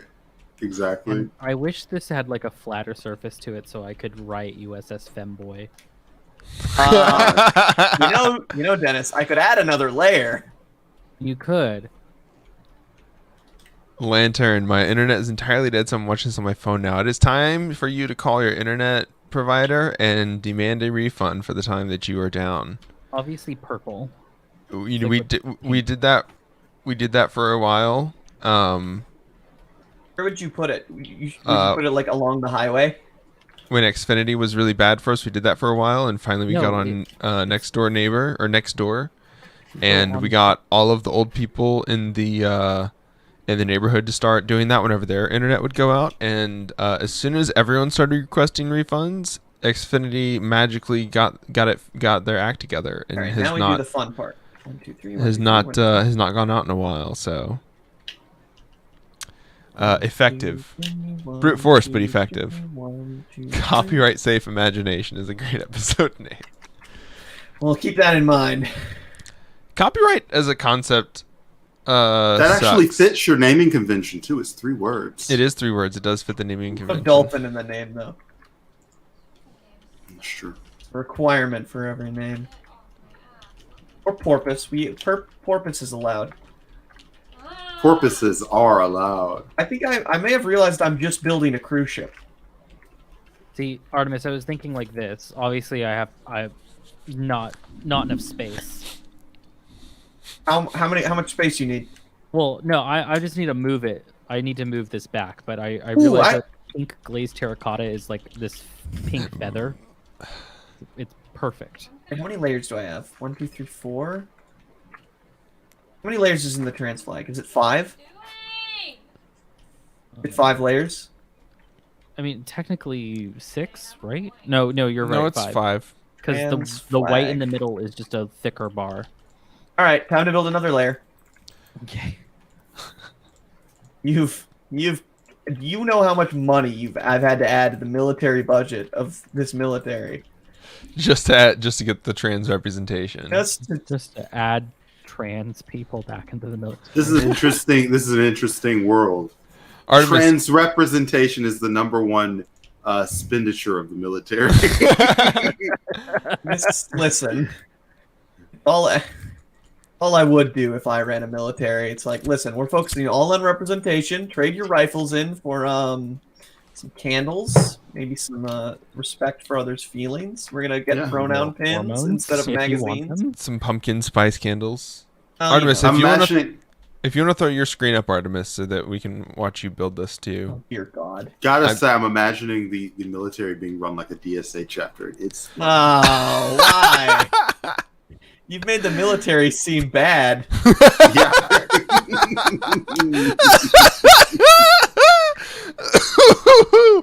Ooh, that spicy meatball. Oh my goodness. Here at the Navy, we make sure everyone goes around, feels respected. Okay, here's a question. How many of those recruitment meetings have you guys sat through? Because I've sat through like 6 of them. The Army or DSA? No, DSA. DSA, not the Army. The Army is interesting. Yeah, I've sat through like 2 national new member calls. How many times have you been sitting in one of those and heard them talk? They start talking about like how to make an inclusive conversation and how like you need to police the way you speak, and you just tune out at that point. Well, here's the thing. I think culturally, we have a lot of ability. We have more ability than we think to shape trends and to shape how people behave. Mm-hmm. And if we have determined that it will improve people's lives and how they're treated to move the culture in a certain way, Mm-hmm. then maybe that is worth being cringy for 2 or 3 years. Oh no, that's yeah. While it propagates or whatever. I mean, yeah, and there certainly is something to be said for like we don't like the dirtbag left isn't what we need to win the culture war. We just need to change, people's the way that people's mode of interaction and the way that they think about society at large. But like, I mean, there's a certain amount of like the left doesn't need to lean into a new set of a new set of like what's the ESRB rating system? Yeah. We don't people like I don't know why, and I think I'm gonna hit the point that you're trying to make. People over there make politeness sound like it's a new ritual from outer space. Yeah. Like they make it sound extremely, that's a great word. They make it sound extremely alien. Culturally, I just think, well, first of all, there aren't many all-inclusive spaces in culture. Like there aren't many spaces in our culture that are designed to be inclusive of others. Yeah. Just and if a political organization wants to be one of those spaces, just because if you just believe in left-wing politics, you are trying to raise the profile. And obviously here's the other thing. There are dozens of left-wing organizations that aren't DSA that do this fine. That is another thing, is they're simultaneously doing this idea of like, oh, we need to be super tolerant. It's not even tolerant. It feels like HR. Yeah. That's the thing. It feels like HR tolerance. The core difference is tolerance versus politeness.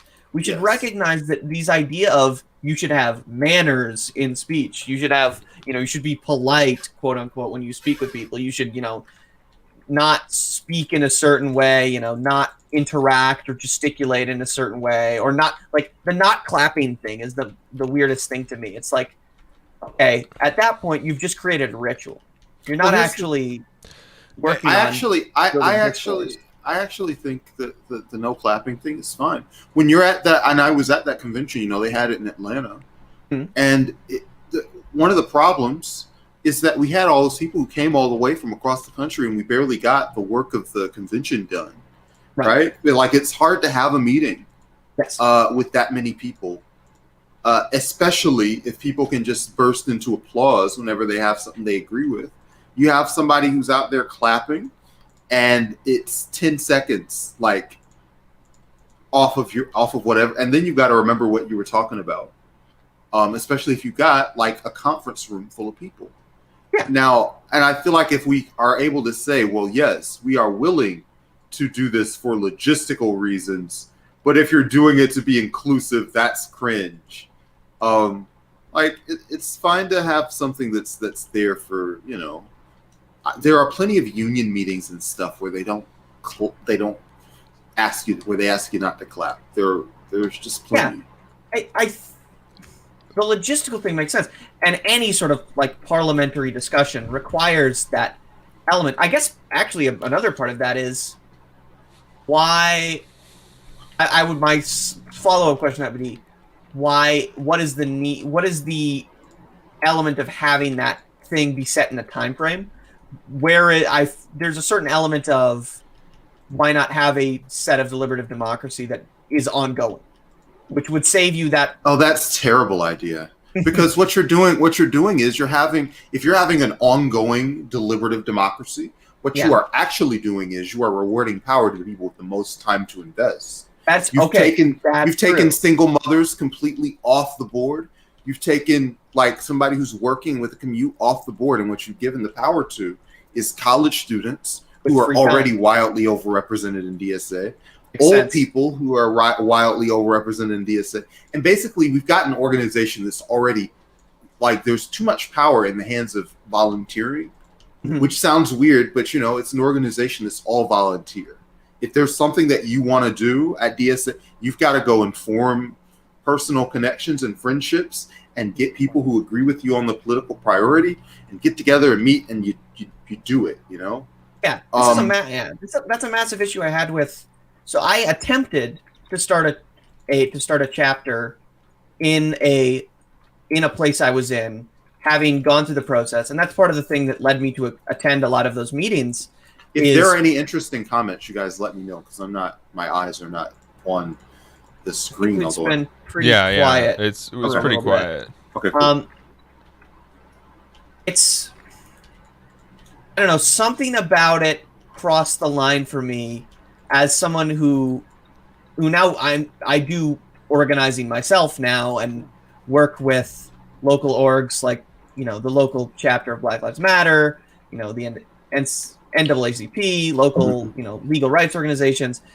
This, I don't know, there was the paying dues. I've been speaking to a variety of people, and I know that there are people like me who don't necessarily have disposable income at all times, who are a little concerned that there's a significant process of like you pay dues to the organization, but you can't do what you do with like maybe IWW and you just become a member in bad standing for a little bit and not be able to pay because you can't necessarily cancel your payment information super easily. Yeah. And it's just the intersection of that, the way that they speak about recruitment, that it doesn't feel like organizing at a certain point. It feels a little too corporate for me. Well, I know that, first of all, you don't have to pay for people who are watching this. You do not have to pay dues to become a DSA member. You do have to. I mean, if you're fill dues, you got to fill out a form and get a waiver, but they give it to everybody, and it literally takes like 30 seconds. And there have been discussions of, just make sure that there's a big button that says free. But it is an organization.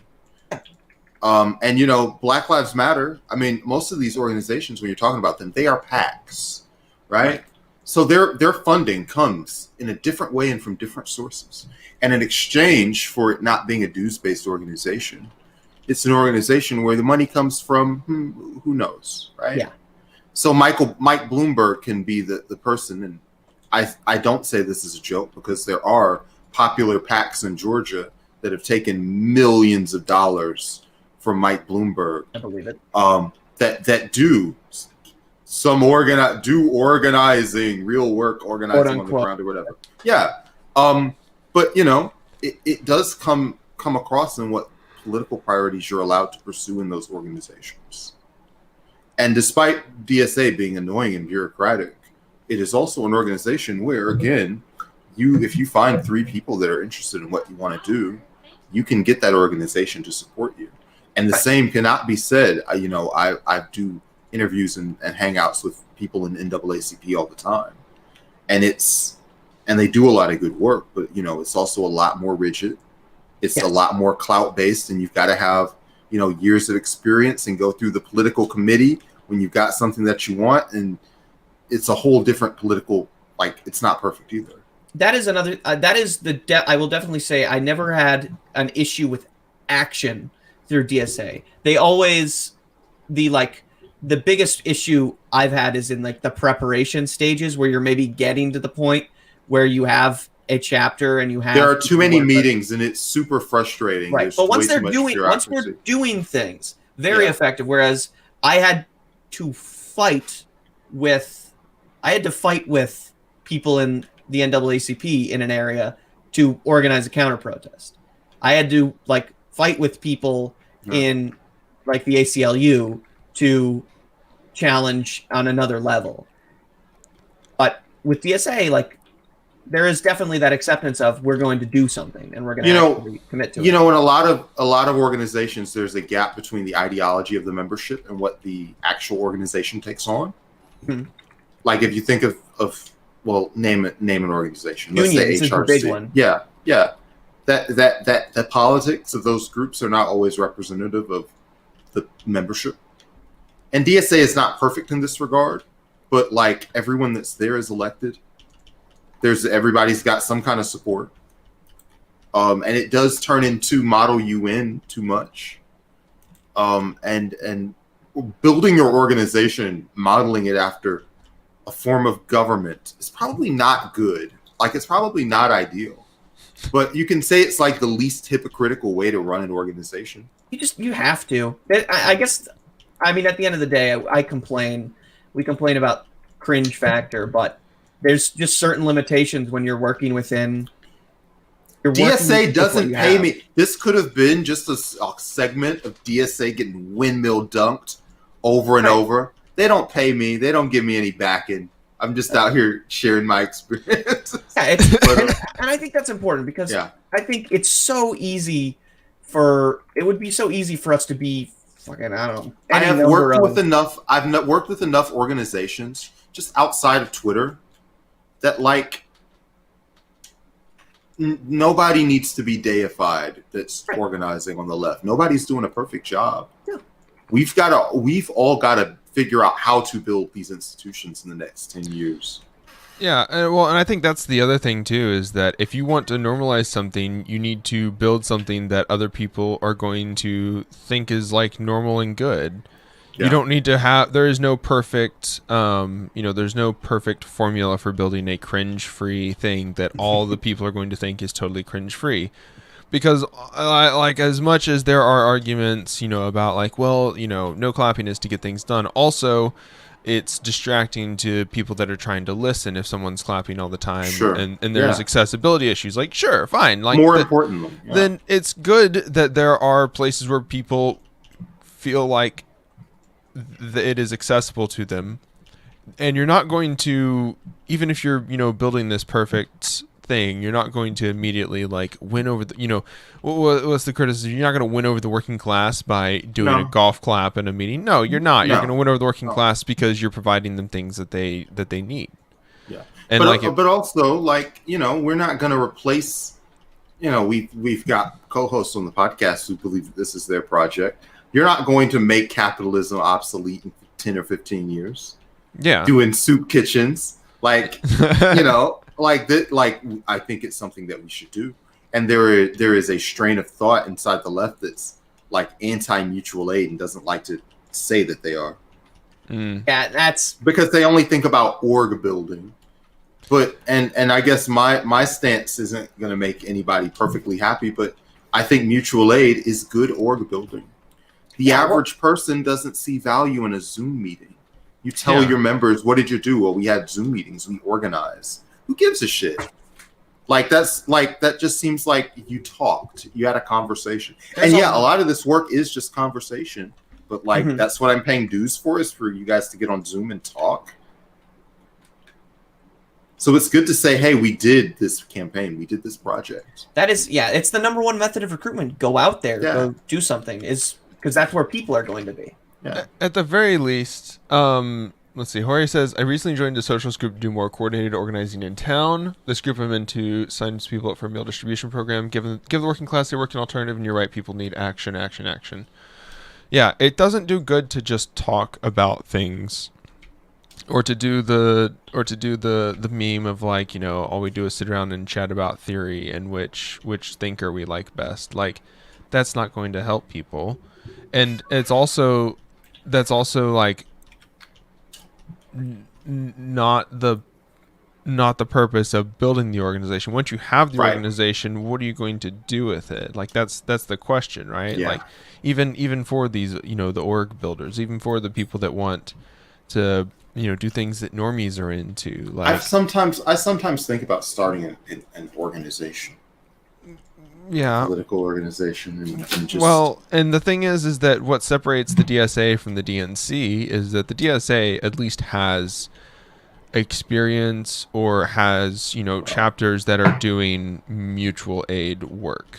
Yeah. Whereas the DNC is like, talk to your friend about joining the DNC or phone and bank. giving us money, or phone bank. It's and so much phone banking. Yeah, and at the end of the day, the DSA is doing 100% more than any like standard political organization. But maybe the Democratic Party is better at first of all, much like DSA chapters, Democratic Party states they're all different.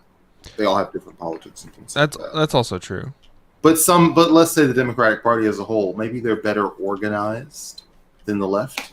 Well, they've had time, money, yeah, and they don't get atomized every couple of years by intentional state coercion. Like I don't think we're being atomized by intentional state coercion on the left right now. There are definitively, like in Ohio, for instance, where the majority of the action I've done has been localized. There are legitimately campaigns by local Republican parties to get DSA chapters disbanded and marked as, not allowed to use certain public spaces. Even when there's not, well, I'm certain there are people who want that. I know that a friend of mine who was in a DSA meme group is now listed as a dangerous radical on Watch by College Security. There are people who are intentionally trying to, mislead what the organization is and what its purpose is. And for one thing, they're fundraising. Listen, you're being out organized. Those people are fundraising. That's true. They put that in the email and they say, "Hey, look, we're fighting this dangerous radical organization. Radical and send us some money." And apparently you guys don't have your media counter strategy. You're not fundraising back and saying, "Hey, we're under attack by the right wing," or whatever the hell the situation is. Right, because for one thing, we don't have donors. Yeah, the other thing is just like you're trying to get the money from the New York libs or whatever, and they're not giving it to us. Yeah, right. That's the thing is the people who have money aren't socialists. The people who have, well, maybe they're quote unquote socialists. Well, where's Sunrise's money coming from? They're not using.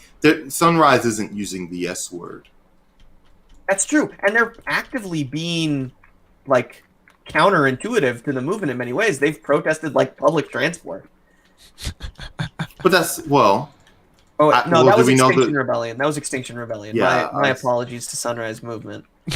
But anyway, they are a bunch of children. Maybe they don't know the best. Are you satisfied with their? I mean, they seem well funded, or not? I wouldn't be the right one to make that. All right, call. well, put it. All right, let me ask this: are there any good organizations? You better not say Food Not Bombs. I wouldn't say. I'd say there's a limitation in organizing inherently. Yeah. Okay. Does that limit end with the organization being good? Because you dodged the question. I guess I'd ask you to rephrase then. What would you define as a good organization? All right. Well, first you define good, and then you tell me whether there are organizations that fit that for you. Is it just they do work that you approve of? Is it need a certain level of effectiveness? What makes an organization good for you? They get along. Define an organization. Yeah.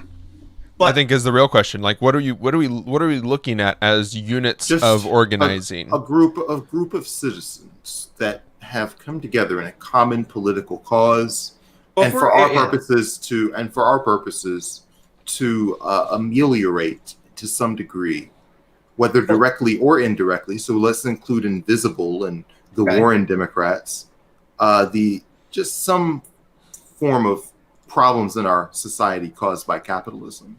If I'm going to generalize, which is a dangerous thing to do, but if I'm going to generalize a certain mission statement, I'd say my concerns with an organization become when they are more focused on spreading their name and less focused on fulfilling their purpose. It's up to them. People are limited in how effective they can be.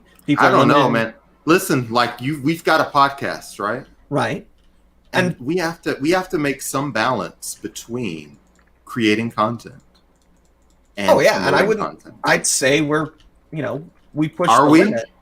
Okay. And that's.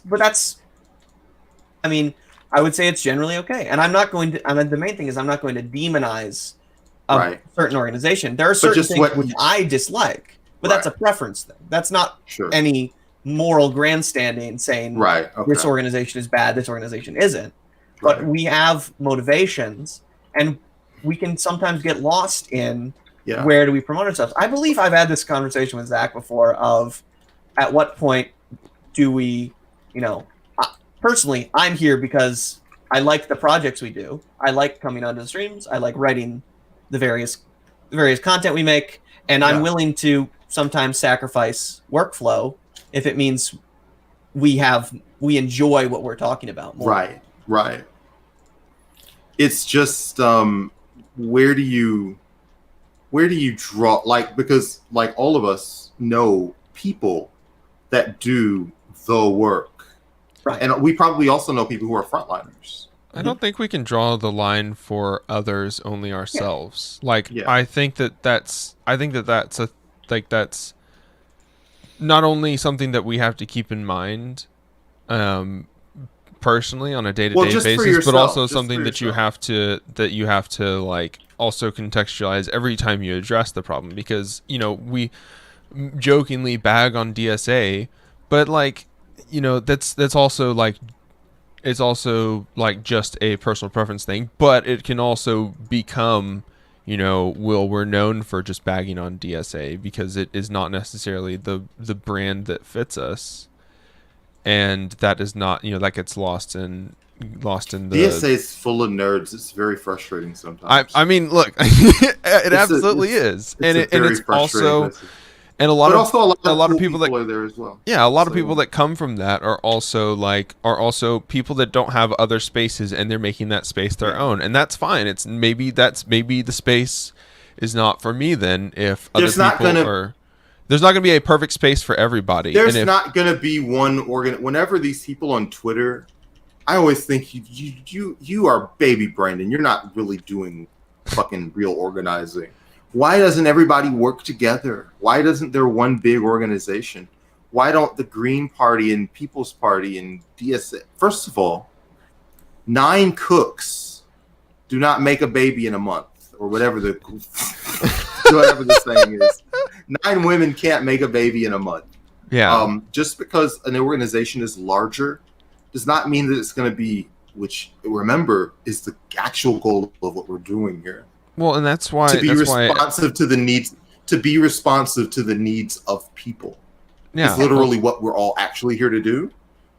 So us being the larger organization does not necessarily mean that. In fact, look at most large organizations. That's not something that happens. So maybe we don't. I don't see why we need to be in one large organization. I agree fully, and that is my. Let Indivisible exist, and let DSA exist, and let the PSL exist, and Movement for Black Lives, and Mahente, and whatever the hell else. Yeah. Also, those organizations need to not try to do so much. Those are not culture creating organizations. Those are organizations that are conduits for people to. They're conduits for people to. For people to organize inside of. What are culture? I see what you mean. Podcasters are culture creating organizations. Podcasters are culture creating entities. We don't have an organization, but we create culture. As much as as cringe or not cringe as that may be. We're more in tune. Yeah, we're tastemakers. That's more what we're attuned to be. Chapo Crap House. Well, let's ask this. Is that what you were saying? Are you sure you want to double down on that? I'm glad you brought them up. Because I want to see where you go with this. Wait. Chapo Trap House frequently gets criticized for just being a bad use of money on the left. People say, well, this is a better use. Other things would be a better use of our time and energy. If Chapo Trap House melted their podcast down to be a New York political activism thing, and that was really what they did, and the podcast was just the thing that supported it, how would that even matter? Would that be beneficial? Should those people be in charge of an organization? And maybe the answer is yes. But I don't think but it seems like they're best at posting, and they should just continue posting. And if someone wants to give money for an if somebody wants to give money for an entertainment product, maybe we should just let them and not police like what they, try to optimize what their leftist content should be. Just do the blue on this. Don't do the blue on this side. Just do the blue on this layer. We're doing the full flag along the layers. Oh, okay. I think that at a certain point, at a certain amount of income, when you were depending on like what you're, I think it depends a lot on what you're doing with it. Like I think that like Means TV, how much do you owe? Revenues X amount. And Chapo pays a bunch of people that stream for them all the time and do other content. But like at some point, like if you're making enough money where you are, where you are paying everybody and everybody is like, can make rent and can eat and has money for whatever the fuck they want to do. Like, then take your money and put it towards other places, or start king making other people to do work and to also create culture. Because if you're the culture creator, then you have the ability and the opportunity to further create more culture via your quote unquote clout. You king make or through your money. I do understand people being frustrated. I don't think that it's necessarily. I don't believe in going into anybody's pocket or whatever, but I do understand people being frustrated and just feeling like, hey, you do this podcast all the time. You're talking about how important movement building is, and where's your money going, Trap House? Do a little, but also, maybe it's not fair to ask people to do that just because Clout World is already vicious enough. We're saying it's their moral obligation to start or support an organization that, of course, is going to have its own drama. So now they have to be judged both as podcasters and as organizers. Yeah, according to my, internal ethics, that is the standard that I would hold myself to. Is if everyone is paid and I have extra money in the bank that is not going towards anything, or if I have, excess clout that I, I'm trying to share around, then it's going to king make, or it's going to like, other people that aren't doing what I'm doing, or it's going to further be invested in doing what I'm doing, but with other people. If they had a dirtbag leftist, not like a fund, but what is it, you get like a scholarship. Yeah. And they gave out $10,000 a year to like leftist creators. We do that for you guys. We just give you clout. Yeah. Well, if there was a scholarship for that, then that's cool, and I can understand that. And I don't think that it's like again, I probably have a very different framework from your average Reddit poster. Yeah, I don't think this is who's wrong. criticizing Chapo Trap House for these different, sins that they have committed. I don't think this is wrong. I just don't think you got to do it. I mean, you don't. But I think we do. I think we do. But I think we've done it organically, just ourselves over the course of this year. And let's go back to the Chapo example, because it's it's the most successful in the quote unquote posting department, the creating of culture, and that it inspires people through consuming what they think is what they like as entertaining content, to look more into socialist organizing, look more into that realm of theory. I started off by listening to Chapo when I was late high school, and I would not have gotten here if I had not gone through that gateway of media. But that's cringe, Artemis. I don't. That's the thing is, we have this thing. Well, listen, that's better that than Pod Save. That's what I mean. True. Exactly. You create narratives. That's an element of discourse, is the creation of narratives, Yeah. and 'Cause a lot of sometimes people- that overlaps a lot of with people are having it sometimes that in 2 weeks. sometimes that looks like, you know, quote unquote branding, and it can accidentally become branding if someone, you know, either through desperation or want of money makes it that way. But there is value to it. Yeah. There is value, and it can lead somewhere. Yeah. So I'm not going to judge an organization for potentially using that tactic. I'm not going to judge an organization for, you know, most tactics they use, as long as that's not like, you know, as long as they're not killing people on the street. I'm pretty much completely fine with it. Yeah. Within reason. You know, It's we got to stop our, you know, killing people in the street caucus, I guess, Zach. Well, you know, we'll pivot back to the Good run. National Balm Association. Yeah, absolutely. Yeah, I National think Food and Bombs yeah, Association. and I think criticisms are a lot of it's like it's the way that like, you know, do you read Twitter as like someone going after everyone else, or do you read Twitter as like people like talking about people talking about the things that they basically like think about or need to be reminded about. You know, when someone online says like, God, I sure hate XYZ, you know, that's maybe not a criticism of the thing that you like, but more of a, you know, them figuring that out for themselves and also posting about it, right? That's very true. And so when it comes to like organizations, people feel strongly about specific organizations because they have discovered that that's an organization or a method or something that they identify with and like. And so any criticism of that becomes, oh, you hate this thing that I think Yeah. is amazing. Yeah. So it does, a lot of that gets lost in online interaction as well. Yeah. Yeah, absolutely. And I was Dennis. gonna say there's kind of a weird thing, like this is slightly related, but there's a thing that my friend just messaged me, and I'm trying to think of like a good answer for them.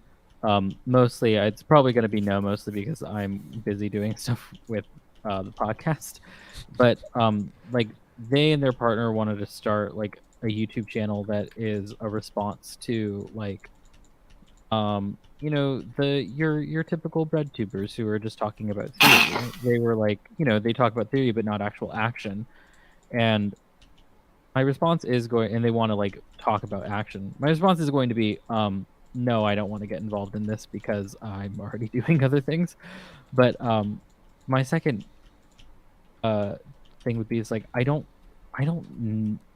think there's one particular way to do this, and just like we've been discussing, is like you're going to get backlash from everyone regardless.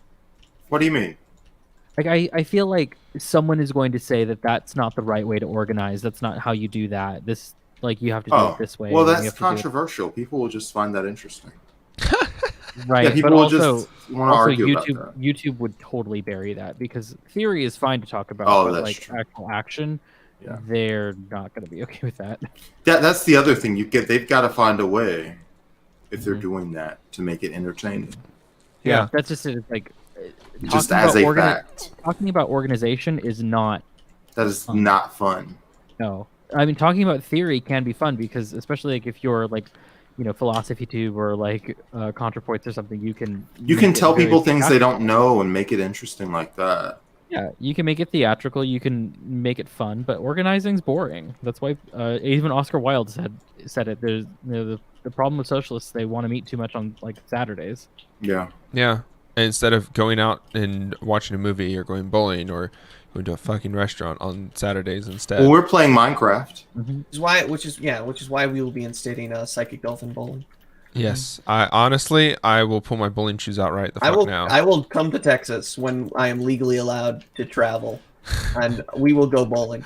Hell yeah. I love I this. might do that too. But you Good. know, the other thing is that it's like organizing isn't easy if you don't have money. We're going to watch. No, that's not true at all. All organizing is just being at meetings. This is the Zoom era. You can go be. You can be at. You can be at meetings. But that very takes easily. time, and time costs money. Dude, listen. Like, yes, that is true. But also, no one should watch this and be like, I'm not in the income bracket, because I literally have done community organizing, people who are in the ghetto, and everybody knows how to use Zoom. Right. You know, everybody knows how to use Slack, even if people roll their eyes at it. What kind of organizing do you call that, though? Tenant organizing is what you call it, dude. Yeah, that's not sitting in a meeting. That's like a community working together to meet their basic needs. Like, that's a meeting. I view that way differently than I view DSA meetings. Because what is that? Like, what is the difference? The difference You're picturing is a white person that's lame in one picture. No, I think that DSA is a very abstract organization that doesn't necessarily have a single identity or thing that they're doing. Whereas, what do you imagine this DSA meeting as being like? Have you been to one? What meeting was this? A committee meeting? Was it a general meeting? Was it the only DSA stuff that I've really done is like reading clubs, because I was interested in one of the books. Well, if you go to a reading club, it seems unfair to be irritated that they're reading. I'm not irritated by or DSA. To say this lame, these people are reading, like you're at a reading club. I'm not. Like, no. That seems to be what you signed up for. No. I mean, DSA, like the organization, is an abstract thing that does not have a particular focus, and it is directed a lot by the people that are on the ground there doing the organizing, doing the thing, right? Right. And so if you're interested in the project that they're doing, then you'll be like, oh, this is cool. This pertains to me, which is why it's hard to say DSA and not say Houston DSA's project where they're doing XYZ, right? Right. And the organizing, my friend, I believe is what they were talking about, is like mutual aid, which again, like, is gonna. What is mutual aid? Yes, there are some people who are like, it's gonna cost money. Yeah. Well, listen, if your idea of organizing is people give me money, you may often feel stymied. Like, just as a fact. I don't. Why aren't we doing something? Give me your money so that we can do what I want, which is. I don't think that's necessarily their goal. I think their goal is like to help people set up like like bail funds and stuff like that. I honestly don't know how to do that sort of stuff. Yeah. I'm not an organizer. Yeah. If it's something like that requires a lot of resources, you've got to get opt-in that matches, just like in any democracy. You can't just stomp your feet and be mad that people aren't meeting your priorities. You've got to go and talk to people about why that's an important thing to you. Hello, Mikey. Welcome to the stream, Mikey. I don't think anyone's like, I don't like, no one's mad about that here. I'm just saying that it does require things that like I don't know. I don't know how to get these resources and things like that. It's hard enough for me to like I would be one of these people who needs to ask for the money at the end of the month to afford rent and things like that. It's like I don't know where. Once you find out, let me know so I can be of benefit from these things. Right. That's one of the huge things about socialism that is that does keep us from being like successful in many ways, is the fact that there are financial barriers. Like, of course, the goal is to eventually end the necessity for capital, obviously. Right. But until that day comes, like, even Vietnam had to borrow from the IMF. Yeah, I see what your point is. Because the USSR no longer existed, and they didn't want their people to starve. It's like... we can create communities, and we can pass around the same... Who was it that tweeted that? We can pass around the same $20 on Venmo each month to make sure that all of us, have some food and, aren't going to die this month. Right. But that's not going to complete the socialist project. That's not going to change anything about our conditions. No. Like, and building communities is good and easy. Changing the culture, having culture create, culture change, taste makers is good, and it's part of building out, a new paradigm. Building out a new structure that we're going to live better under, but it's not, there is the financial barrier of we aren't going to be able to feed people unless we have money. We're not going to have community gardens unless we have money. We're not going to be able to achieve these big projects unless we have the financial means to do so. And I think that it feels really bad to it feels worse to want to do that and to see other people that are on your team, quote unquote on your team, that have access to money that aren't doing it, which is why it's there is not a national DSA program for feeding people. You think they should? I mean, yeah, they could melt whatever they got down and give it on to McChickens, but like you said, it's not going to resolve any underlying anything.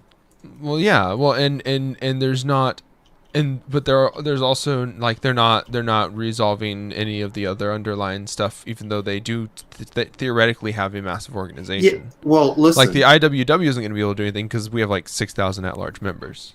Yeah, I think that just melting down the organization to do direct service would make it a poor organization, and you're effectively saying, well, why don't they disband? Well, no. Not why would they disband? I'm saying they have 75,000 members. Why don't they have a national program where they spend a certain portion of their funds on feeding people? I think that's well. Here's the thing. Every chapter can do as much or as little as that as they want. Mm-hmm. And it's not like there's a national, treasury that has a certain percentage that's mutual aid. Yeah. And I can't say exactly what that percentage should be. Mm-hmm. But you're weighing, well, McChickens, which does help people. But I did a rent relief fundraiser and we worked on it for an entire month and we raised $5,000. And that money's gone now.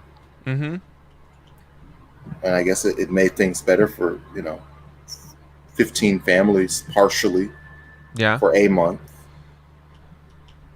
I don't mean buy McChickens. I mean buy land to do community gardening. Well, hey, if you want to go in there and organize and get me land to start a land trust, I'll certainly participate in that with you. And I think we should be doing more buying land and raising money for it. I guess maybe there's a certain, if DSA does a fundraiser and say, hey, we want to buy some land, I think that some of the same people who are going, well, why isn't DSA helping people? Those same people will be on Twitter going, oh, they want to buy land. They want to start a brewery. Yeah. I think the fundamental difference, though, is correct me, Zach, if I'm not articulating your point well, is that to do long-term organizing takes a certain amount of cash on hand. And if you're at the size and you're at the if you're at the point where you have people who are a large-ish amount of people who are contributing, you're never going to get me to say that DSA is spending their money wisely, because that's just I just have always been annoyed at just the level of bureaucracy that goes into doing things, but also that's human interest. That's that's human. That's democracy at work. But you spoke about something like counter messaging. How local organizations have a massive disadvantage, and something that DSA could do on the national level is start investing in those local communities to start fragmenting that narrative. Yeah, it's not, and that wouldn't be listen, building their brand. The DSA digital operation is it's terrible. Have you ever worked at? Even not just the digital operation, but having, and this is going to sound stupid at first until you realize how much this matters to the liberal audience is having stuff like signs or having no, that doesn't sound stupid. You've never seen me on Twitter. I talk about that kind of stuff all the time. It was a huge thing this election. One of the biggest failures of the Biden administration, or the Biden campaign in Ohio, was they did not give out free signs to people in local municipalities. It hurt them significantly in that department, and they should have. DSA should have been doing issue-based stuff all summer. Yeah, they should have been doing entertainment events all summer. And their issue-based stuff is great. Those little pamphlets they have, the Democratic left, all of that material is good. But you know what? But listen, however, I'll just point out, this is an organization that's been in the national spotlight for like what, two or 3 years? Yeah. So it's not so maybe a little longer, but in terms of like growth and things like that, listen, just starting. Yeah, and my point is not to say not to throw stones here, but to say, when you're at this young stage, if what you want is longevity, which I think DSA genuinely wants to stick around and be a force for good, I think that stuff like investing in those long-term projects, it gives you that ability to continue, and it increases your ability to recruit in the future if you have those programs in place. Well, listen, I obviously, and as I sat here and I mused about starting an organization, I definitely thought of doing more direct service and that being something that's very important. But I also acknowledge that some of the stuff that National spends money on, like getting van, like if you're not a person that has experience with that, you think of it as nerd stuff, obviously, but it's important to have van. It's important to get help with branding. It's important to have somebody that help you with digital communications, even if that stuff seems lame, because it is. There's just a lot of behind the scenes stuff that just is organizing. And it's not as cool as mutual aid. I mean, I think that our organizations, individually are like a slap in the face to that. Like, I don't have a degree and I don't have medication for my ADHD, and where's this going? We're still building things that adults with a budget cannot figure out how to fucking build. I don't know. I mean, we do, like, as someone who is both a podcaster and an organizer, there are certain things that we absolutely are better than many organizations on. But there's also other stuff that we do that just takes forever. Well, yeah, because no budget again. Yeah.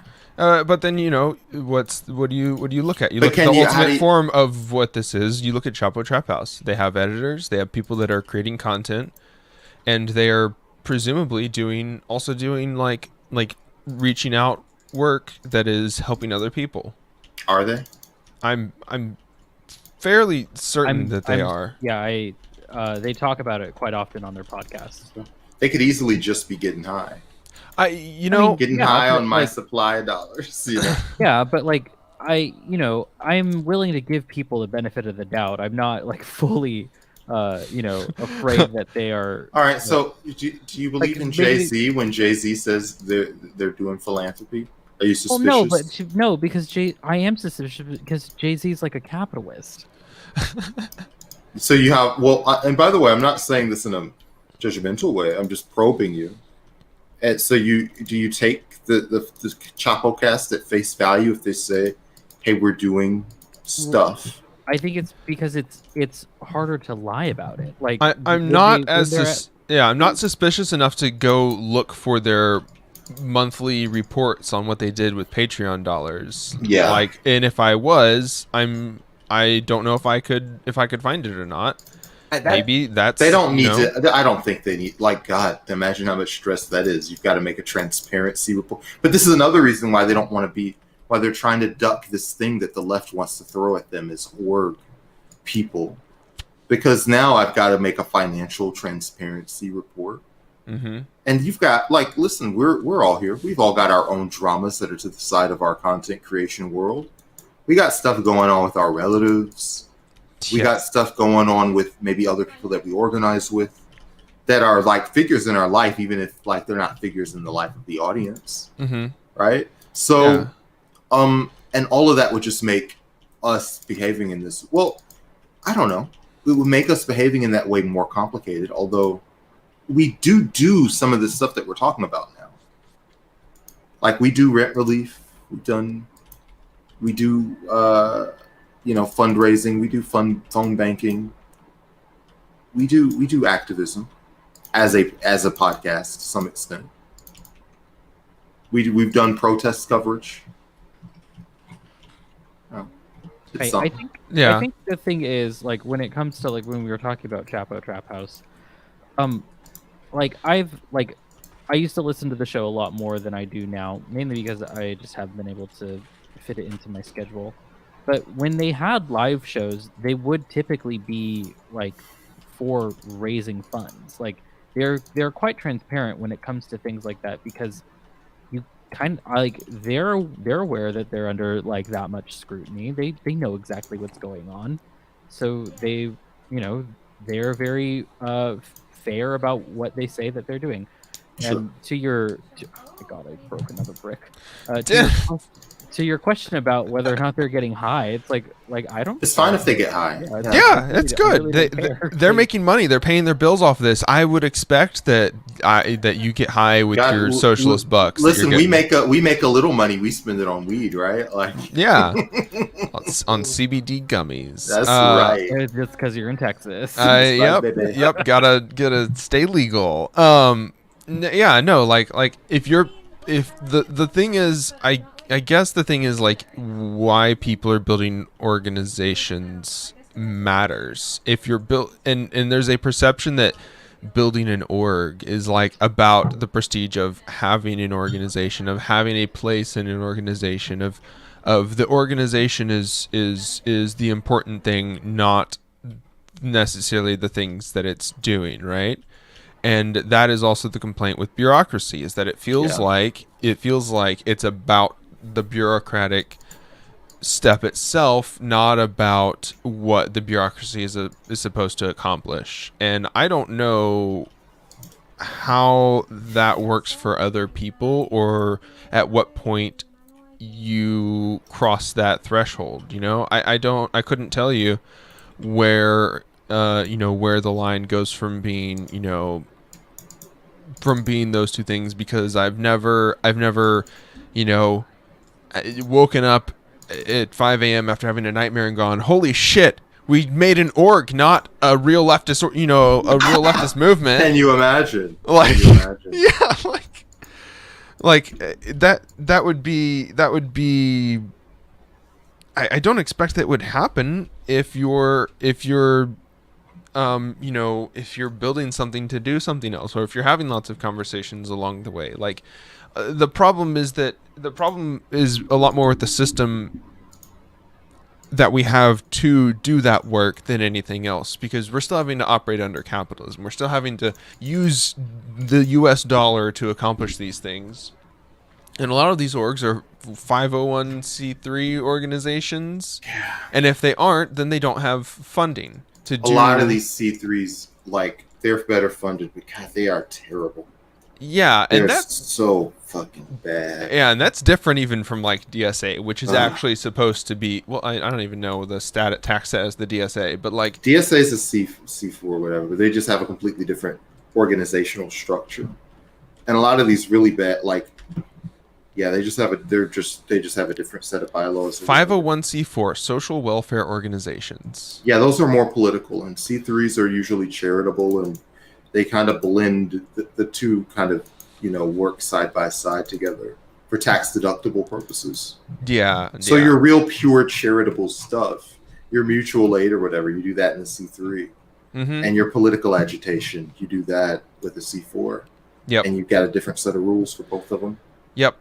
Like, yeah, and you can't do things with a C3 because a lot of that stuff is seen as political. You can only do with those funds what your supporter, what the donor says you can do with those funds. I don't know what it's like for C4s, but I'm sure that there's, you know, a bit of like there's a bit of you know, fuckery that happens with the way the IRS tells you that you can or cannot do things, you know. Yeah. So that's also another issue, is that this isn't just, you know, people getting a Venmo account and saying, you know, cash at me money so that we can build a you know, so we can build socialism. You know, they have to have a full fucking financial report that they fill out. They have to have, Because there's so much auditors skepticism, man. People are auditors have to come in. They have to have a fully financed accountant that does all the work for them. clout gets involved, and at that point, and also you got to remember the Chapo people. Did you guys realize they could just probably go and just do a gaming channel and be fine? Yeah. You know? And all of us, like, we could go and do something else and would be fine. I don't know about that. I would probably still be struggling. I'd be fine for now. Be fine for now. Yeah, yeah, and these are big like systemic. I'm sure we could, like, even diving into like C3 versus C4 and the problems therein is its own, like, you know, 4-hour long podcast. Sure. So, and this is a lot of this is just like, you know, us arguing about the different things that we believe and the different experiences we've had with the DSA, with the IWW, you know, with other organizing, not only with organizing structures that already exist, but also with experiences that we've had trying to make the things that we want to make. Yeah. So, it's good that it doesn't stop. It's good that we continue to have the conversation, because we, you know, if we didn't continue to have the conversation, then there's not really, you know, then we're not continuing to grow or continuing to learn how to articulate those things. And it's important that we are all, you know, trying to articulate so many nuances of all the problems that we face, because there's a lot of problems, and most of it isn't going to be solved by a singular, you know, there's not a framework to solve a lot of it. I think that's also a big thing. Like, there's no one way to do things that will perfectly, There's really not, fix everything. And I think that's also, you know, maybe a criticism of the DSA. Like, there's not one way to do things. DSA and certainly the more people thinks... that you get into you say we do things one way, the more people you try to shove into that room, the harder it's going to be to get everyone to do that one thing, you know? Yeah. Listen, I know the DSA does try to pitch itself as the org. There are just certain people that and look, it's fine if you, I guess it's fine for every org to want to be the org, I guess. Yeah. But I don't think, but like, listen, this isn't Russia in the 1800s. This isn't, it's not gonna pan out that way. We don't have a college of revolutionaries. Yeah, you know? just a lot of history has happened between then and now. Yeah. And people have read the same books that you've read, and so things aren't going to happen that same way. Yep. Well, I think that our stream is pretty close to done. It is past midnight here, so this is, listen, I'm not here all the time. I'm not here every week, but I love the show that you guys do, and it's a great show stream. And look at all the room that we covered. But we covered a lot, and it was a good time. And I just love it. I love hanging out with y'all. We wouldn't stream if we didn't like hanging out with each other. So you're always welcome on. Remember to listen to the Not Safe for Wonks episode this week when you download the Psychic Dolphin Garage podcast episode. We're working. We're gonna make a feed with all of our network shows, and we got to add y'all to the feed. We're working on the website. We're putting all this stuff together. Okay. And a whole new RSS feed. Find us on Google Play. Find us on iHeartRadio and on Not Safe Media.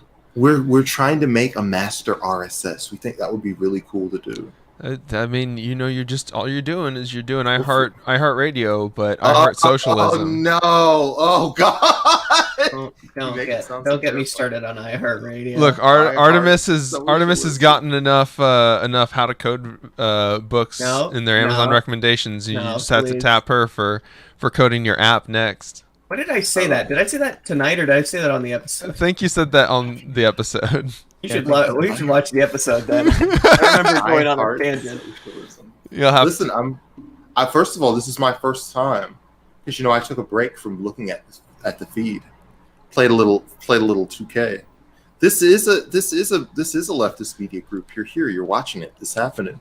Yeah. This is all like Avengers Phase 1 stuff. Like in a couple of years, this will be a bigger thing, maybe. Yeah, in a couple of years, all the characters that you met here will be on the team.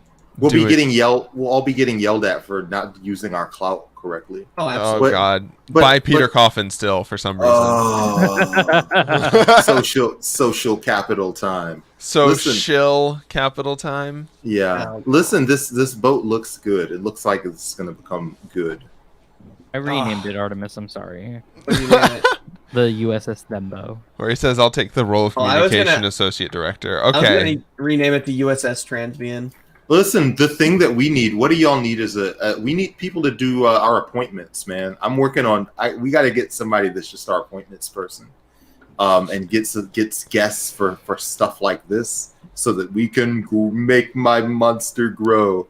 That'll be fun. And we also got to do, like, Twitch is very good about clipping. We got to start clipping more aggressively. You got to clip and you got to post in the subreddit and you got to tweet it. Listen. You know what I need us to do? We need to make a SOP for Reddit. Special operations protocols procedure. Yeah. Yeah. Let's make that something to do because that way we can train people to be our Redditors. Be a Redditor. We have we have our first Reddit mod. Right. It's exoskeletal framework on our subreddit. It offered to just post all of our episodes whenever they come out. God. All right. Well, listen. We need get clone that because we need to do that too. Yeah. Make a clone of that guy. I'm telling you, we need a Reddit guy. Yeah. Not like need a Reddit guy, but yeah. Psychic Dolpins is now seeking comms interns. Apply today at psychicdolphin garage at gmail.com. pdg at bmail.com. God. I just love hanging out. It's been 4 hours. It's been 4 hours. I was here for 3 of them, but it's fun. Yeah. We always talk about weird, deep shit that we just think about half the time. So it's always fun. Good. All right, I'm heading us out. Thanks everybody for watching. Thank you, Jorge, for sticking around. We love having you. Bye. Later. Bye, everyone. Farewell.